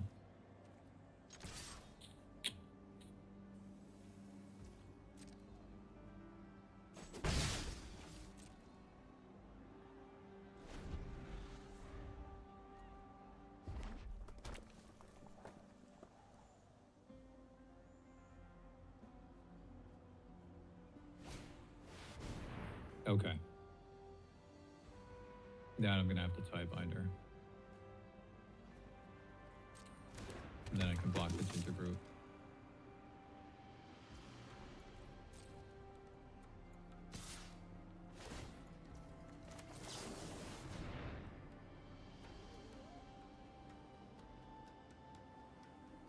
They should make the Gingerbread unblockable before this lands.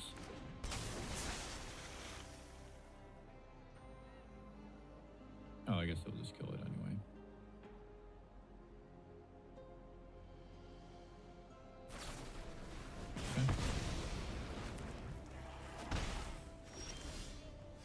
Okay. Ooh.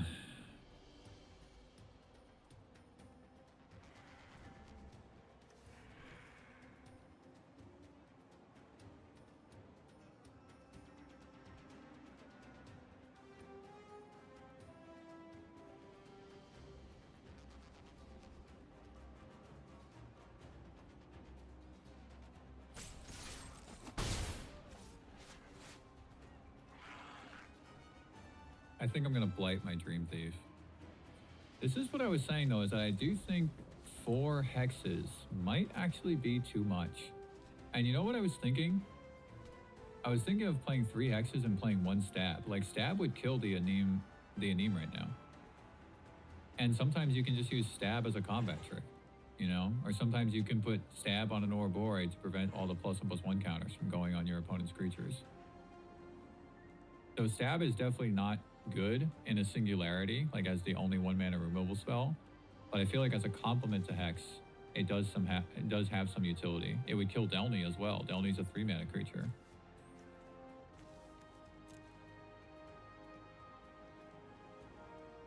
I think I have to blight my Dream Thief though.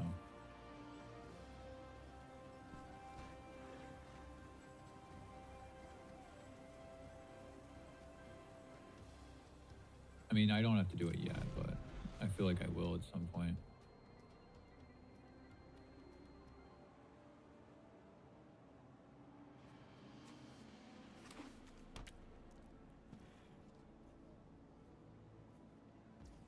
That is how you say this card, right? Aneem Pakal? Isn't that how you pronounce this?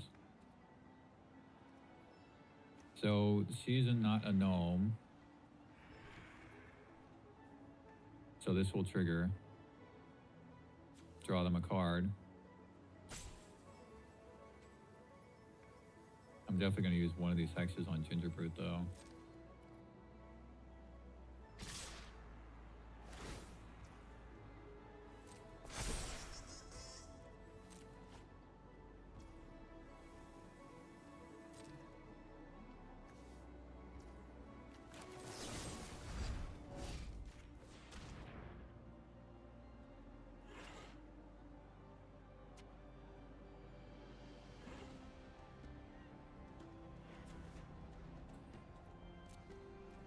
Definitely regretting not bidding this curiosity. So that time I should have trusted my gut.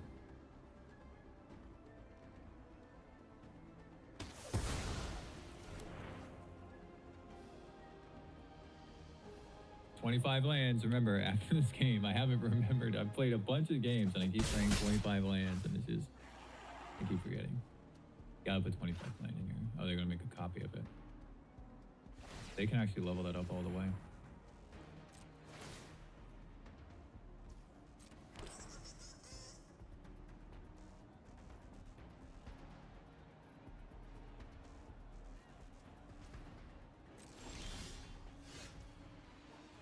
That actually really helps.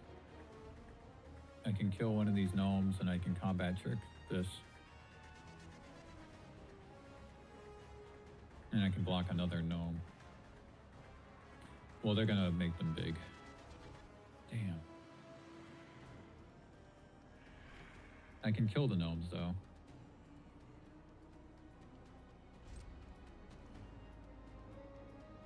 Oh, they might have restoration magic.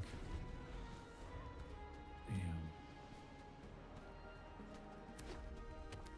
I think they do have restoration magic.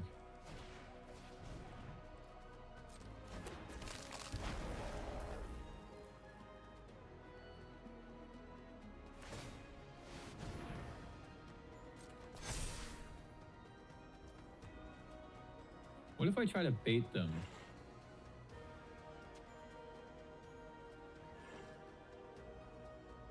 I think I'm going to try to bait the restoration magic by targeting one of these gnomes.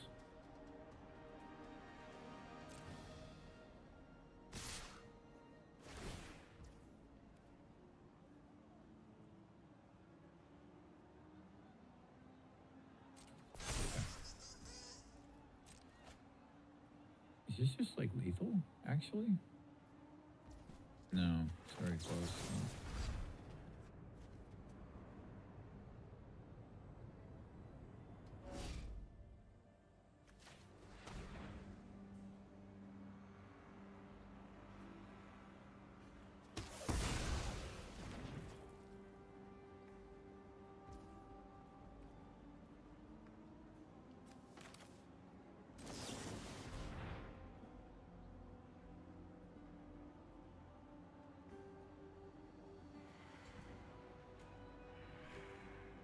Gotta block ginger brutes.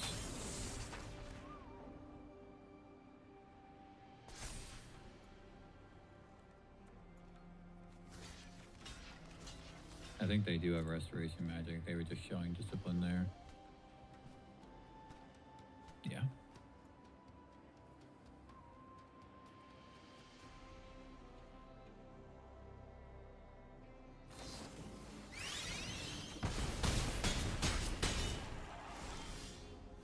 I should have been that curiosity, man. Oh, I'm not dead. I'm actually not dead. I'm actually not dead. I mean, I'm dead if they have another restoration magic, but I'm not dead.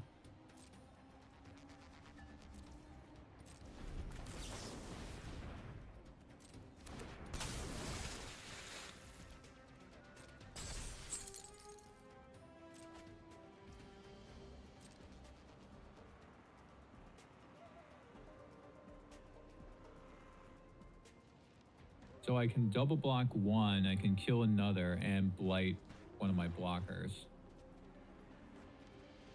Or I guess blight the one that's blocking the third one. Okay. Okay. I can still blight.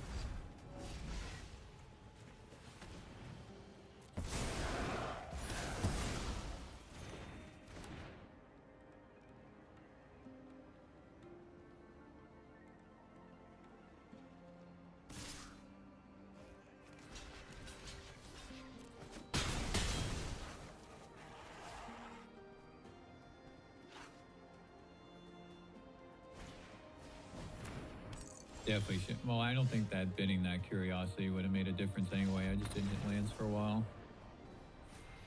Damn. Super close. Well, actually, that game wasn't that close, but put 25 lands in the deck for sure. Man, I'm like really disappointed though, man. The Gifter is really good. 4 hexes I think is too much.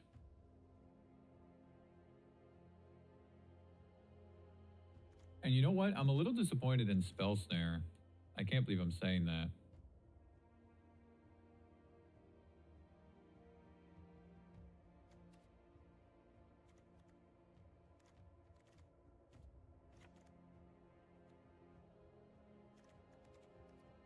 Slightly more blue, right? Yeah.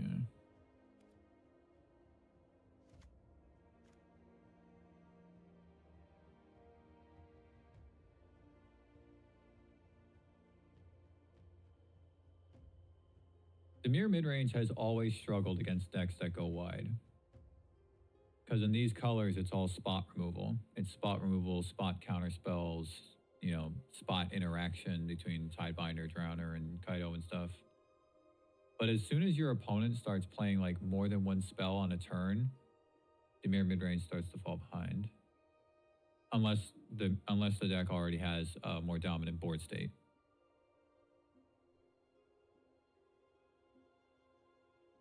Hmm.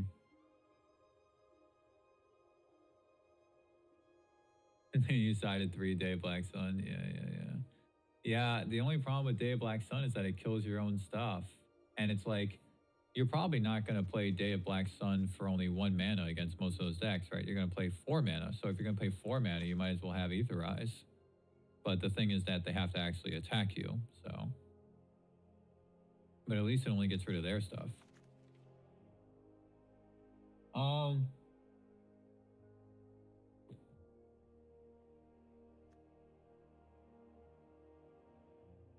Yeah.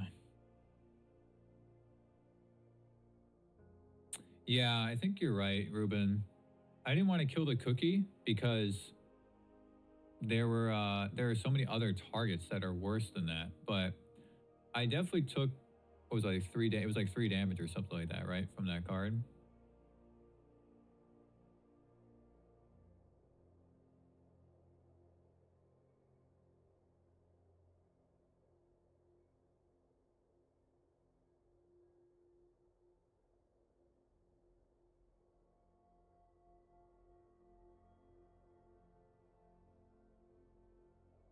So let's see. I don't know. I think maybe you're right. A couple copies of Phantom. I think maybe just 1 Phantom.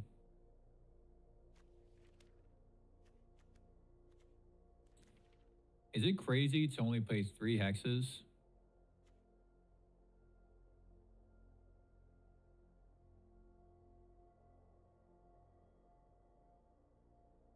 I'm also not sure about 3 Tiebinders, man. There's been like so many Dimir mid-range lists that have been circulating recently that play like 4 Tiebinders, and I'm like, dude, like, it's not that good of a card. It dies really easily. It dies to everything, and it has to actually like hit a triggered ability. And sometimes your opponent's just like playing stuff, but there aren't triggered abilities. So you're just holding on to it, waiting for it to be relevant.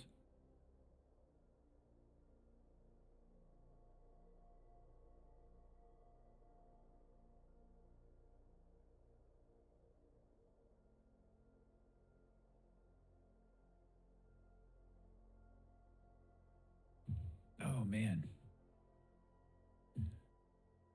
It's interesting, guys. I've played multiple versions of Dimir Midrange every time a new set releases. And even though in this set, it seems like there's really obvious pieces like the Gifter, the Hex, and the Spell Snare, it feels hard. It's weird, guys. It feels harder than the other iterations. Like when Edge of Eternity is released, it was, and rotation happened and we lost all the original pieces for mid-range. It was pretty obvious to me like what it would be. You know, you'd have to play Deep Cavern Bats. You could play Malcolm as an alternative to Fairy Mastermind, although Malcolm's just not that good of a card.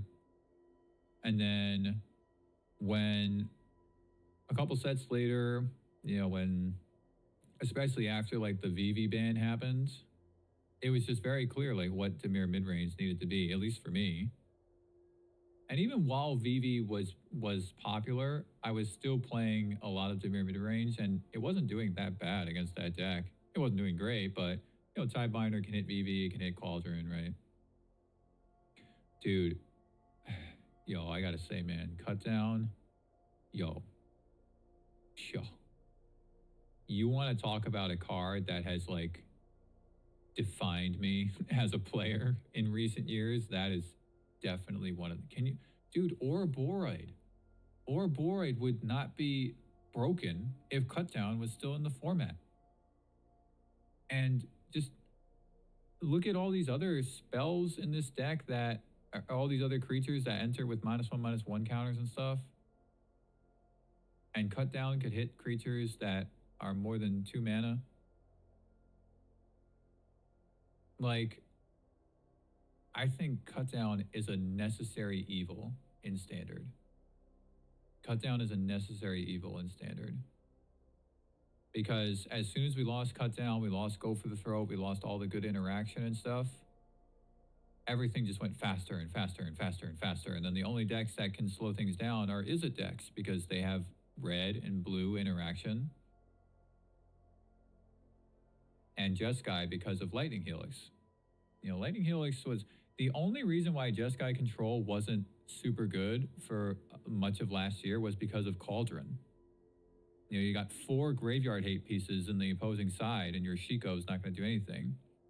And I also think that, you know, VV was just hard for the control decks because you have to like waste a removal spell on it. You either have to hit it with Lightning Helix as soon as it hits the battlefield, and even then, your opponent can play something in response and grow it, or you have to use a Get Lost on it, but then you don't have a Get Lost for like the Mako that gets huge, or the, you know, the fear of missing out that can make you attack twice and all this stuff. It was just a really hard matchup for the control decks, especially Jeskai control, because Jeskai control has moved away from Shiko recently, right?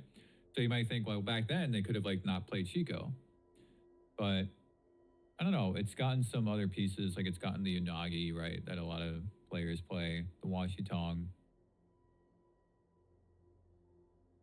But the point is that, you know, Cutdown, there was a big loss with Cutdown, and Hex is really good. It's just not quite as good as Cutdown.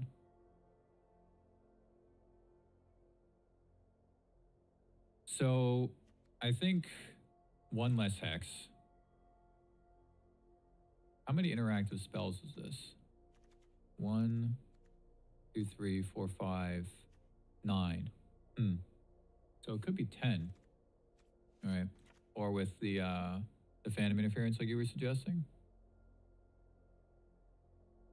Dude, the Tidebinders really are awkward, Ruben. Like, it's...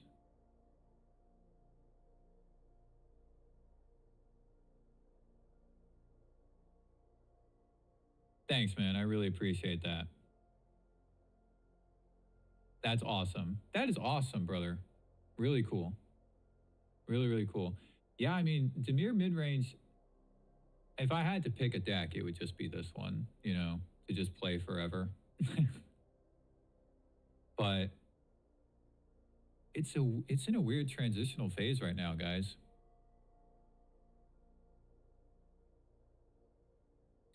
I think we're kind of on a similar page, so that Tidebinder is just... And my builds have always been so different from others, you know? There's others that play Preachers and like 4 copies of Tidebinder, 3 copies of Tidebinder, 4 copies of Curiosity. I've never played 4 copies of Curiosity, ever. And, you know, nobody plays Fairy Dream Thief, except for like the new Fairy sub-theme, right? But I think I've always thought Dream Thief is an excellent card. So part of me wonders, guys, if Cecil is a little bit less valuable now because Hex is in the format. Like, one of the strategies I used to implement when I was playing Dimir Midrange Mirrors is I would just let my opponent attack me with Cecil because they lose life. All right, so I'm just going to let them drain a little bit, and then I'll deal with the Cecil later before he flips. And I feel like we might be entering a similar situation now. Maybe we're not there yet, but where Cecil needs to rotate out because of Hex. You can just let Cecil drain your opponent, and then remove the Cecil later on when they're at like 12 life or something. Oh, you were playing Esper? Esper didn't get anything, right? Because we already had the Esper lands. We already had Godless Shrine and Watery Grave. Oh, it got Hollowed Fountain, Ruben. That was the missing piece. Because when I was playing Esper Pixie, my biggest problem with it was that all of the early plays in the first like 2 or 3 turns were Azorius colors, except for nowhere to run. So not having Hollowed Fountain made it so awkward to be able to play the spells that I wanted to on the correct turns. I think if you're going to play Esper, you can just play Watery Grave and Hollowed Fountain now. You don't need Godless Shrine. Maybe that's not true. No, I think I misspoke there. I think you want Godless Shrine and Hollowed Fountain. Godless Shrine and Hollowed Fountain. You might not need Watery Grave.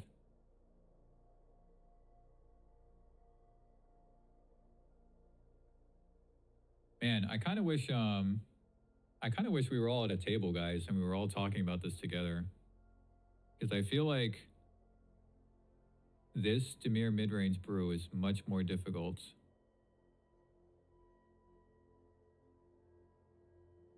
Hey, what's up, Jake? He was raving about Flitwing Nuisance. Yeah, let me show you, Jake. So I think maybe you weren't here a little bit earlier, but and again, guys, I'm having a bit of an issue with the stream where there's a pretty big delay between the broadcast and what's actually happening. So I'm seeing your messages a lot later, and I don't really know why that is. I haven't really had this problem before, but so I'm seeing your messages kind of late. But let me show you, Jake. So I'll just save this as is. I'll come back to it and figure out the 60. So I'm working with 2 different builds for Dimir Midrange. This is the one that you just saw, which kind of is a little bit more true to the way it has been with Floodpitch Drowners, Enduring Curiosity, Spyglass Siren, right? But this is the Fairies one. This is the one that uses a lot more new cards. So Flitterwing Nuisance is here, and 4 copies of Dream Thief instead of only the 2. The Gifter's still here. Spell Snare, Hex, Spell Stutter, right? Obira's in here. So I played 4 matches with this one. I only went 2-2, to my surprise. And there were a few reasons for that, I think. One is that the Gifter is excellent. I am loving this card so far, but the thing is, it's really not good if you don't have another creature on the field. And sometimes there are these moments where it's like I have a Gifter in my hand, or 2 of them, and I don't have another creature to do the combat trick with. But it is really, really good. So part of me was wondering, should I play a couple more 1-drops? Like, should I just play a couple copies of Spyglass Siren? The Nuisance is really good, but I wasn't sure about running Nuisance with Curiosity since they have a similar effect. And furthermore, I've been trying to assess if Nuisance is better than Spyglass Siren. I still don't know. I've played, I think, three matches with the other one that has the 4 Sirens. And then I played 4 matches with this one that has the Nuisance. I want to say that Nuisance is the better card. But if I'm being real, like if I'm just like being the big brother to myself and looking myself in the face, like, dude, I don't know. You know, like I don't know yet. And it might not be. Sounds crazy. Because I really like the concept of this card. It works so well with Hex, because you get to blight it, remove something, gain 2 life, and then you get to do the effect again. By the way, guys, I don't know if you know this, but this works with stun counters. So if you have a stun counter on the Nuisance, you can remove the stun counter from it. And then you will draw, you know, you'll get the Curiosity effect. So not sure if you guys knew that.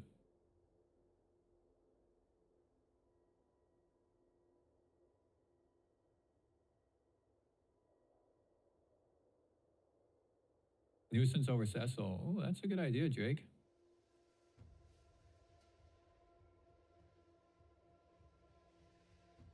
Nuisance over Cecil. That might be it, Jake. Because the Verd starts on blue anyway.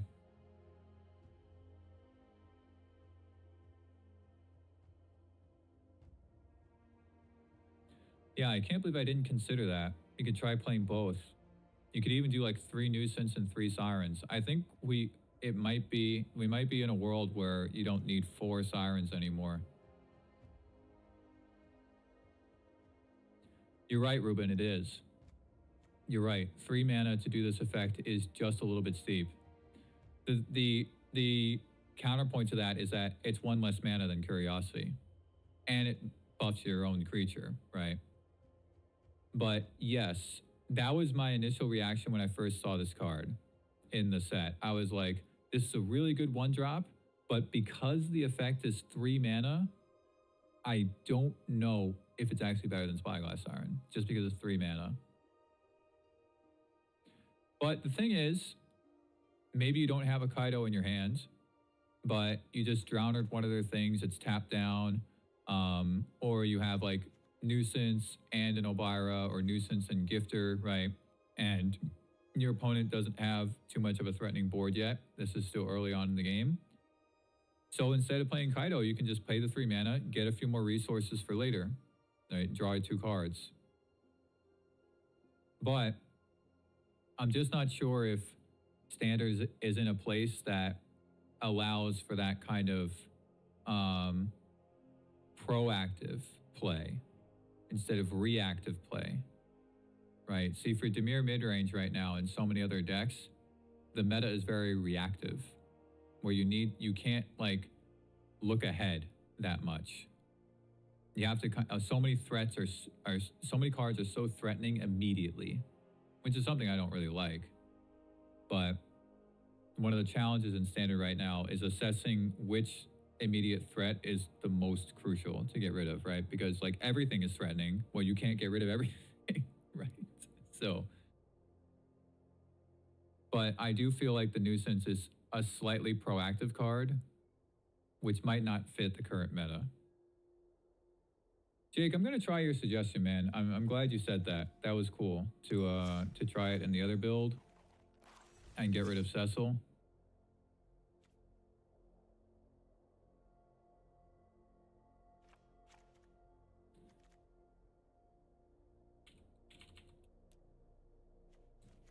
I am tempted to say that 3 Siren, 3 Nuisance. It's a little bit weird. I've never really been somebody to kind of mix a lot of cards together, you know, like Shahar Shinhar does. He's really good at mixing a whole bunch of different cards together. I've more been the person to kind of like, I want 4 of this, I want 4 of this, you know, I want exactly 2 of this, right? Instead of like mixing and matching a bunch of stuff. 2 copies of Bitterbloom Bear instead of Obira could work here. Yeah, maybe. I've been turn 3 Kaido with oh yeah. Yeah, I mean it's interesting, man. Like I've been so disappointed in the Bitterbloom Bear, but it seems crazy to me that the card is not good. But I've been very disappointed. Part of it is that you do need to drain your life with just your lands. And there's an argument to be made that, like, you know, you don't play 4 multiversal passages, right? But I think it's just to have the right color in the first 2 turns, you know, especially if you're playing Bitterbloom Bear that's double black. So, you know, you lose life off of your lands, and then you're just draining your life every turn with the Bitterbloom Bearer. And if you have, like, 2 of them in your hand, even if you only have 2 copies in the deck, but then you can't really play the second one if you have 1 on the field already.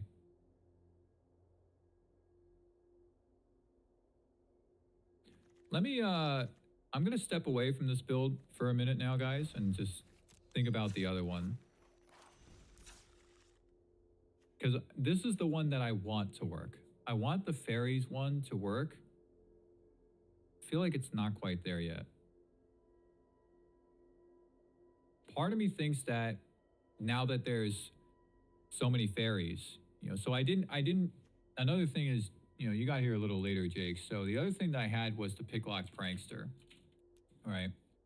This is a good fairy because especially if you have a whole bunch of fairies in here, right, then you get to find the fairy with the Free the Fae or the instants and sorceries, which is basically what this deck is full of. Except for, you know, I didn't have the curiosities in here when I had that in there, but I didn't have the drowners either. I had this instead of drowners. The thing is that with the gifter, the prankster actually doesn't really work that well with that card, because you probably don't want to play this on turn 2. I mean, a 1/3 body flyer is a good card, but you probably don't want to be doing that. So you might want to cast the instant spell, but then if you have a gifter in your hand and you don't have another creature, right, then you don't have a target to give the buff to make it a 4/4. So this incentivizes you to play the creature version of the creature side of this, but the card itself doesn't necessarily want to play the creature side, you know, on turn 2.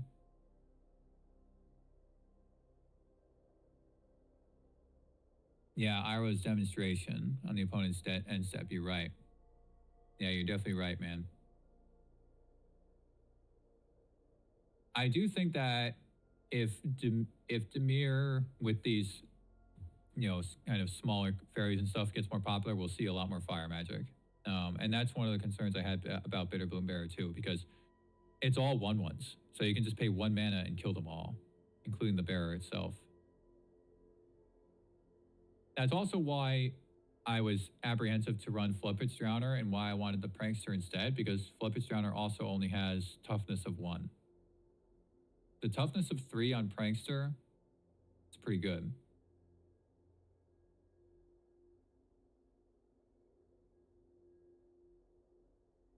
So what I'm actually thinking for this is the one with 11 interactive spells, right? Yeah. I'm going to take 1 hex out. I love the hex. I'm glad it's here, but I think 4 is too much. I can't believe I'm saying that, guys. I think 4 hex is too much. And I kind of want to try...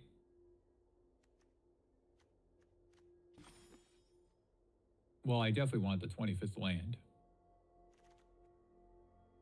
Dude. So annoying. So annoying. So, I definitely want the 25th land. I've been saying that I kept forgetting. The curve is so low, man. But every time I play Dimir Midrange and I don't have 25 lands, including these 2 versions, it just doesn't feel right. So now, I feel like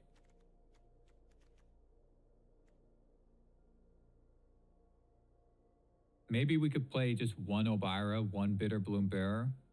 What do you guys think about that? 1 Obira, 1 Bearer. That's hard to say. 1 Obira, 1 Bearer. It's hard to say. I mean, Bearer and Obira do go well together. I've always liked Obira as a card. It's just, you know.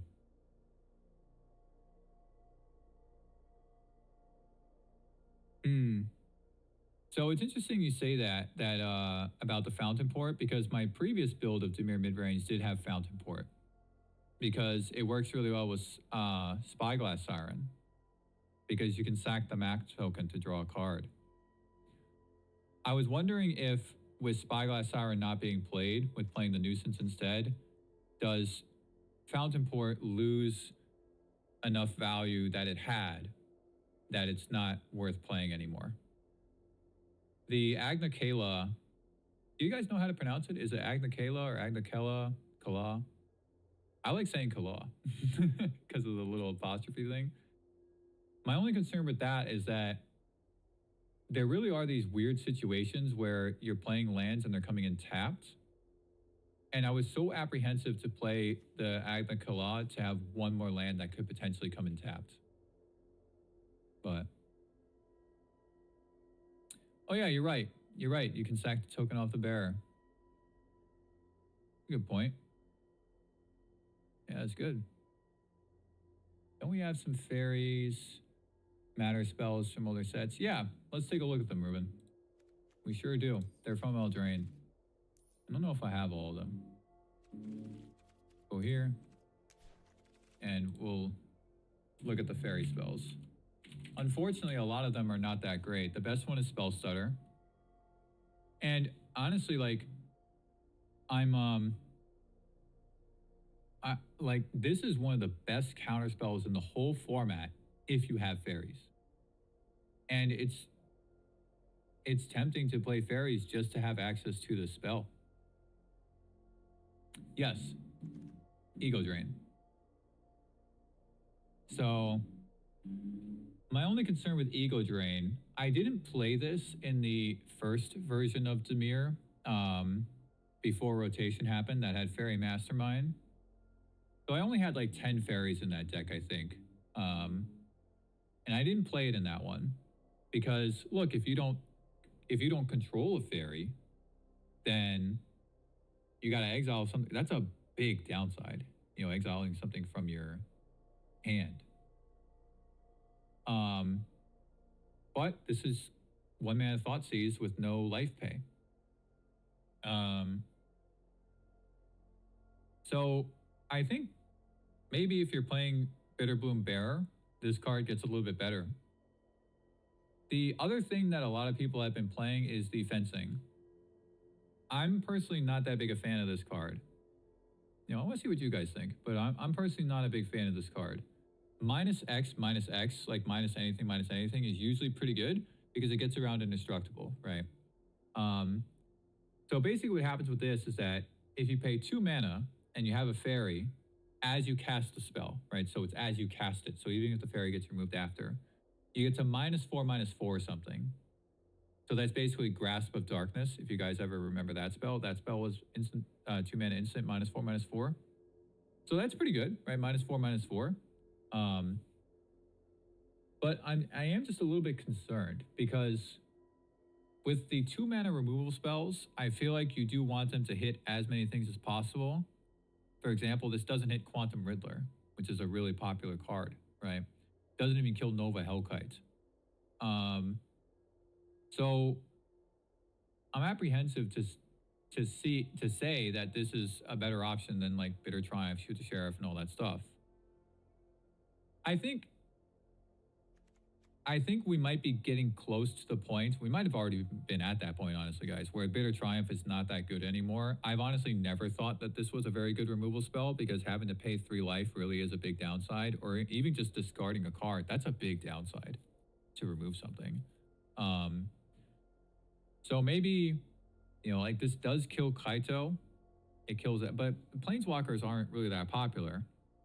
It might get a little bit more popular with a Johnny, Oko, right, in this set. But, you know, the only Planeswalkers we've ever had to worry about are Kaito, Elspeth, and Ugin, right? And Ugin isn't played in that many decks. Elspeth is only played in Azorius Control, basically. Sometimes the Orzhov decks, sometimes the Tokens decks. Actually, well, she is played in the Tokens decks, but... And then Kaito, you know... Yeah, you can pay 1 mana for -3/-3, which is really good. All right. You can absolutely just pay 1 mana for -3/-3, which is huge. My concern was that, like, well, if we have Requiting Hex, right, then, you know, there's like just in that last game, there was an instance where my opponent had the Anim Packle, right, the Boros 1/2 that makes the gnome tokens and gets bigger every turn, and Requiting Hex doesn't kill it. It also doesn't kill Delny, which my opponent had. The 1 mana Fairy Fencing would kill it. So it is absolutely 1 mana -3/-3, which is really good. It's basically Caustic Exhale if you Behold the Dragon, right? So maybe there's a place for it just for that instead of so we can put like 1. And then this can also be an early piece of removal to go alongside the Hex. Yeah.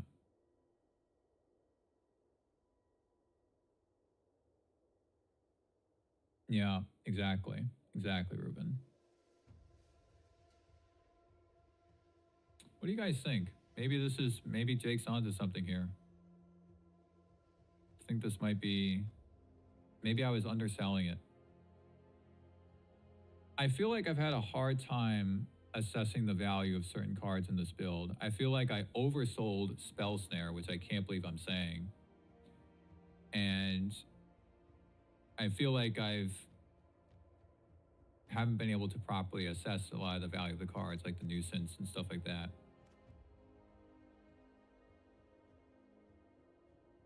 Is there a world where we don't main deck Spell Snare? Like we just main deck Spell Stutter and then move Spell Snare, a second Spell Snare to the sideboard to have on the draw?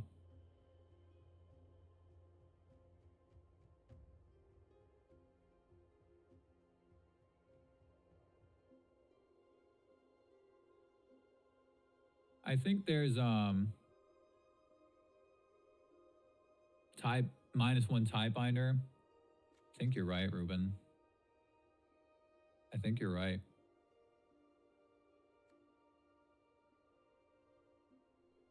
Yeah, it is analog. I like Ruben's suggestion. I really like this, guys. Oh, I don't have a third Spell Stutter. I guess because when I was playing the deck, I didn't have quite as many fairies as I do now. And then what do we think about this? Oh, I have Wild Drain, right?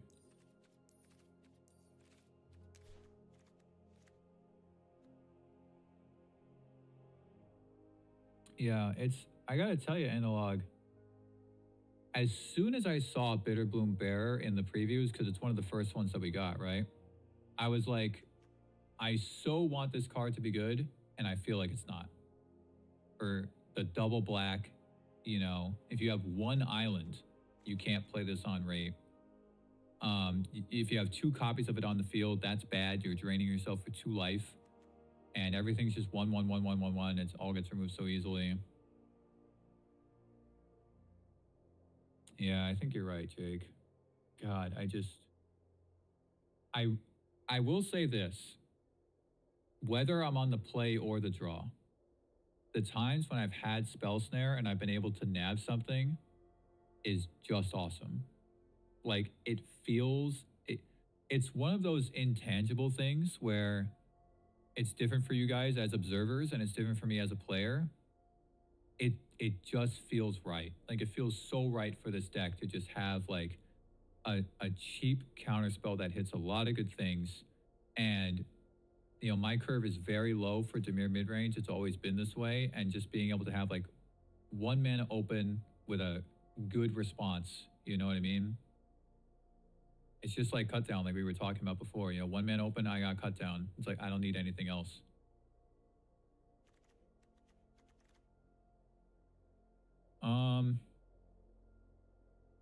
I think we are onto something here.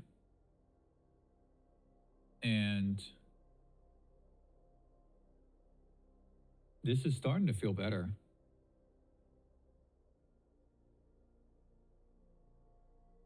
Now I'm wondering if Ego Drain is like the better option instead of Duress. I was thinking no, because you can't play Ego Drain on turn 1. You can play Duress on turn 1.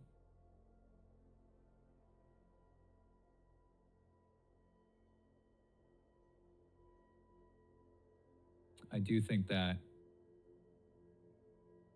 it almost feels like Ego Drain.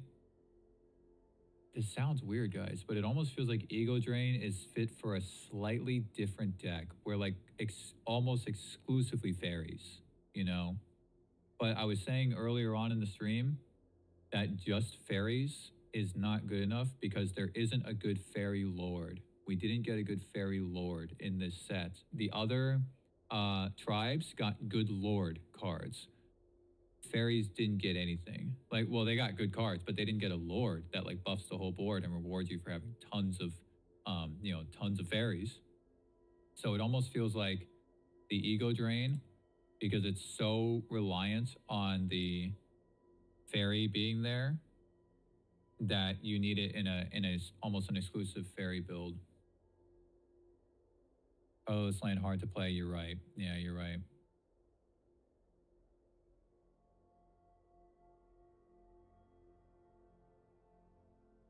I think you're right, Ruben. I said this earlier on in the stream, guys. The demolition field, it hasn't felt very good. My reasoning, though, is that I'm not sure if we're there yet. I think it's much too early, but I feel like tribal decks are going to become more relevant and more popular, and they're all going to play Cavern of Souls. So now all of a sudden your spell stutter doesn't do anything, your spell snare doesn't do anything, at least not against creature spells, right? So that's why I had the demolition field in this build. I actually didn't have it in the other build because I didn't have spell stutter in the other build. So I didn't really have counter spells. I had spell snares, but I think you're right. If we're going to play the Buddha Boom Bearer, the demolition field doesn't work. And it also means playing one more swamp instead of one more island, which is a little bit awkward because there's more blue. Right, there's more blue overall. That's what I'm saying, man. This card is just, I want it to be good, but I'm just like, dude, the double black, the 1/1, if it was a 2/1, you know, the life loss. There is that vehicle from Ether Drift that you can pick up which creature type gets +1/+1. Oh, that's interesting. I at least want to look at that. It's got to be a rare, right? Like a rare, mythic rare.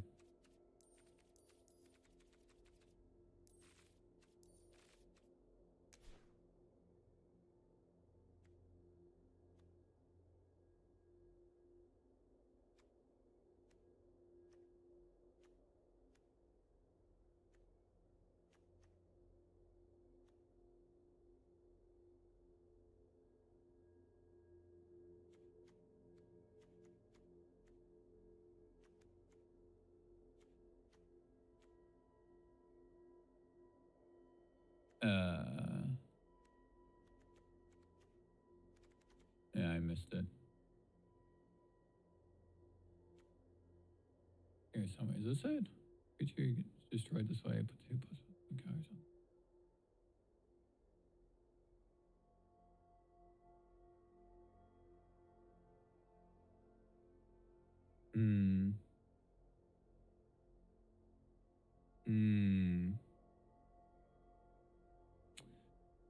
Okay. There is, there's also, there are tribal artifacts in Lorwyn. There's tribal artifacts in Lorwyn. See? It's this one. Oh no, this is the one that gains life. I thought it was a tribal one. Oh, I guess I had that wrong. There's the, I want to try to make a deck with this card. It's a cool card. Really cool.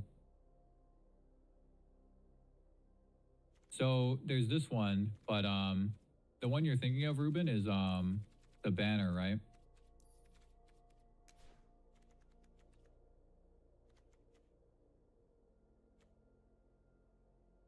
This is one of them. Heraldic banner. But there's another banner. I was playing it in this is way back. I was playing it in a Dragons deck that I made for one of the, I forget if it was Pioneer, but it was one of the other formats.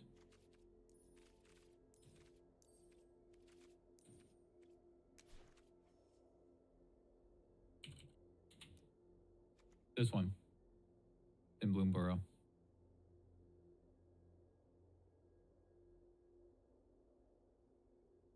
Oh no, this is chosen color. Oh wait, no, it's no, yeah, it's it is type, yeah. But you can add color, yeah, just like this one. 3 mana though.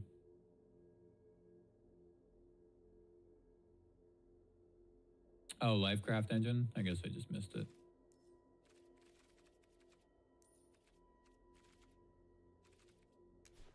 Maybe it's not a rare.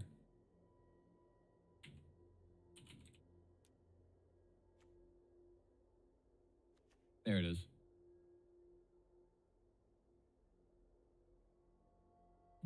Oh, that's right. You know what this deck, you know what this one's played in? It was played in that pirate deck that was popular a while ago. The pirate one with the glyph. It was played in that deck. We used a lot of cards from Ixalan.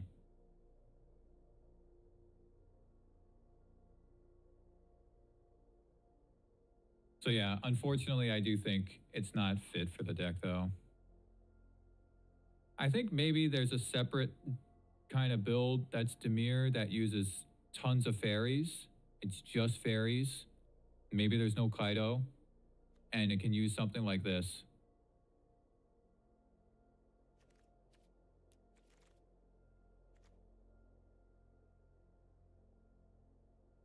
I'm starting to feel a little bit better with what we're looking at, though.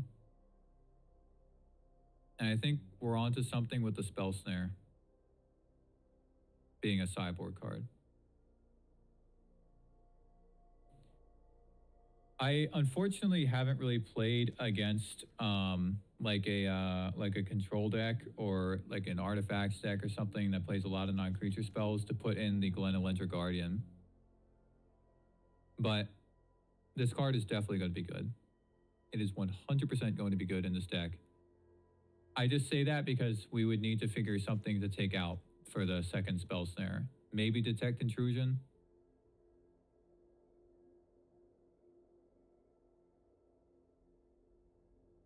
But Detect Intrusion is good for Sultai Reanimator.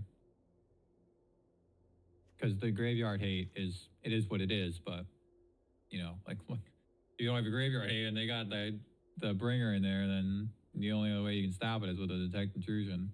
Because they speaking of Cavern Souls, they run a lot of Cavern Souls in that deck. They usually run 3 or 4. So you probably won't be able to counter the Cavero.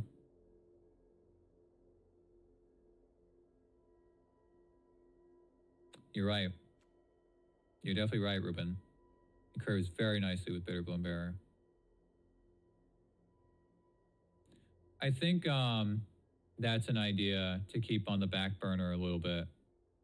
A fairies deck that plays like, I don't think you can run 4 copies of this because of the double black. But maybe like 2, maybe 3. And it curves really nicely into that banner. And that's a separate kind of deck. All right, Jake. Thanks for stopping by, brother.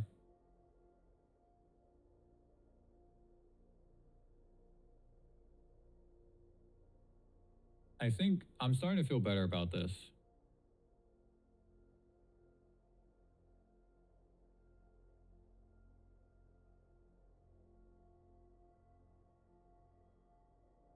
I'm definitely starting to feel better about this.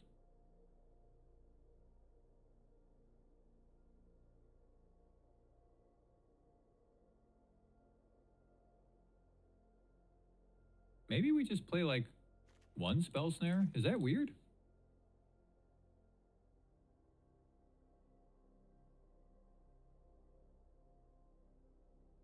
Let me see how many creatures are in here. 20? You know what? That's actually a nice number. I will say this. There's a couple rules of thumb that I've been able to kind of develop with Dimir Midrange.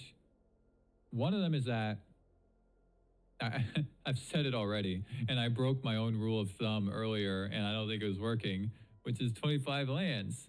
It sounds so weird, guys, but something about the 24 lands in Dimir Midrange just doesn't feel right, even when the curve is low.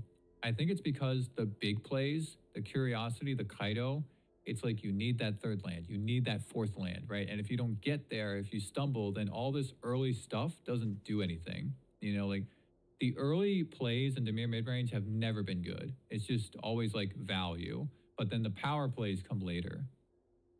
The other rule of thumb is the number of creatures, which is like 20, 21, 22, sometimes 23. That's usually a really good number for creatures.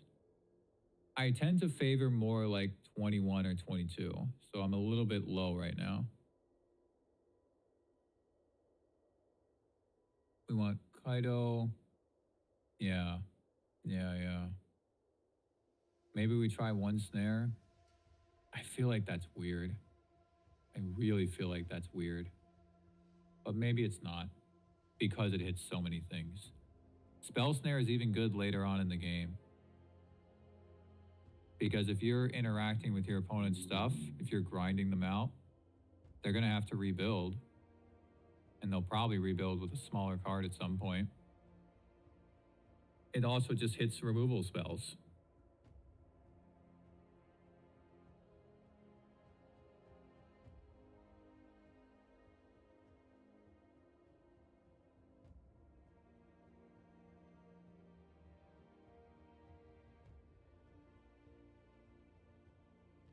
So I was also wondering this.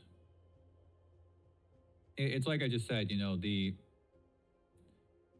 Dimir Midrange has always been this deck that is very annoying to play against, right? Because there's a lot of annoying things happening in like the first 3 turns of the game.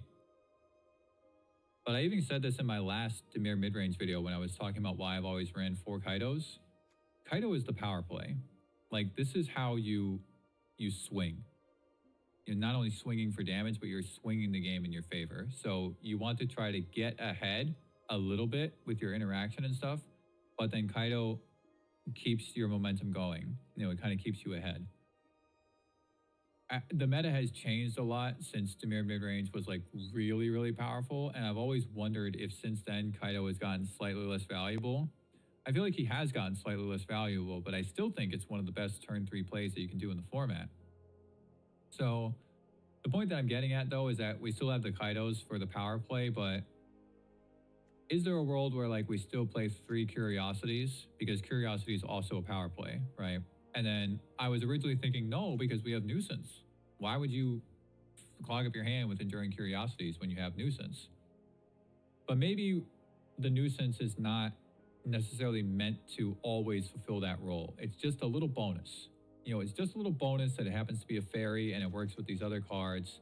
But then you also get this card draw effect if you need to find something else or you have a little bit of leftover mana to kind of get this extra effect. If you get Snare early, they will play around it, you're right.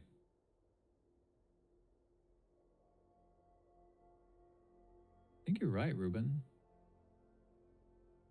I mean, people are already aware, right? People are already aware and already playing around it. If you have 1 snare, you can find something.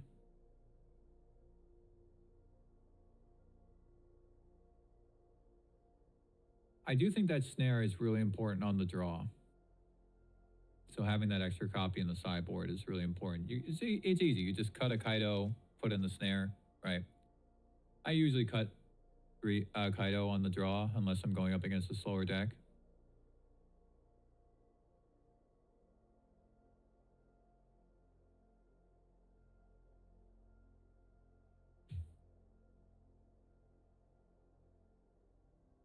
I think we can try this. I think we can try this, guys. Let me get rid of this demolition field. Man, I really don't want to put in a swamp. I have to. Because of the bitter boom. I really don't want to. I mean, for what it's worth, there's more things happening in black in turn 1. Dream Thief and Hex, right?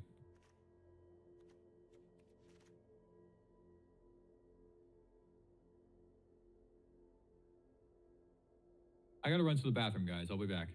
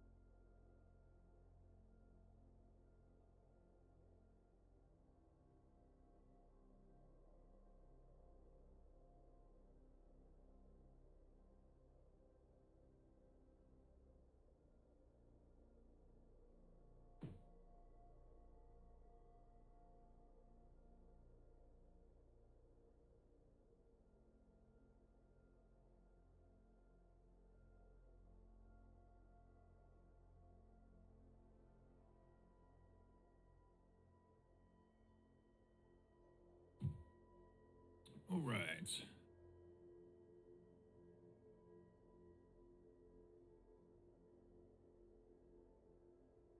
Yeah, that's what I was thinking too, is that the nuisance is not an adequate replacement for curiosity, so you still want curiosities, but it's just that little bit of bonus, right? Just that little bit extra.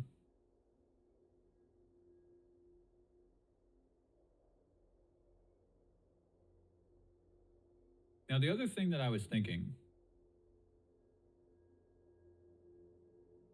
is one less nuisance, play 3, don't play the spell snare and play 2 sirens. And then put the second spell snare in the sideboard.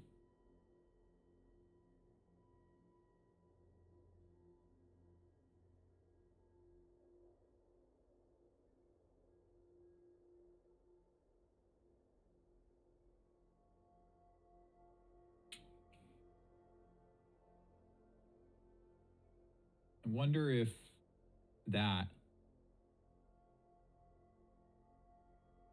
because again with the gifters, it's so nice having that 1-drop.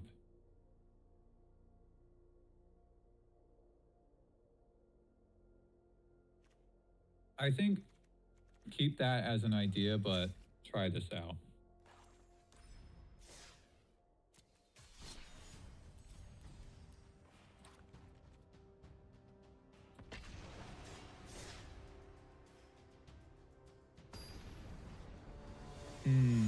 That's an idea, Ruben. I think we'll keep that as an idea as well. See, look at this. This is phenomenal. 25 lands, man. I told you. For some reason, the algorithm, it's the algorithm's fault, guys. The algorithm does not like when Dimir Midrange only plays 24 lands. Look at this hand. Look at how, this is the best hand I've had in 5 hours of playing.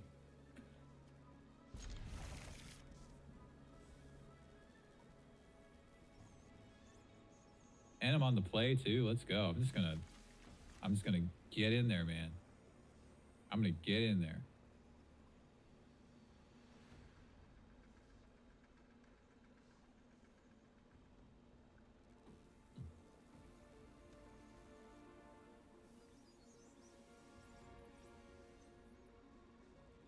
My opponent's got a tough mulligan here. All right, nuisance, do your thing. Be a nuisance. These fairies, man, they're a bunch of tricksters. They're a bunch of tricksters. Okay, so I'm just gonna get in there for extra damage. What color is this? Green?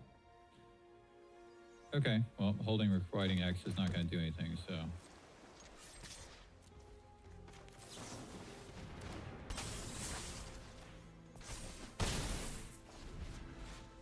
Ah, did you guys just notice that? Gifter does not work as well with Nuisance as it does with Tidefinder. I can't believe I didn't think of that. I mean, as Siren. Because Siren would have attacked for 4 there. The Nuisance only attacked for 3.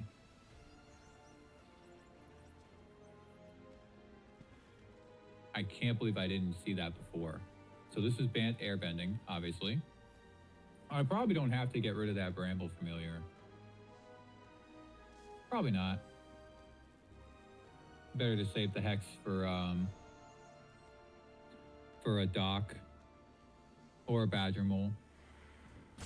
Or if they're gonna Appa and airbend that thing, right? I mean, I guess they could Ang and airbend it on the next turn. They could also Appa and airbend it on the next turn. Actually, you know what? Maybe it is better to just remove it. I don't need to ninjutsu Kaido right now. Because next turn I can ninjutsu the Nuisance and replay it.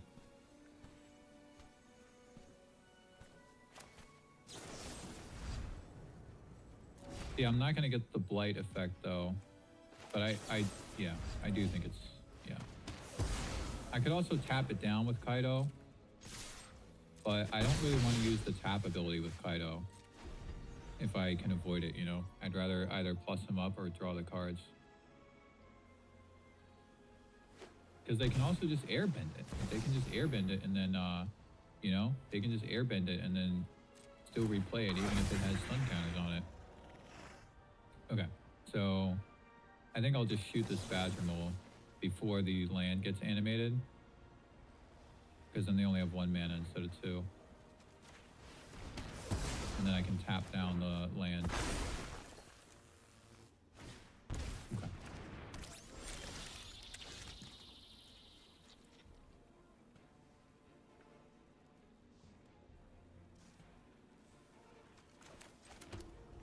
I was thinking of doing that, Ruin. I was thinking of activating the nuisance. But I think it's fine. I think it's fine to wait to activate it because I still had like things that I can do. This will help me draw some cards a little bit later, you know? So I think it's actually fine. So I didn't want to have to use the stun on Kaido here, but I think I do. I think I do. I didn't want to have to, but it really feels like I should.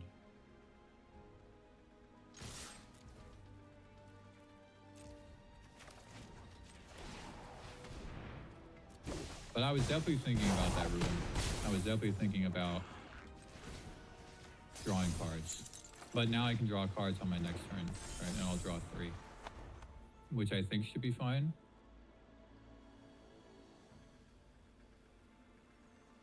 They only have 2 mana. Okay. I had a feeling they were going to do that.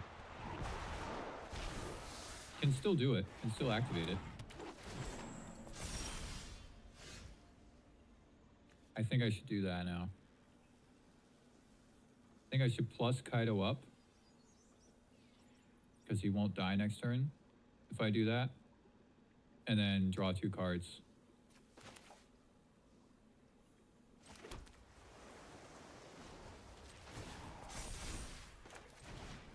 See, this is where, now this card feels amazing, right? I don't have a Curiosity, but I have this.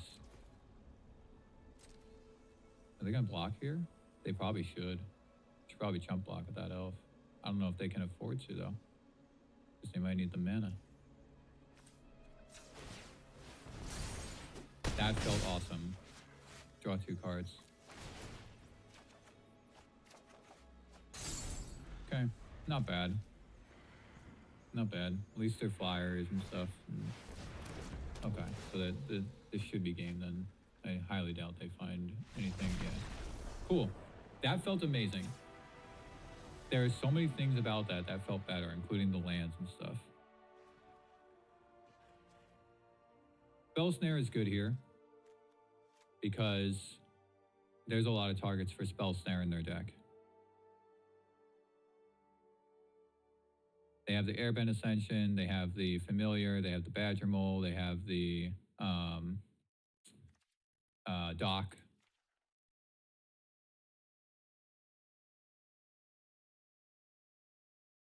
So this is where I put in the Glenn Alendra's answer. And I had a weird feeling that it actually wasn't right for this deck. It sounds weird. But the previous game, a match that I had against Bant Airbending, I did put this in and I was like, oh wow, look, it will counter those triggers, right? If they play multiple things.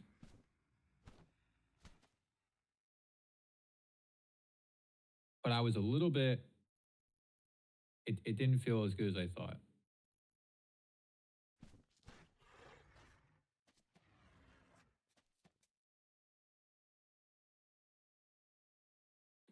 I'm going to take out Bitter Bloom Bear. There's no way. There's just, oops.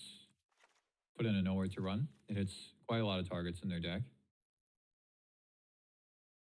And then probably just trim a Kaido.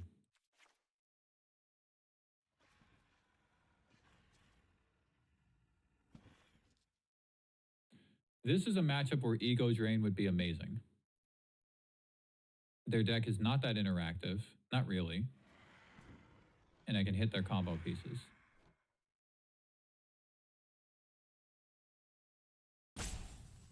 I'll give this a try.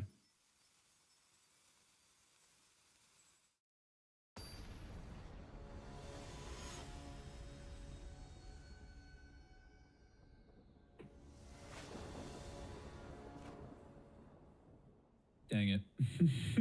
Dang it. All right, this has to be mulliganed. I think my opponent mulliganed to 5 on that previous game, right? So, I mean, Sure, it went great for me, but there's that to think about too. Might have to just get rid of this reef. I got a handful of interaction. Whatever. Whatever. Okay, they didn't play anything. So definitely holding up spells. Come on. No! No! Well, I mean, I asked for this, right? This is what I asked for. Dude, I'm just screwed. I'm so screwed. I got nothing. I got nothing. I'm so screwed. I'm so screwed. Okay. They're just gonna... Oh, they didn't have an egg.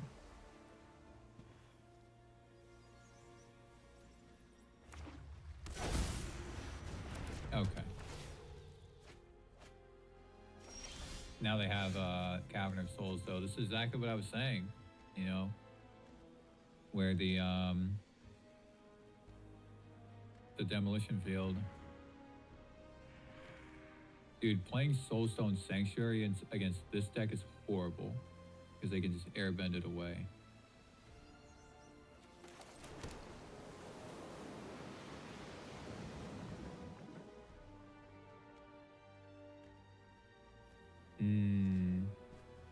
That's a good point, Ruben.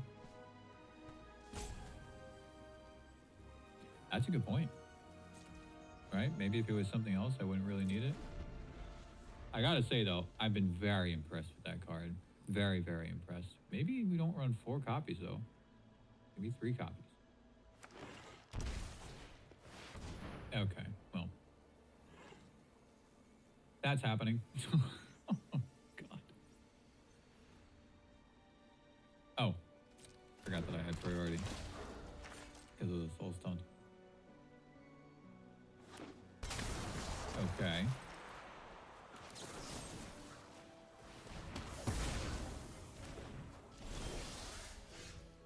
This is not good. This is not good.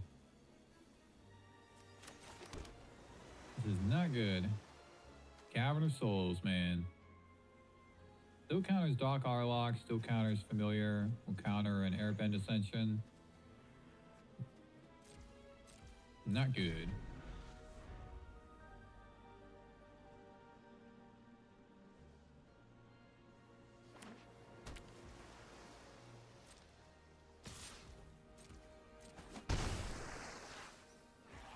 So Appa is only permanents that they control. So they need another Ang and then they'll lose their Ang. So I think I can activate this. And even if it died, honestly, like, I don't care. I got plenty of lands.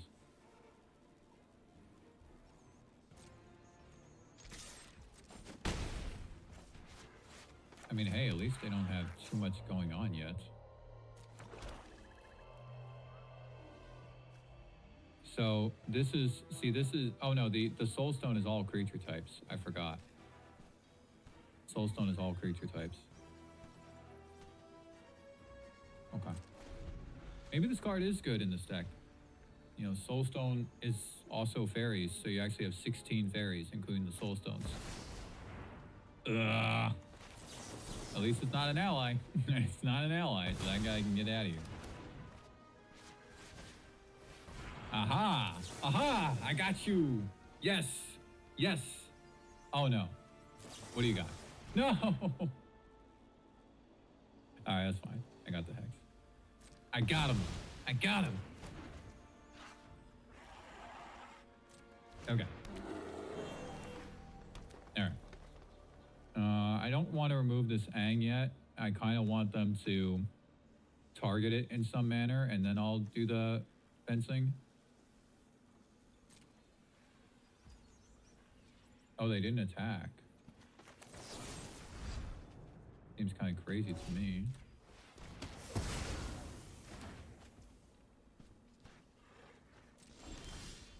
Dude.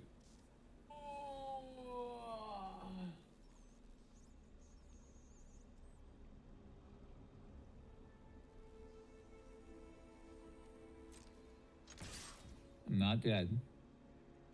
I'm not dead. I'm actually very far from dead. Oh boy.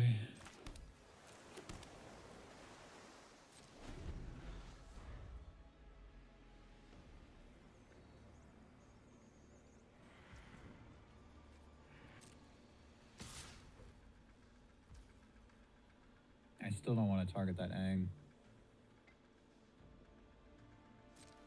I mean, for what it's worth, this can also kill Appa now. Oh, they're gonna flip it. You are a madman, my friend. Phase 0. You are a madman. Wow. They really just did that. They really just did that. Okay, well, this is useless now. Yo, this cave is stupid. This is so stupid. Oh my god. Oh my god. What is happening? Oh my god. What is happening in this game?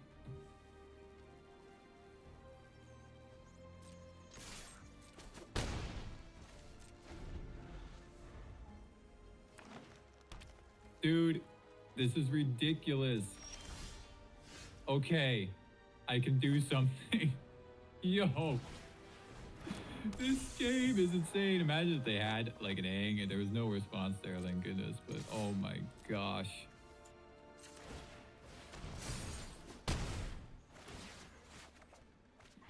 Dude.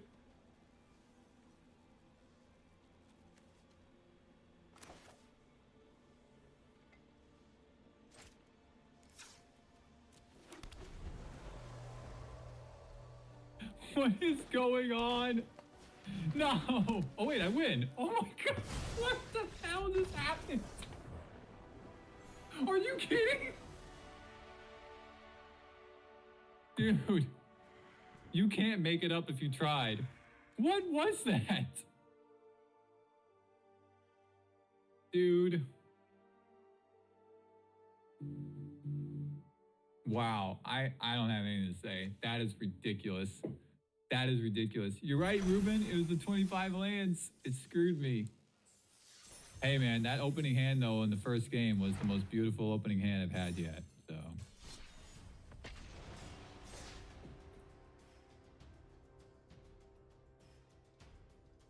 Man.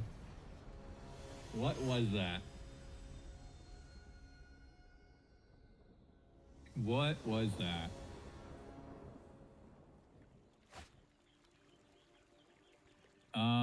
Dude, yo. I mean, this is what I'm saying. I mean, like, if this was a hex, if this was the 4th hex, this is an easy keep. Or even a spell snare. But as it is, you know, being on the draw, this is rough. Both of these are rough. Neither of these are what you want on the draw if you don't have a turn 1 play.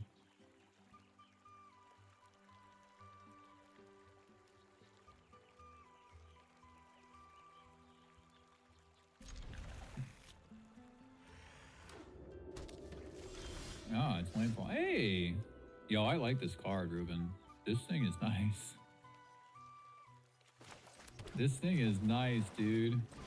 And I can, grave next turn. I'm not gonna lie, I almost played the island. I almost played the island. I caught myself.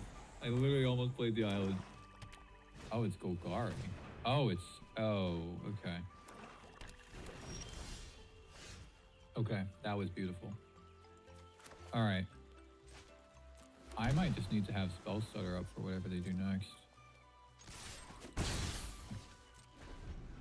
Dude, what is that thing called? 0 Point Ballad is gonna ruin us here. So will, Day of Black Sun.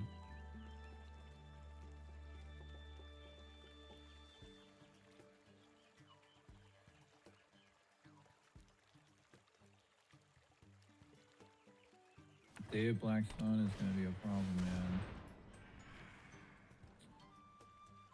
Okay, this reminds me of a list that that Shahar was playing earlier.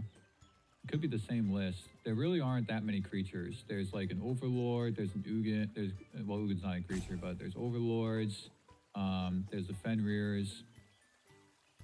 There's Karsi Revenant in the sideboard, which will definitely come in.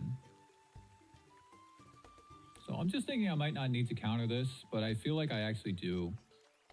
Because with the ramping, I'm not sure how relevant the spell starter is going to be, but I'm not going to do it because A, I want to try out the bear, and B, you know, maybe not. Like if I waste the spell starter on a summon Fenrir, that would be really detrimental, right? So let's do it this way. Let's take the more aggressive line. Oh wow, damn.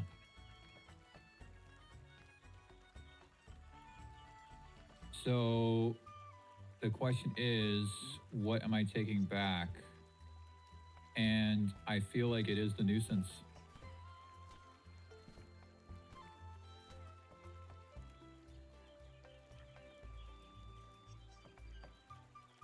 Oh, you think I should remove it, Ruben? Should I? I don't think so.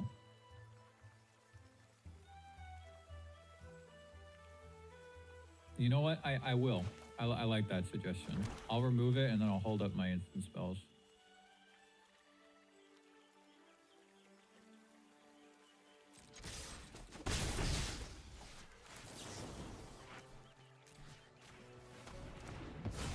Yeah, that was a good call, Ruben.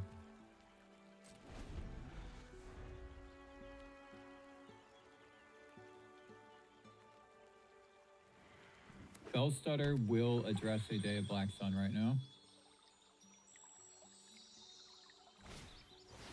There it is.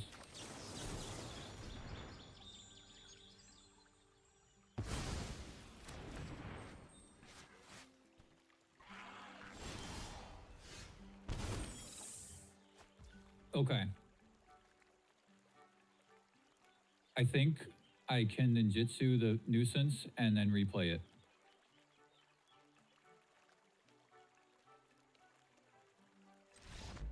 Okay. Okay. That was, Ruben, I give you a lot of credit there, man. That was a good call. And I don't know why I didn't see that line, but that was great. So I'm pretty sure that this is the Shahar list. Oh, they left. Okay, whatever. Whatever. So in that situation, the Bitter Bloom Bearer was awesome. And I mean, for what it's worth, the nuisance was too. I didn't really get to actually activate it, but I'm very impressed with the nuisance now in the match before. Now I'm starting to see the value from it as opposed to the Spyglass Siren.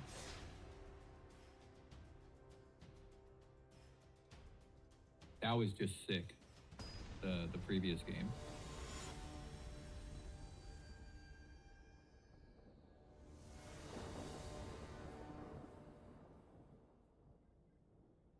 Yeah. You're right, I am. This is a keep.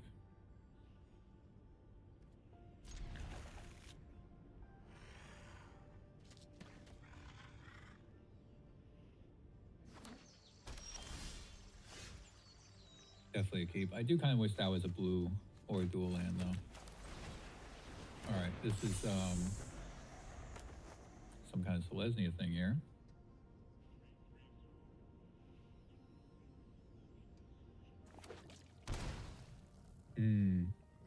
This could be elementals. Okay, again. Okay, gotta hold up Spell Stutter here.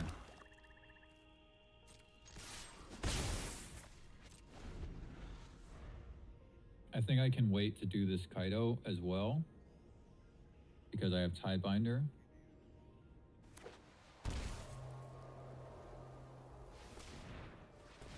Is this Badger Mole? I think if it's Badger Mole, I should counter it. Because that's a lot of mana. Yeah, that's a lot of mana.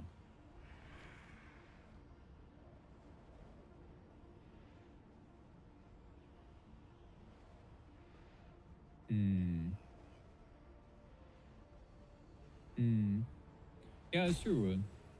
You can use Kaido to bring the bearer back if you're worried about your life.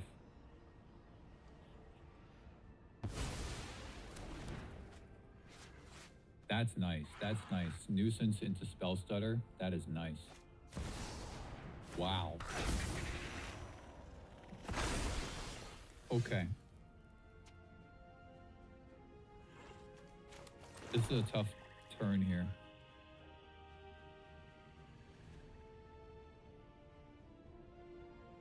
It feels like I should hold Tidebinder.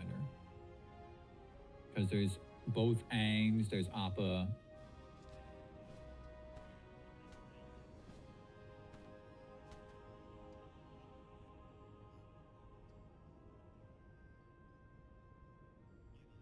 Kaido does nothing here, actually, right? Because he just dies.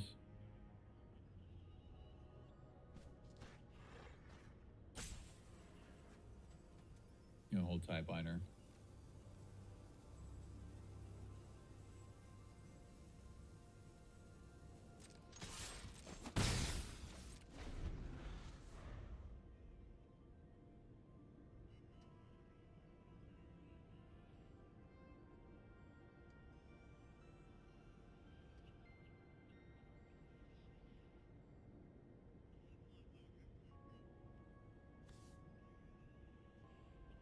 I do feel like there can come a point where both Kaidos are relevant.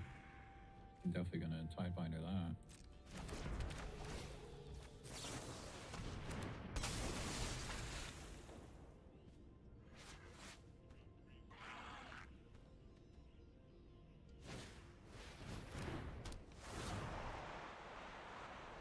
You don't want to do that, dude. You don't want to target Tidebinder.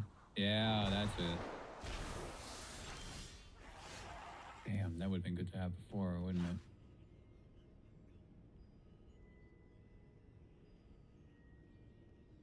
So I actually think I will ninjutsu in Kaito now and tap this because I have no answer for this familiar.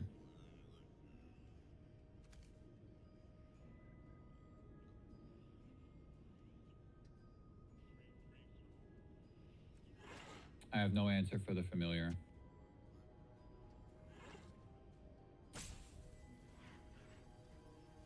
I mean, I can also surveil and draw a card. That's better. Yeah, I'm gonna have to do that, I think. I mean, well, they have 4 mana though, man.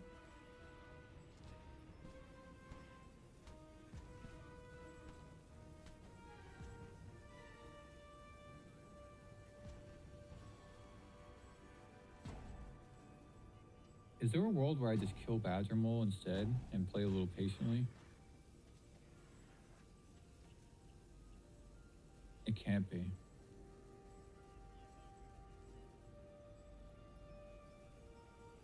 It can't be. I have to save this for something else.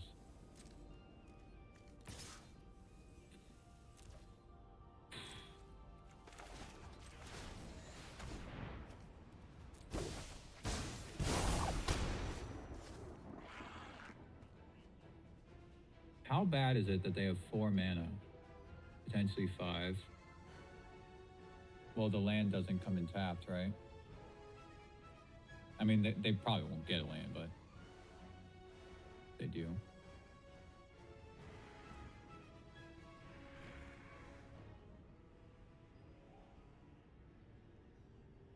I think I do need to surveil here, man. I think I need to hit a land.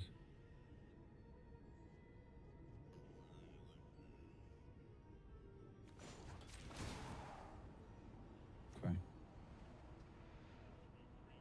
Damn.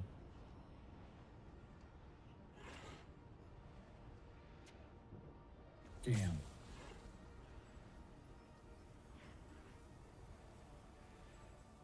That hurts.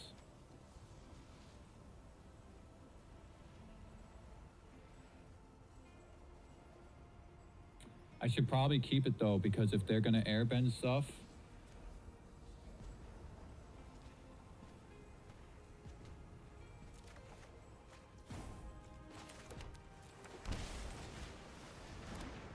Oh, I should have killed the cub. Why didn't I do that? That was stupid. I should have killed the cub.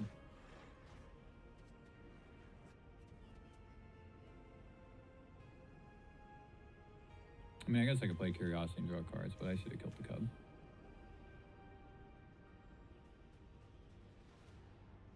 Oh no, I couldn't, right? Because I didn't have a fairy in play.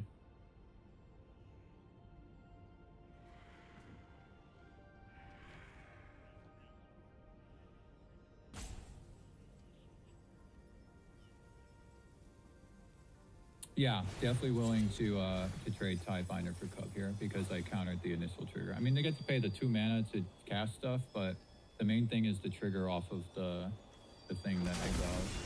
Okay, well, they got a knockout, so that's nice. I mean, now we're definitely trading, right? But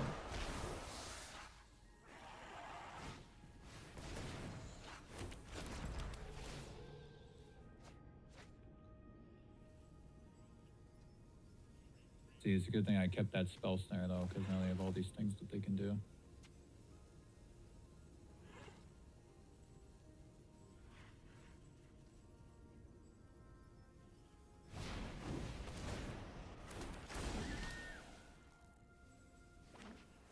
So we're going to have to kill Appa.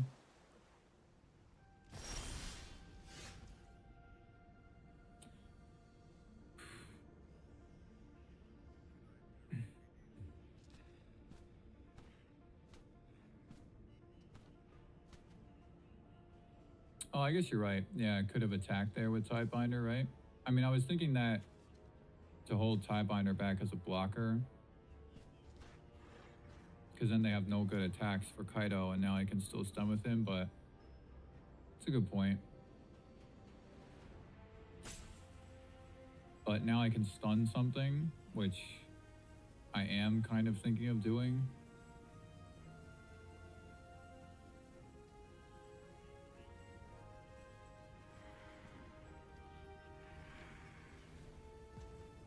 Definitely need to kill Appa first.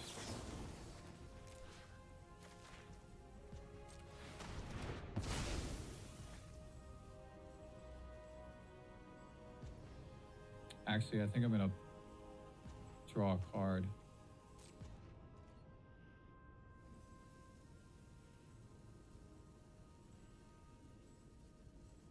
I'm gonna draw a card with Kaido.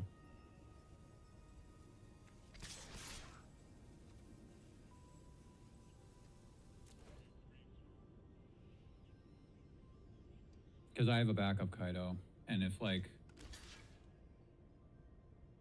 I mean, I don't think that they would trade with it, but like if they try to kill him on the crackback or whatever. Okay, well, I don't need this. I was really hoping to hit a land there.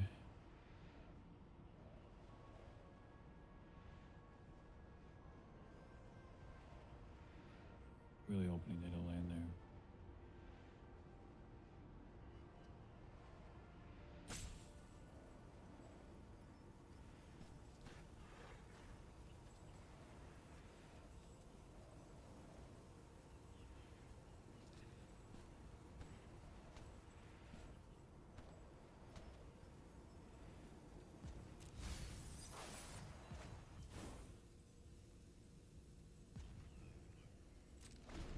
I'm not going to play the nuisance because if they target this with an airbending, I want to kill it.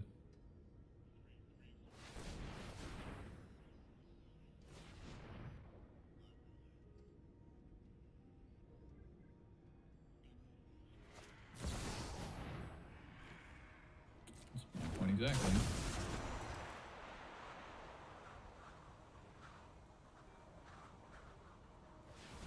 Because now I can just stun Appa.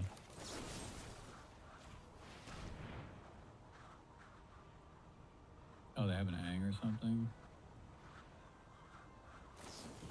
Yeah. Okay, well now they can't do anything. Oh, that's right, they still had 2 mana left over.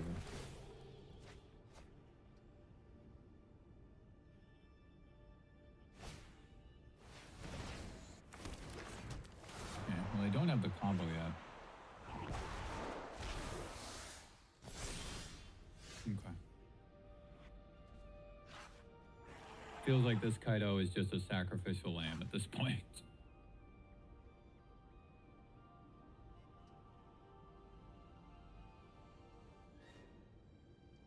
but that's fine.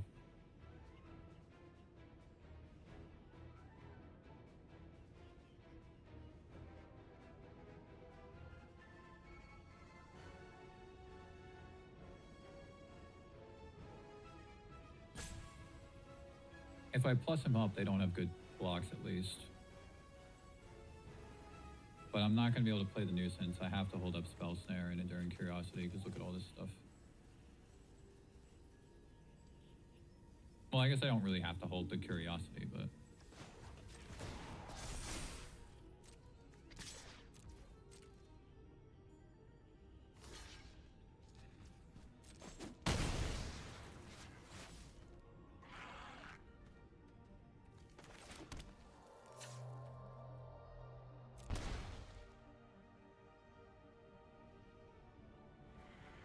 Yeah, I guess I don't really have to hold the Curiosity, because what is it doing? It's not doing anything.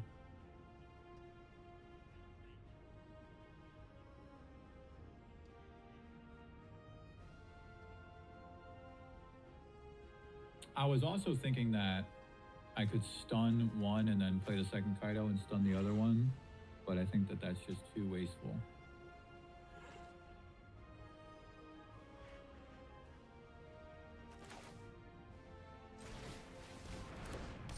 Yeah, I don't think that holding this Curiosity or playing this Curiosity in their turn is going to do anything.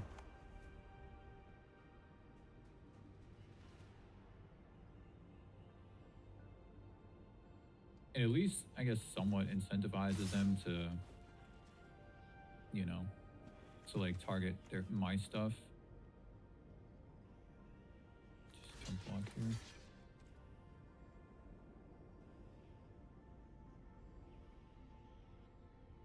Maybe not.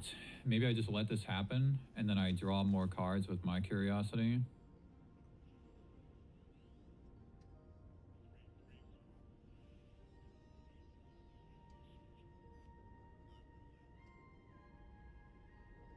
I don't know if I can afford to do that though. But this Kaido is not really doing anything. I mean, I can attack with the nuisance and surveil with this because this Curiosity is not really doing anything either.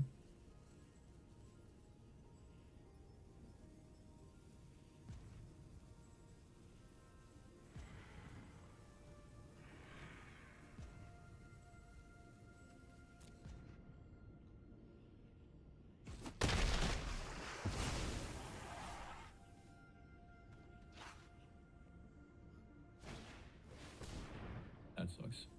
So I have to waste my counterspell on that.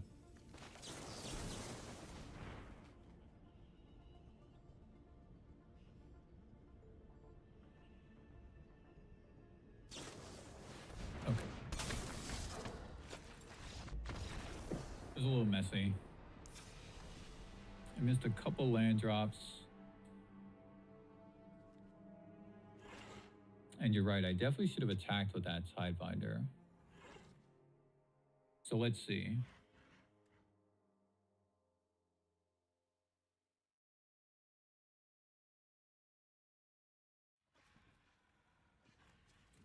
Annul. Bitter Boom Bear is pretty bad in this matchup. Because they have flyers to block the 1/1s and then they can also just keep airbending it. I mean, it makes me lose life, but they can just airbend the tokens too. And then I lose my chump blockers.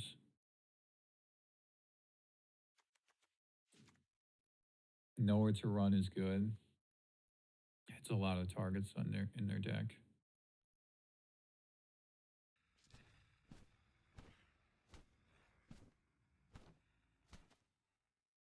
This is 8 removal spells. I feel like that's too much.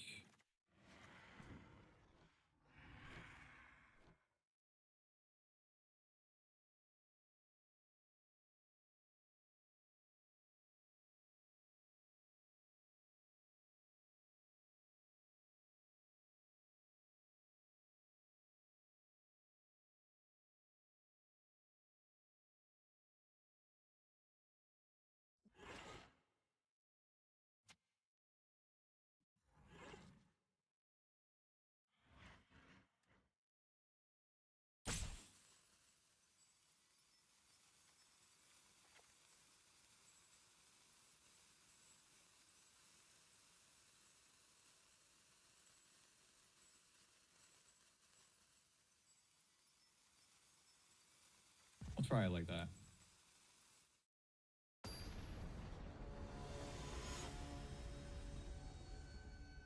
Yeah, I mean, in the other airbending matchup, I absolutely crushed it, but wow, this is excellent. This is excellent.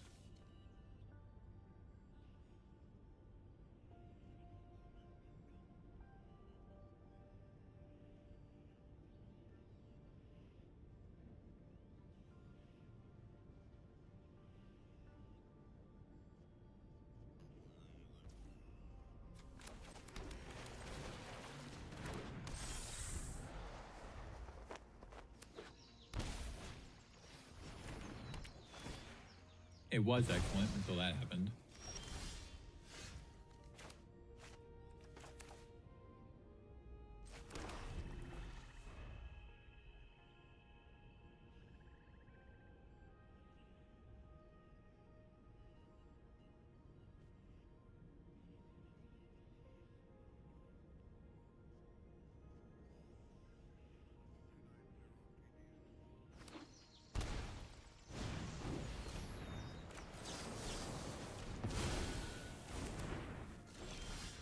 It's an aggressive counter, but... Oh, I guess I could have hexed that, right? Yeah, I probably should have just hexed that instead.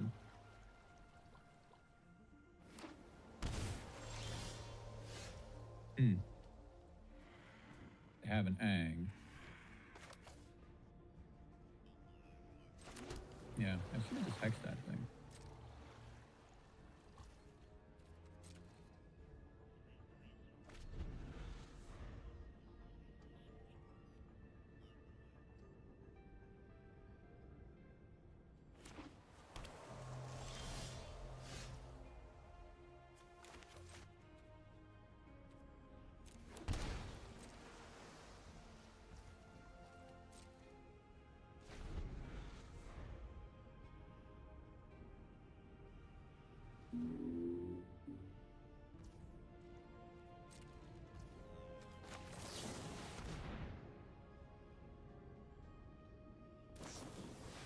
Okay. I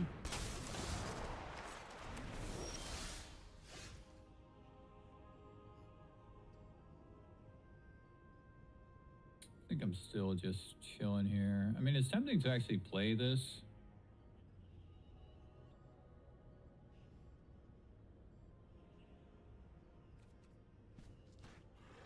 Because I can play this and still hold up all my other stuff.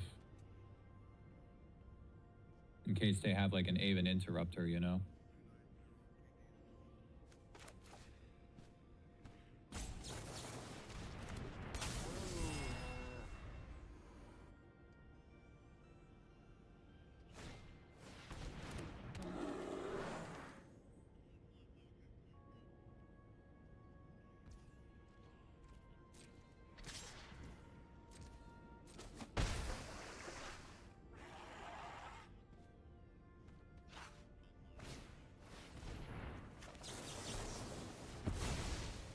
I was hoping to save that annul for a full run, but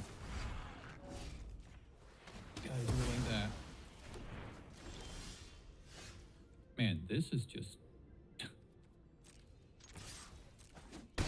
man, losing that nuisance was a real nuisance, man. Oh, dude.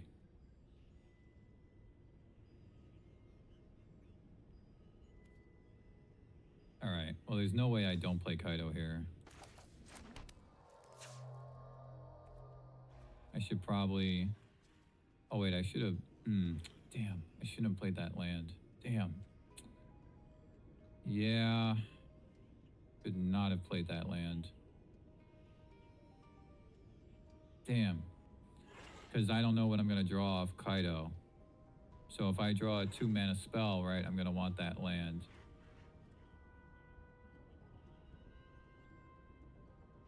Which would have been this island. I wouldn't have to pay the life. Damn. Whoops.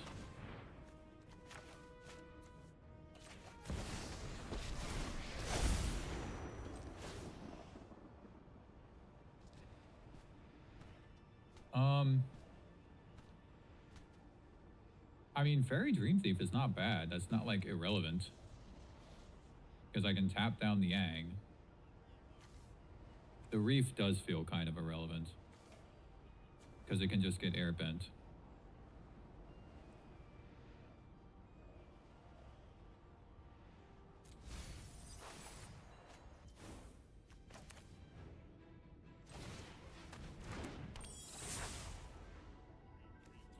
Yo, I'm so glad that I have this surveilling.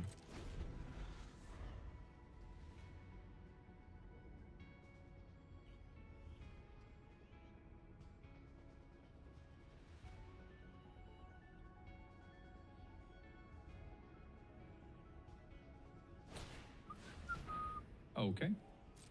Bye-bye, Fairy Dream Thief.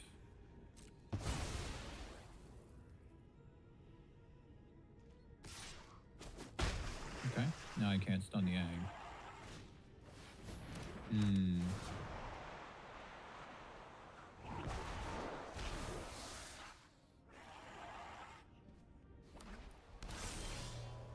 Damn, man, that's a lot of lands. It's tempting to surveil, but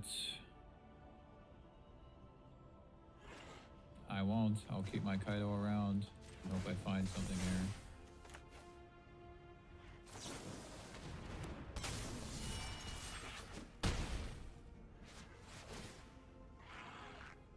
Oh, they have detect intrusion, damn. Well, now Kaido's gonna live.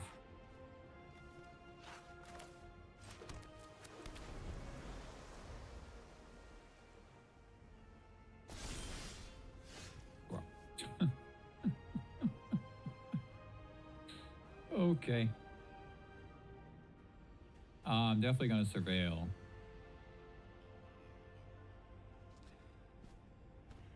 And I can play this after they play the Yang. Definitely gonna surveil. Or wait, I can't, right? Because they have to play the Yang. Yeah. So unless they have something else in there, they have to play the Yang to bounce the Curiosity, so they might block Kaido.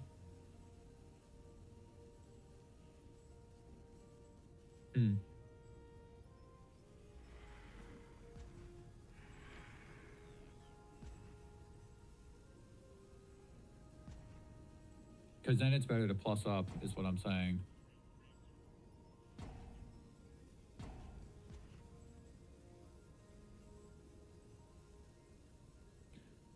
They might not block with Aang. No, I think they will, because they will, because I can just replay Curiosity.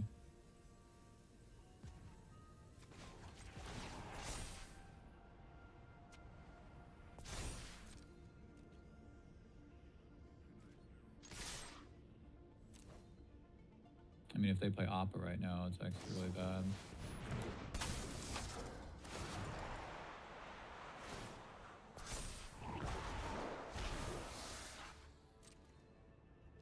Yep.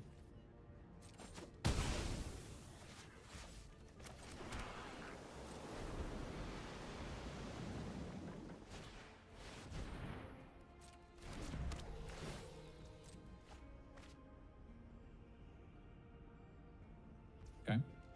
So they have another Aang.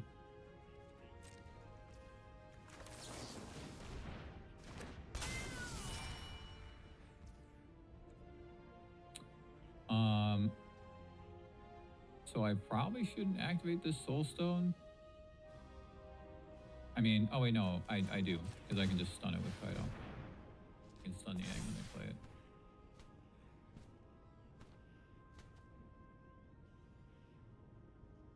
And I mean, for that reason, they have to do it on my turn, exactly. They have to block with it. They're gonna get an Aang at the crossroads with this.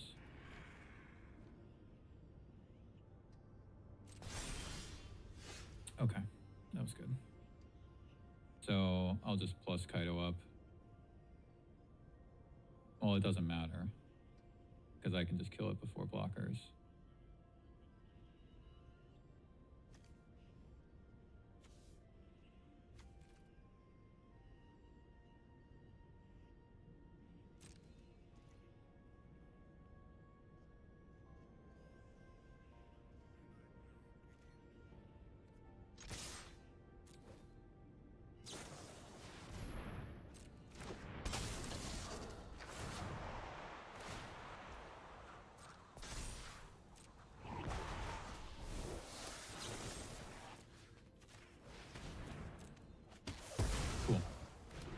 So that worked out.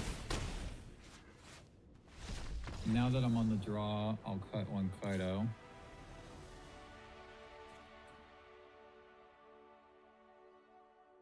I should probably play another Spell Snare now.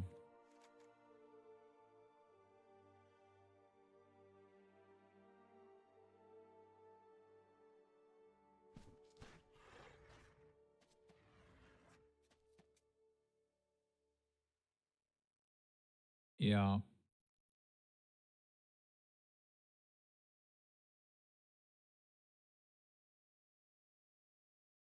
Okay.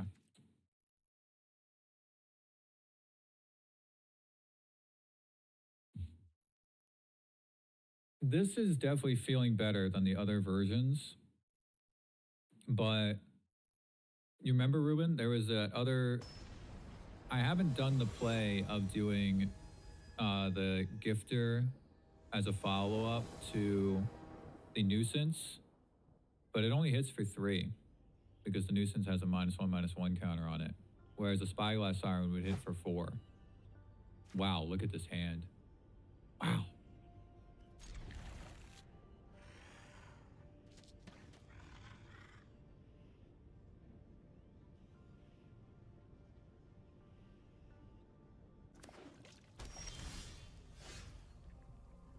Okay. I can't play the nuisance yet. There's too many turn 2 things that I want to get rid of here. That's one of them. That's definitely one of them.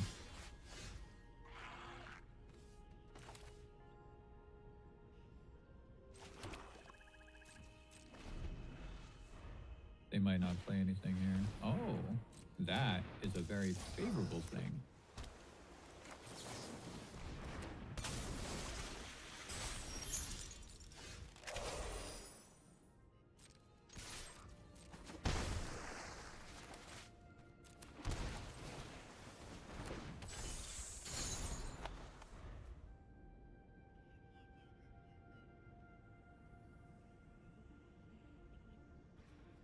I gotta be a little careful with this spell stutter. There's been a few games where I've wasted it. I gotta be a little more mindful.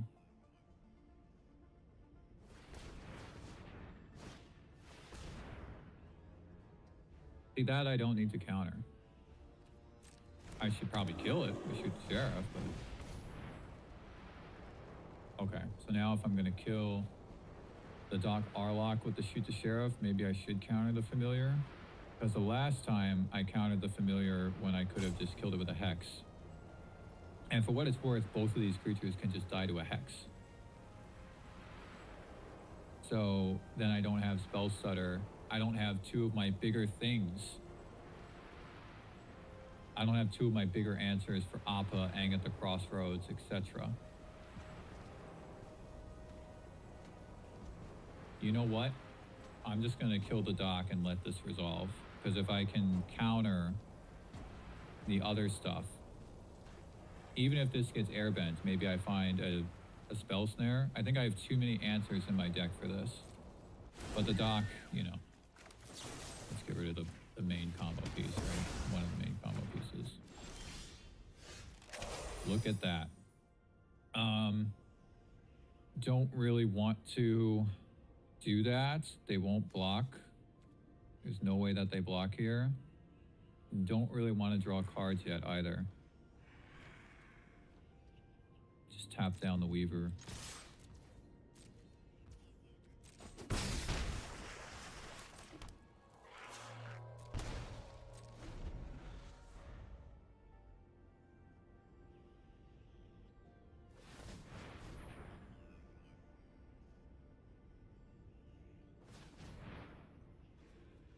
Maybe I should have tapped it down at the start of their turn, right?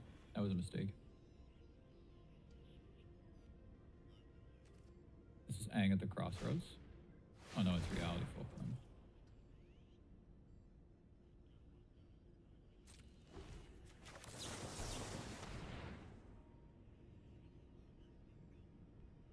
They can pay that. Okay. I think that's actually fine.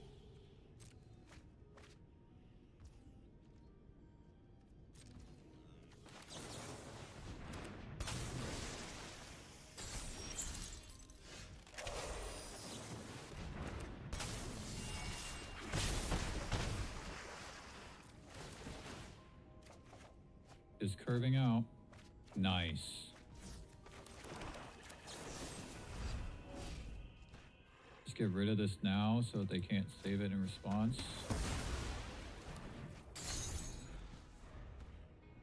I definitely should have tapped down that Weaver at the start of their turn, because then they wouldn't have been able to pay the mana for this, so that was a mistake.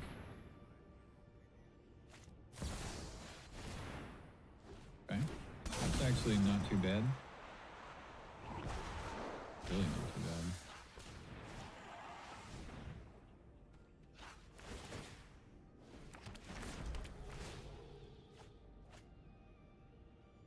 Okay.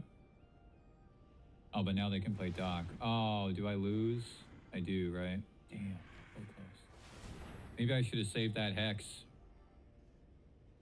Because they found a Doc. Yep. Ah, damn. I think I wasted that Hex. Okay. Yeah, I think I wasted that Hex. I would have been able to kill this Doc. Because they wouldn't be able to save it in response, I don't think. Or wait, could they have with the Airbend Ascension? No, because that's not instant speed. So I don't think they had the mana to play this Aang.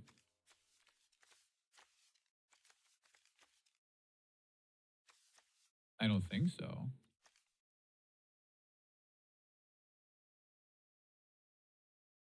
Maybe they did, actually. I think they did, because this would have only cost 2. But they only have 1 green. I think they were short, like a blue or something. Damn. Really close. It was just wasting that Hex, though. I just didn't want them to, like, save the, you know... I guess I could have, like... Maybe I should have just waited. I should have just, like, waited for them to target it. Right, wait for them to target it with, like, Appa or Aang or something, and then I could kill it in response.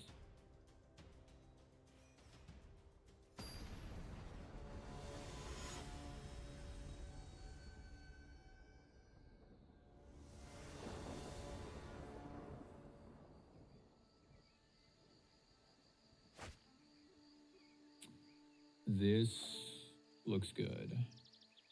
I think I should actually start with the Dream Thief, though.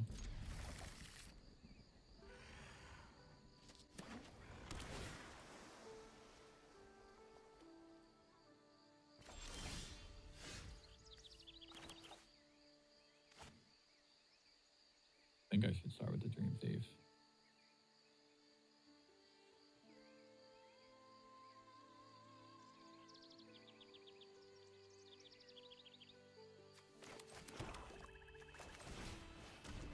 So the Gifter can save the Dream Thief from a Lightning Helix, but it cannot save the Nuisance from a Lightning Helix if it's control. Which it seems like it is, but it's not just guy. It's probably worth just getting in for the damage here instead of going wide. Because it's definitely Azorius if they're playing Anchorage, right? Does Jeskai play Anchorage? All right, Ruben. Oh, wow. You have to go to... You got work in 3 hours, man? Oh, dude. All right, you have a good rest. Thanks for coming by.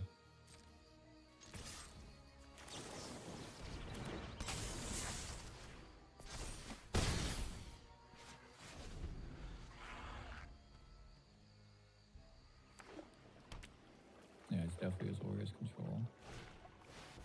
Okay. So they should have a board wipe here because all they did on turn 2 was play a tapped land and now they're stocking up. So they definitely have a board wipe. So since they have a board wipe,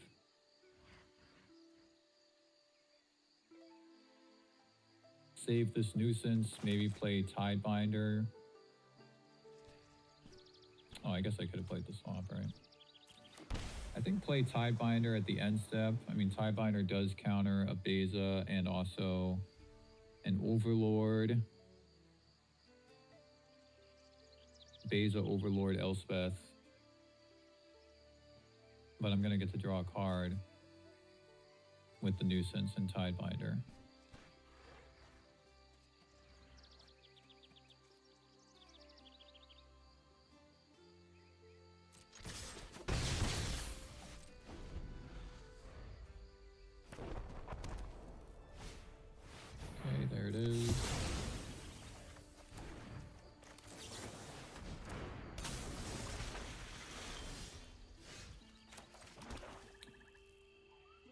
I mean, it's also tempting to play multiple creatures here and then draw multiple cards next turn, but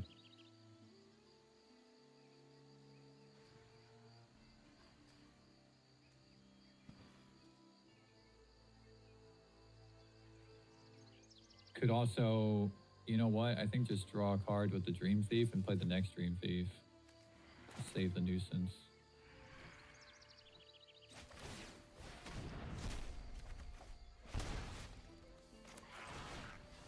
I guess I should have surveilled first because I didn't want that land. I definitely don't want that land.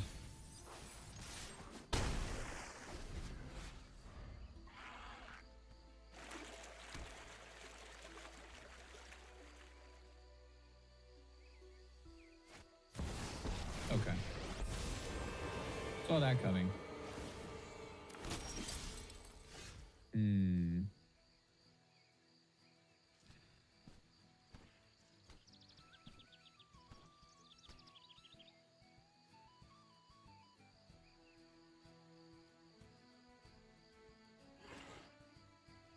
Do they have Get Lost? Isn't this like creature or planeswalker? Yes. I mean player or planeswalker.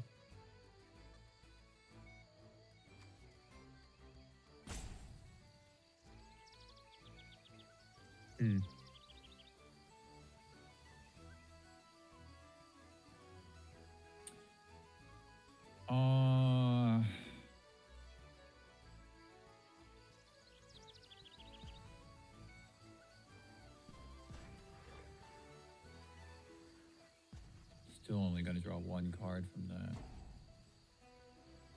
I can hit Elspeth for 3.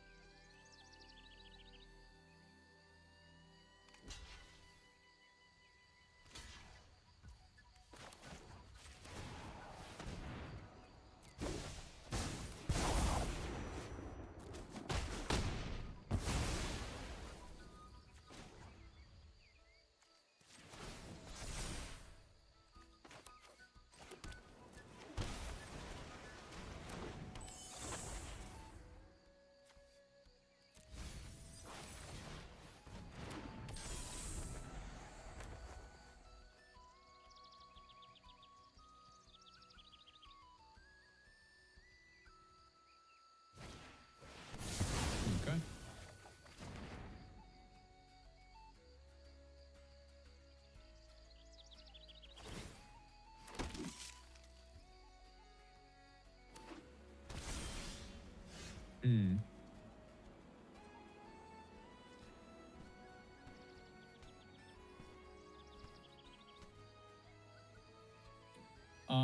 I can tap down with this one, play this one, keep this one, tap the other one, right? And then kill Elspeth. The alternative is to like tap this down and hope to draw a Hex, but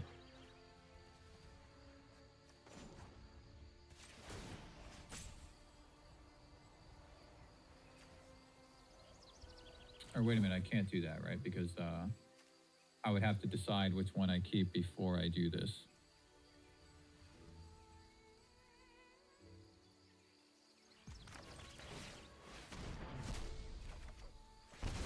Damn.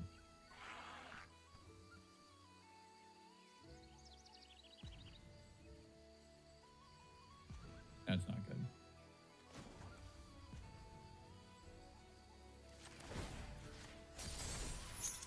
Maybe I should have surveilled 2 before doing that.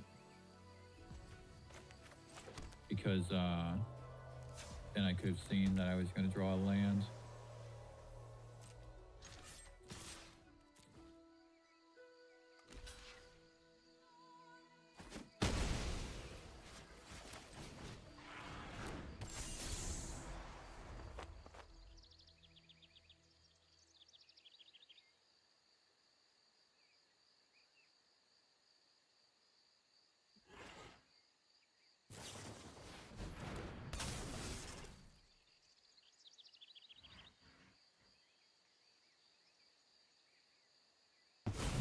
surprised that they didn't take the nuisance there.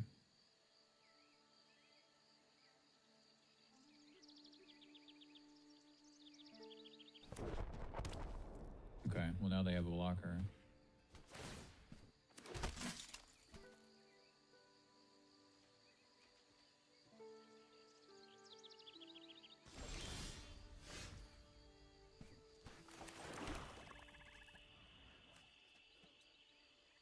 If I plus Kaido up one more time, I would be able to kill Elspeth right now.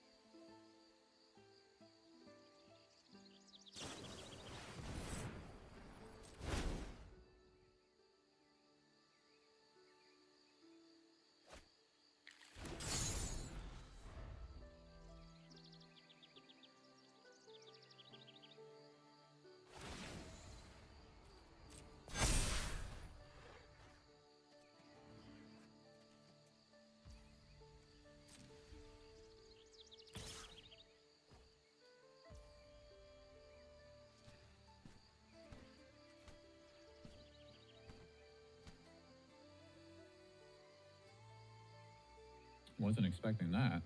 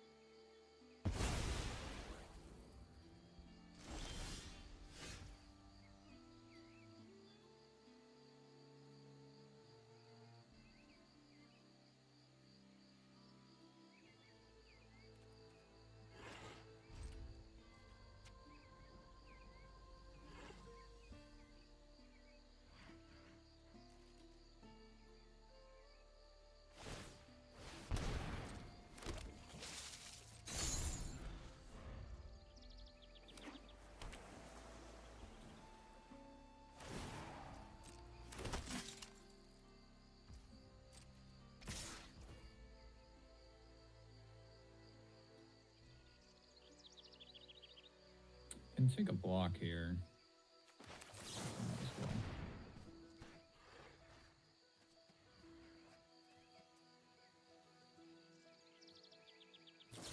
I mean, if they had a counter spell, they would have just done it anyway. Try again.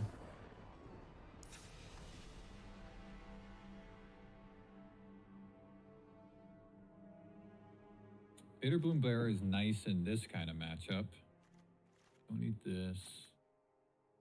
Bell Snare is good, actually.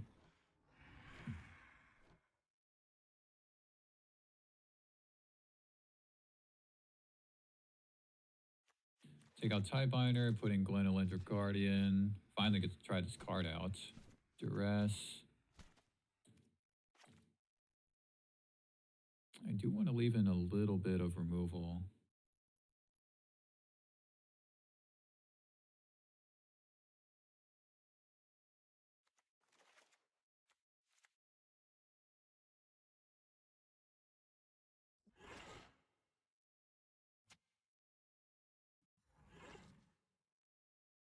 Yeah, this seems good.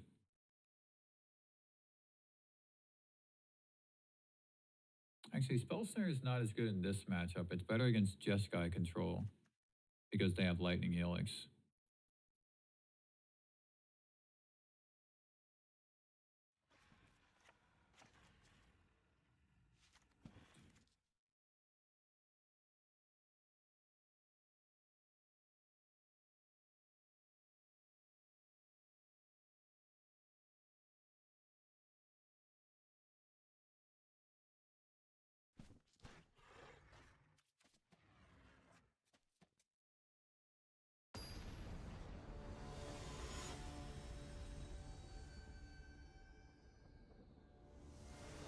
Definitely better against Jeskai control because of Lightning Helix. Whereas Azorius control, they don't have quite as many, you know, 2-mana spells. Get Lost, Consult the Star Charts, No More Lies.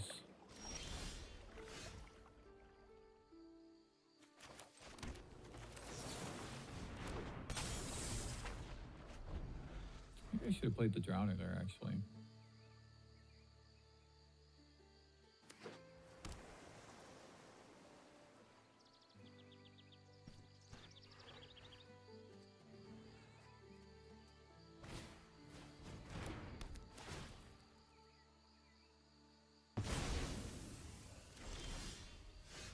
Damn.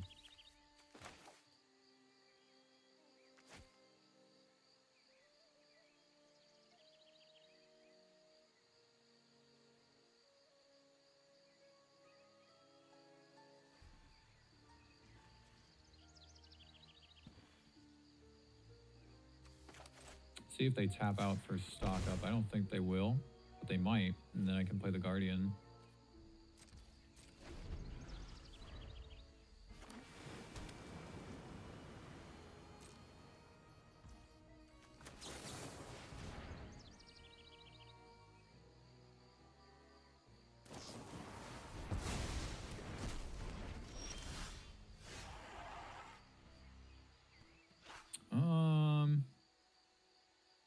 I think playing the Nuisance is good.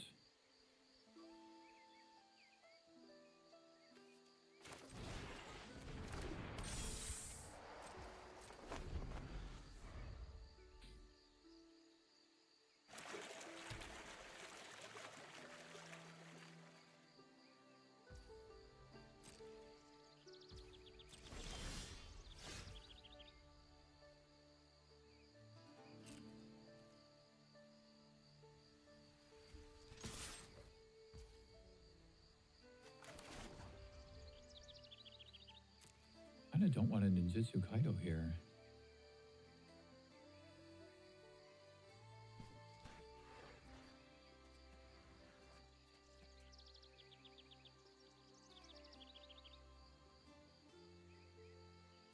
Hold up this and this.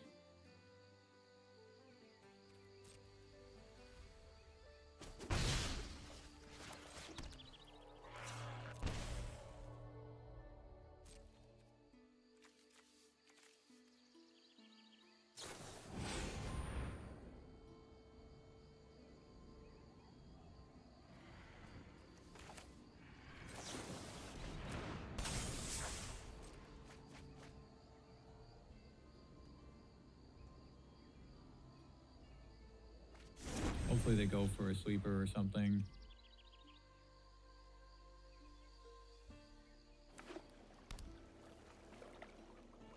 They did not.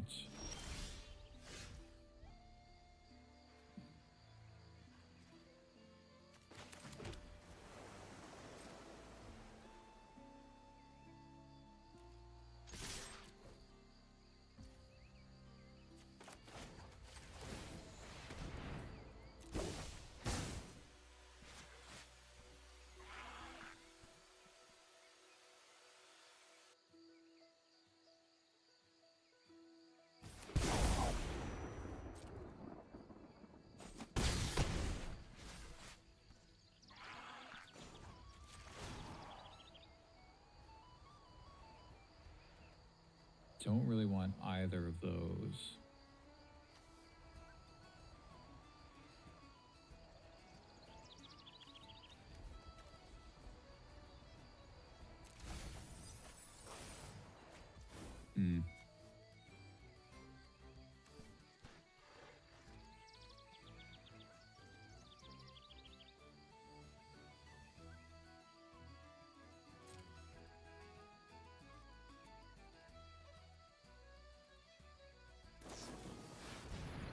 Hmm.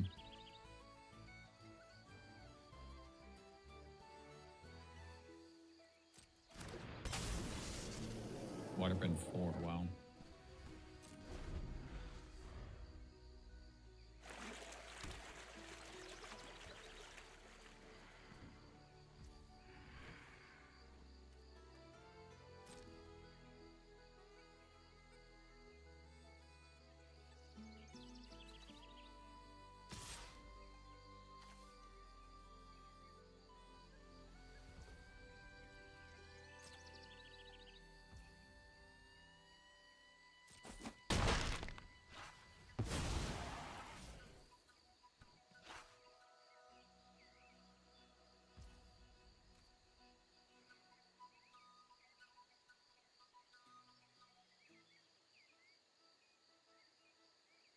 I don't think I want to play Drowner here, but I kind of do because it gives me a target to ninjutsu.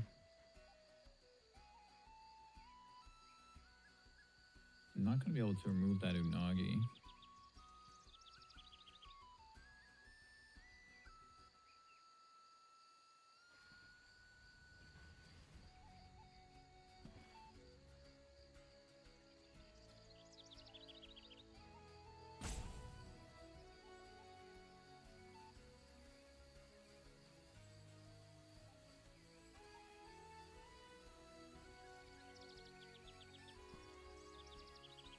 Because I'm worried about the anchorage. Well, they can also just fountain pour, right?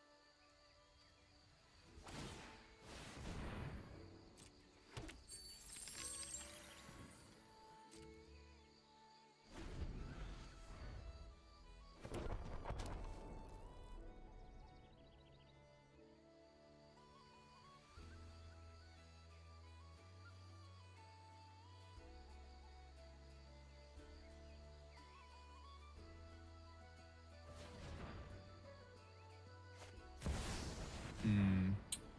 Dang.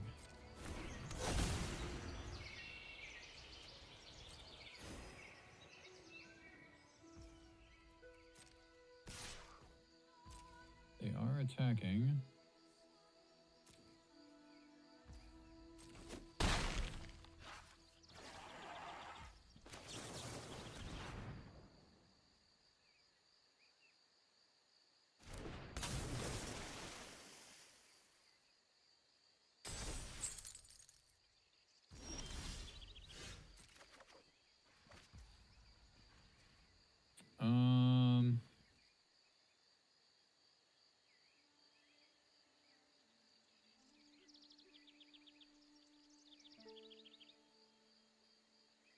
I can draw 3 cards here.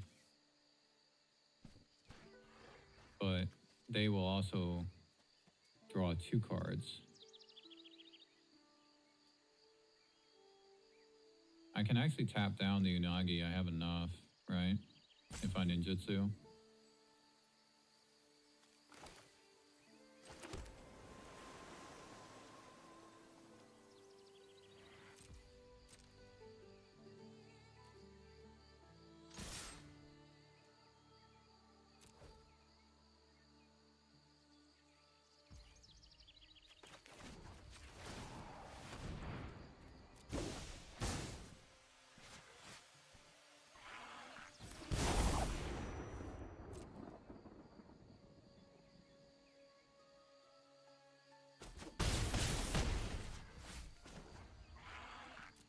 But then Kaido dies to the Restless Anchorage.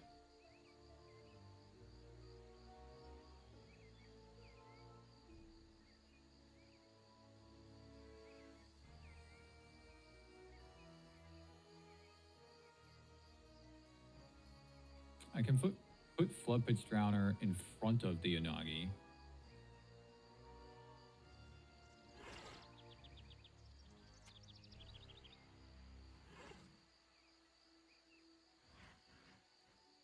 mean, is it so bad if Kaido dies to the anchorage? Probably not. I'm gonna demo field away my Restless Reef.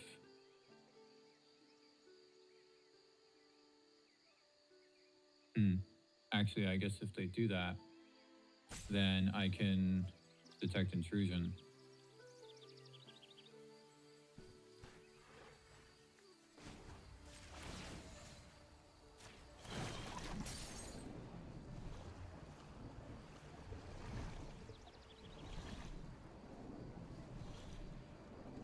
I mean, I guess I can... Yeah, I'll just do it like that.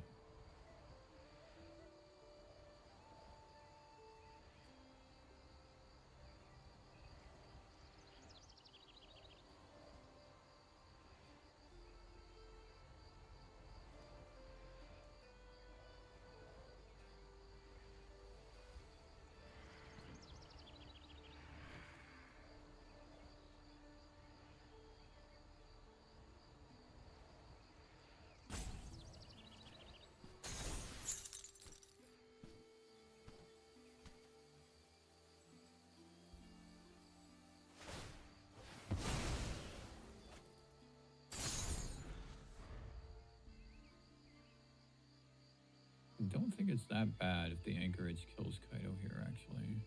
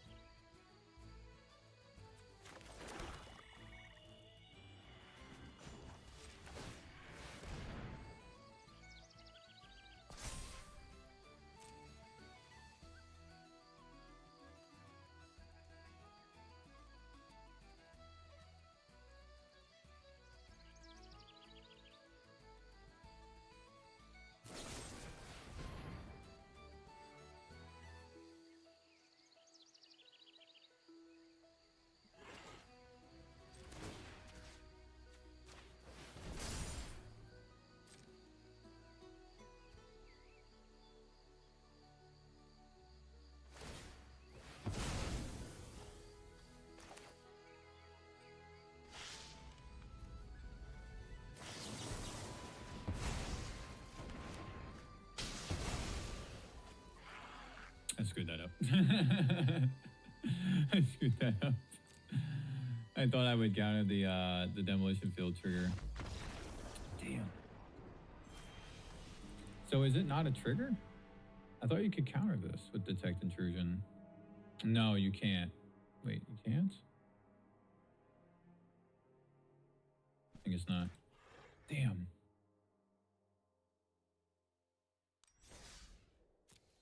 I thought you could counter demolition field with either detect intrusion or tidebinder.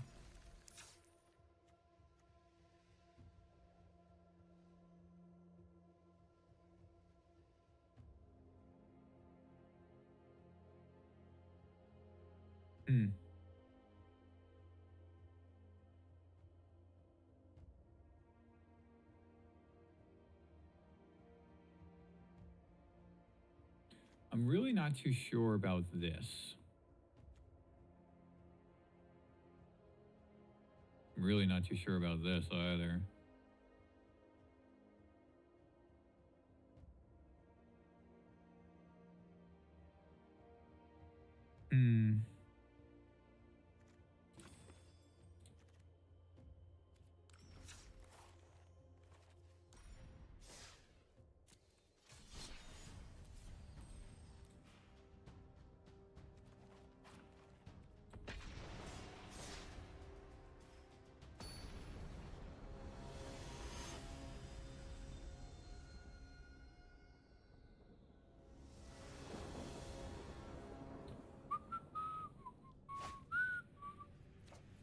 This is probably good.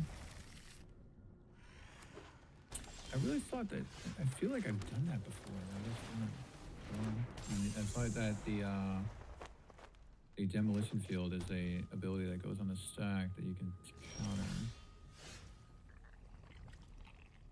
What is this?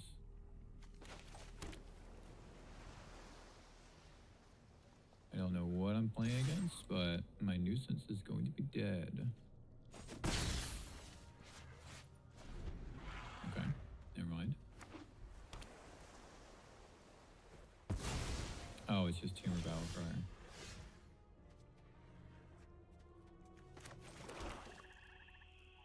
So I should probably hold up Tidebinder here. I mean, I don't know. I guess I can just hold up, shoot the Sheriff and Spell Stutter and play the other nuisance. Because then when I attack with it, I can draw more cards. Or when I attack with both of them, I mean.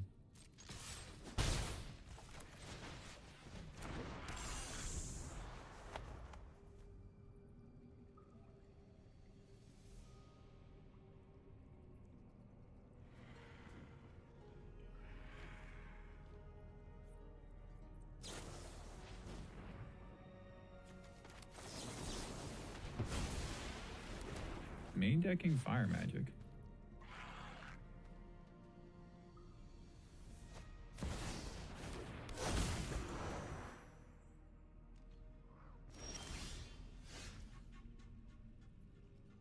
Okay. So I still can't draw cards yet. I have to hold up Tidebinder.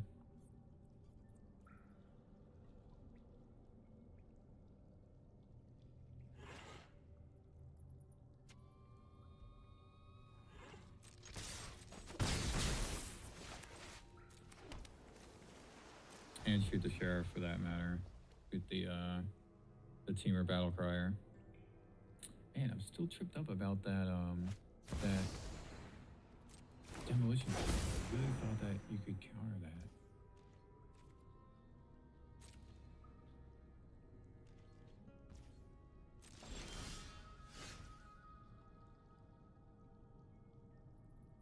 Probably don't want to activate this just yet.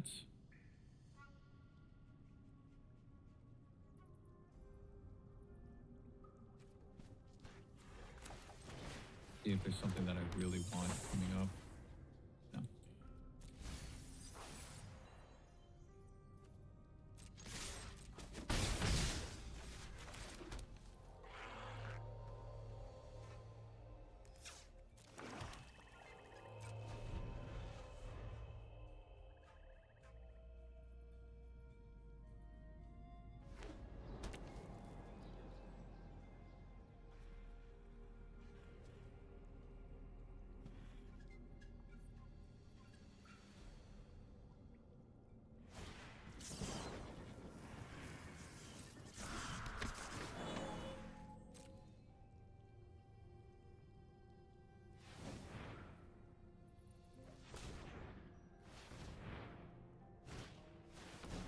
Okay.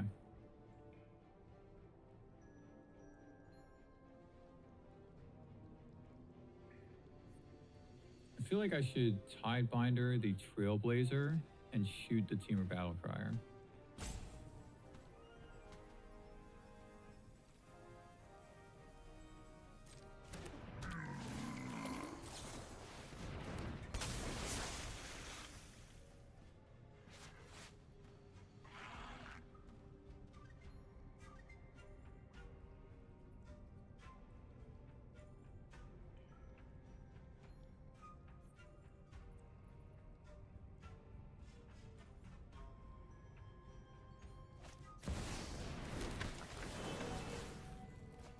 That's what I thought they were gonna do, but it's not so bad.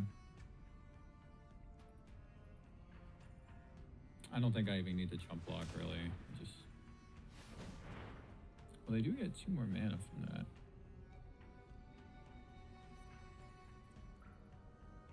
Still not so bad though. But I want to like, what the heck is going on right now?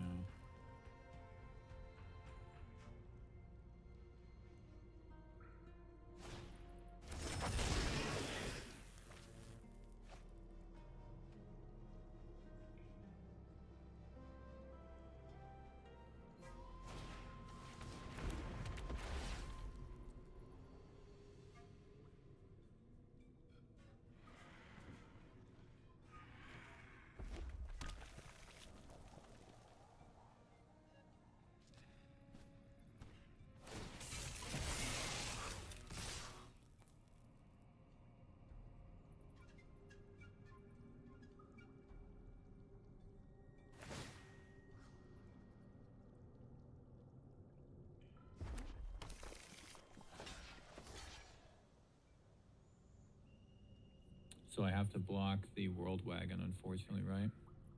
No. No, it's gotta go to 2 life.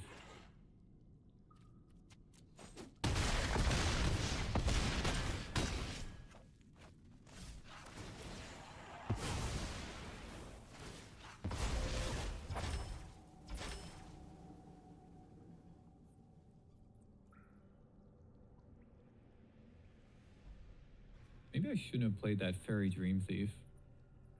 Because I could have held up both Tidebinder and shoot the Sheriff.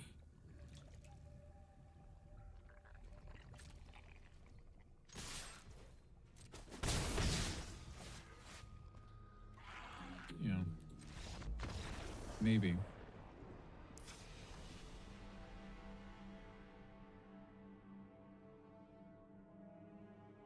This is one where I was thinking of putting in the intimidation tactics in the sideboard.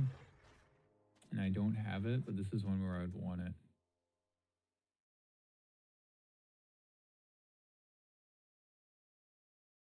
it. Spell Snare is actually really bad in this one.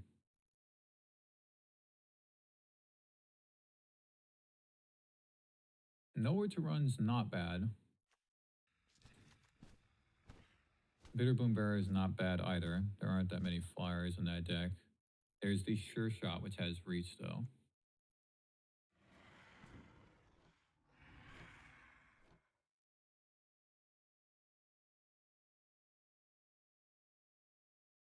Hex, Hex doesn't hit that many creatures in this deck. I feel like I just might want to negate, actually. Both for Fire Magic and for Devastating Onslaught. Well, could also just play Detect Intrusion. Probably better. Counter a triggered ability in addition to the spells.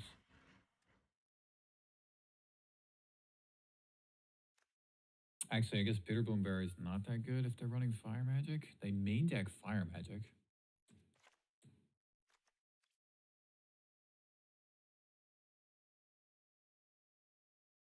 Is this a matchup for Glenn Alender's Answer? Possibly. I don't think so, though.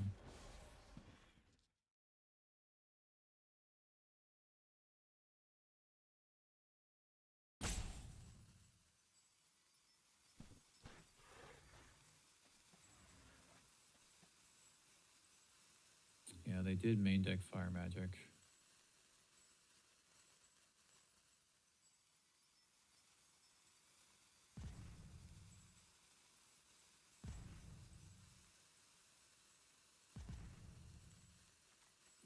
I'll leave in the Hex. Because I can't remember if these decks have started to run Badger Mockup or not. I feel like they have.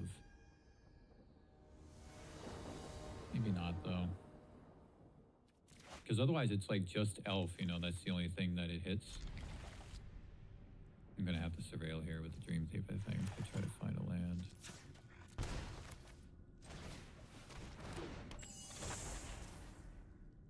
It's not a land. I might not need that, actually.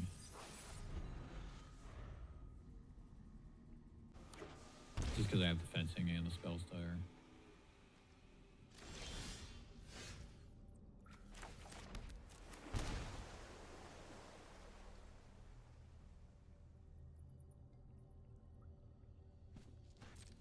They might be holding Fire Magic. Which would really ruin me here.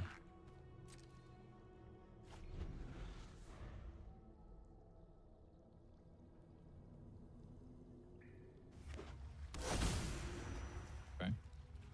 And my counter spells don't work. Okay, these shock lands. I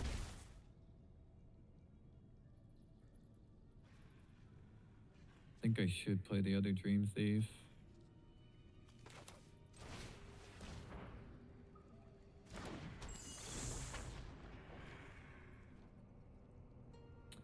Okay, Tidebinder's actually good, I think.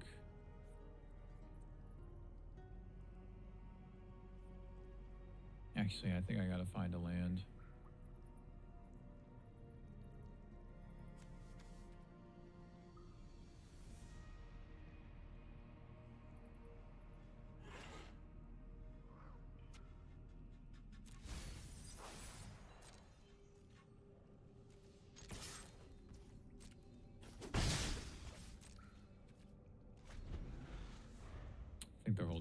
magic.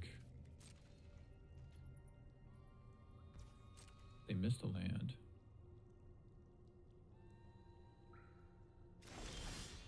Discarded a bounce off.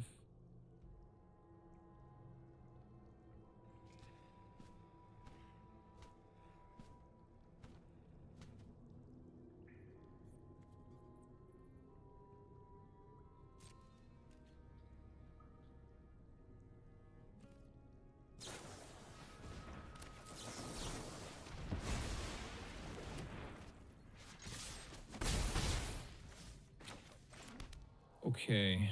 I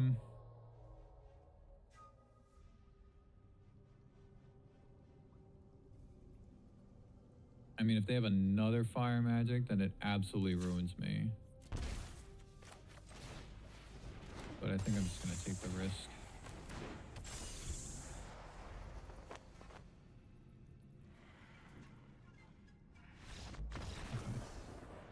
I got a little lucky there. They were missing lands. Okay.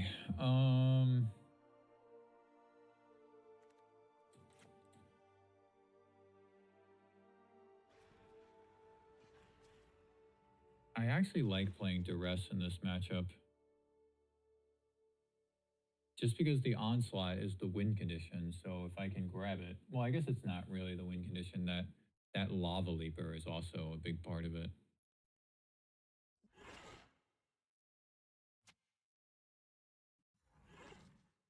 I could see playing a negate actually, or an Aetherize, because they're gonna do some big swing. They're gonna do a big swing with all their creatures once they all have haste.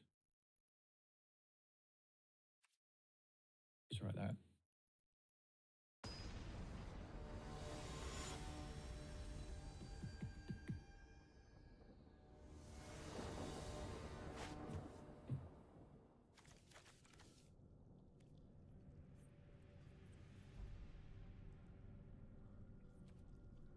I feel like this is not good enough.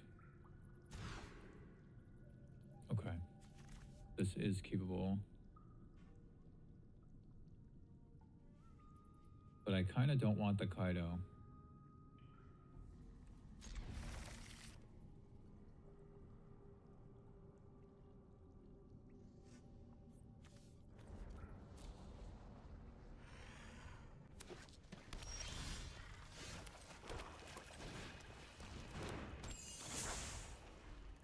Land is good.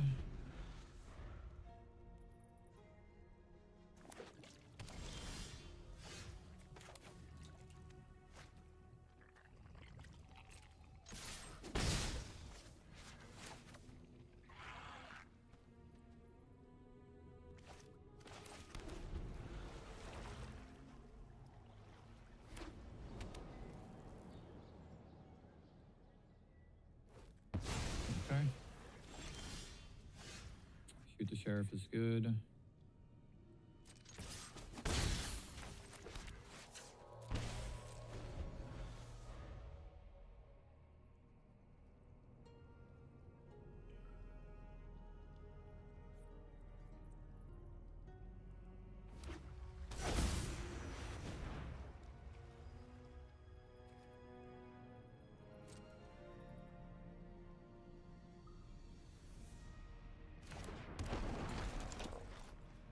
So now they get 2 triggers off of the Trailblazer. And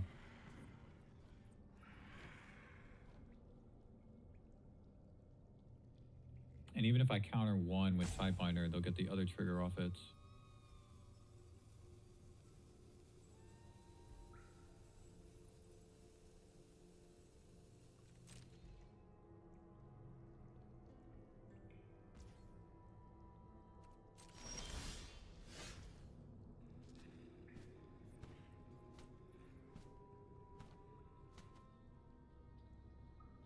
Okay. I mean, I can use Gifter as a blocker here, which I might have to. Can also block with Curiosity, actually. Maybe I'll do that, but then I don't have mana up for the other 2 spells.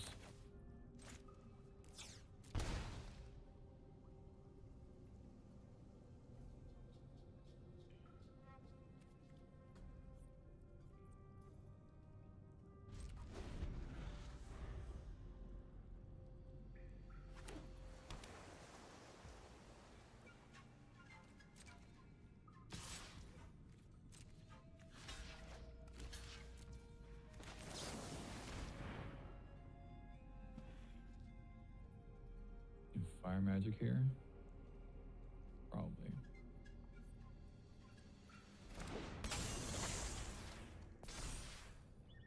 Okay, I guess not.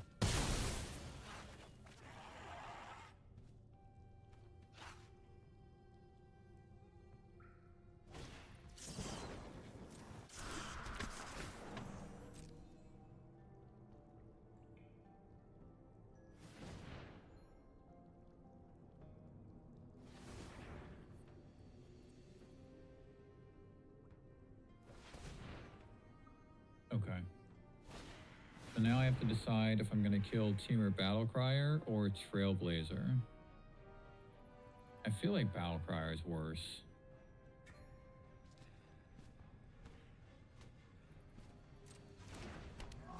Because after this, I can Tidebinder the Trailblazer.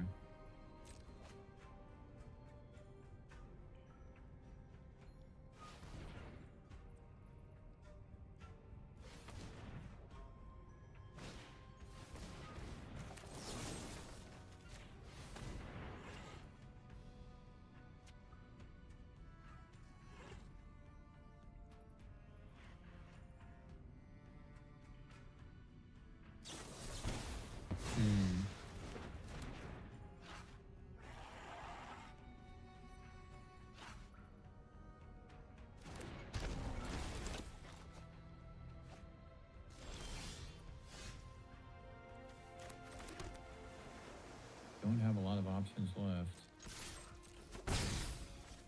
Damn.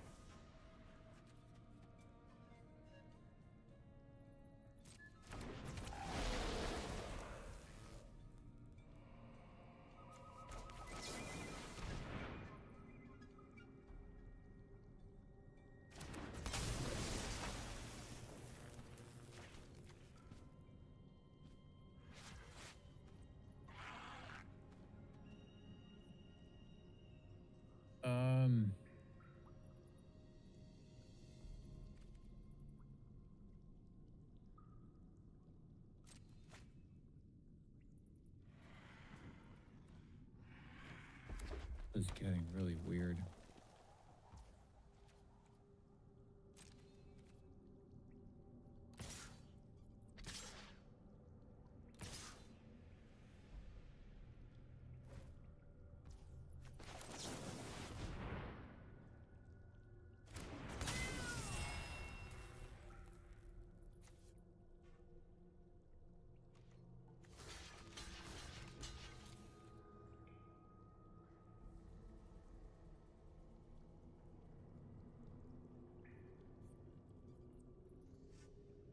Really weird. Wow.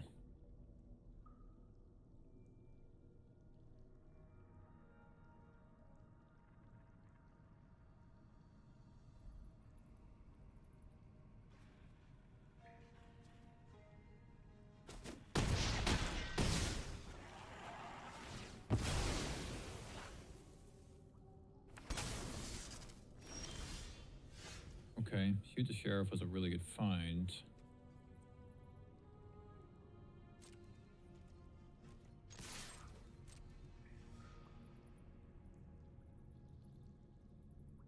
Fire magic, possibly. Yeah. I don't think I need to counter that. I need to wait for a onslaught or something.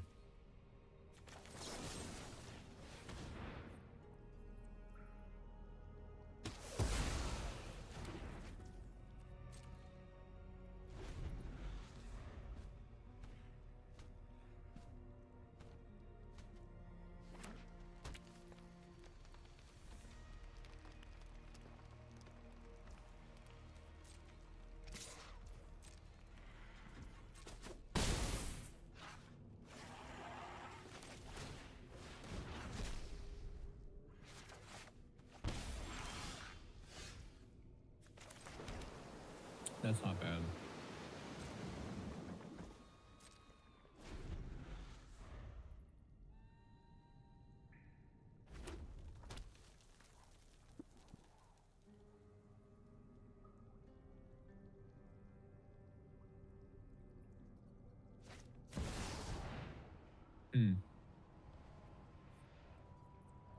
So they're going to destroy this and then draw 2, discard. Okay.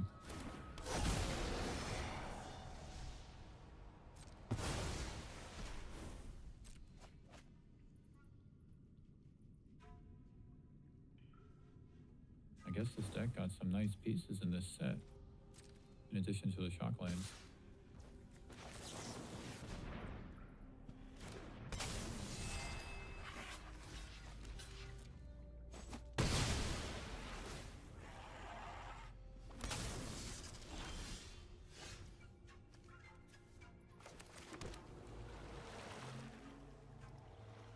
Have to chump block.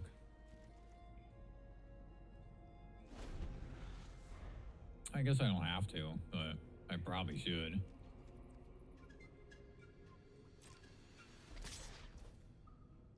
Actually, I won't.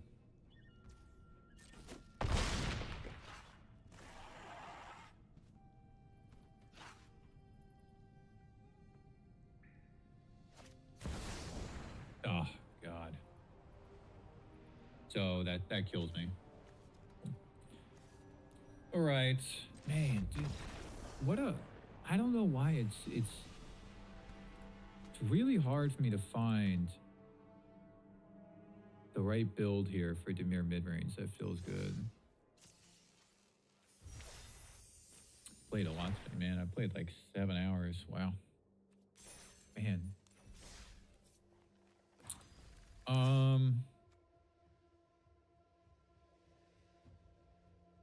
The Gifter is really good, but not if you don't have other creatures on the battlefield. And Bitter Bloom Bearer is really not that good.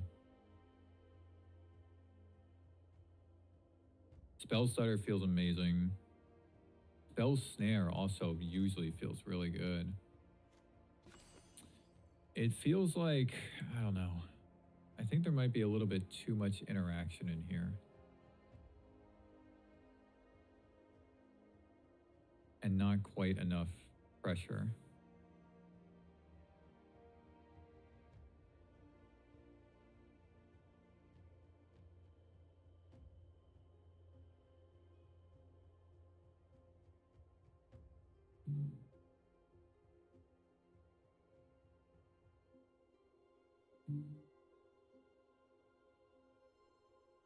Yeah, I don't know. And I also think that I do prefer this version better.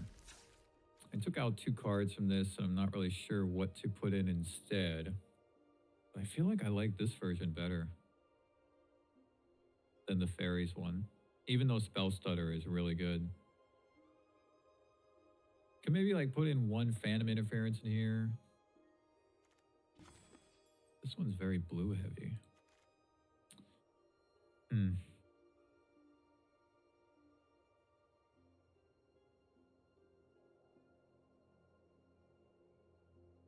The Nuisance is good. I do really like the Nuisance.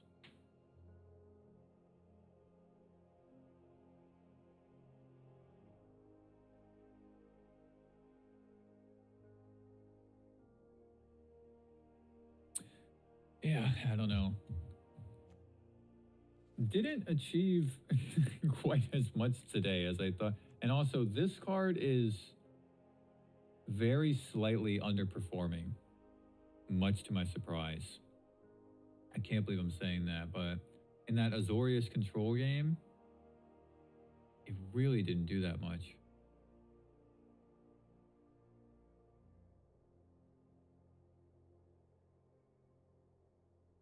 And Glenn Alendra's Answer as well. This card has not performed to the degree that I thought it would.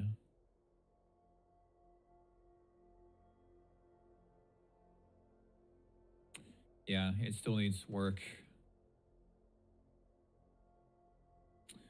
All right, dudes. For everybody who's still in here, I'm going to end the stream there. I've been going for about 7 hours. I don't know if I'm going to stream tomorrow. I think I want to think a little bit about this deck. And I might not have as much time to play. And I'm going to try to figure out what's wrong with the delay. There's a big delay here. I was thinking that, Mochi. I was thinking that... So I've said for a while that... I think Preacher of the Schism is just not in a very good place and hasn't been for a while because it's a great blocker and it's a little bit harder to remove, but it doesn't do anything when it enters. You know what I mean? It doesn't do anything when it enters. So for a while I've said that I don't think Preacher is really that good. But I'm kind of thinking we might need something like that. I feel like the fairies and stuff, they just don't... They're a little bit too hard, or a little bit too easy to remove. And there needs to be, I guess, something else. It does kind of feel like there's something missing in here.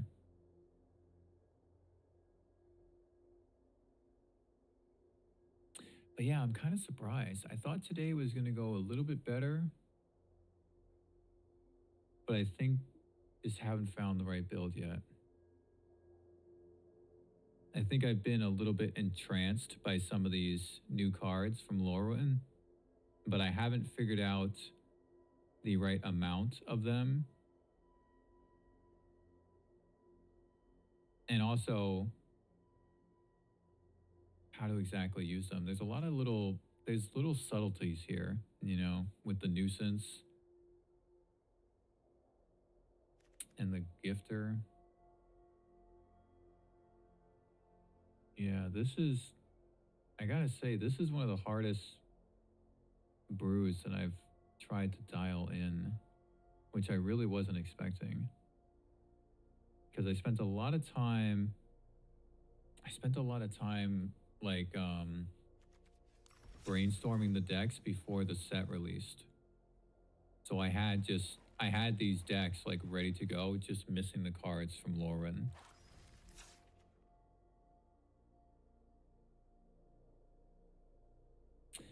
We'll pick it up another day.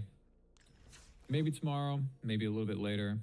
And I'm going to try to figure out what's going on with the stream delay, because there's a big delay. There's a big delay between the chat and what all of you are seeing and then what I'm actually doing. Take care, guys. Have a good night. Thank you all so much for stopping by. A lot of fun, a lot of really good inputs. This was an awesome brainstorming session. I'll see you all in the Discord. Have a good one. Peace.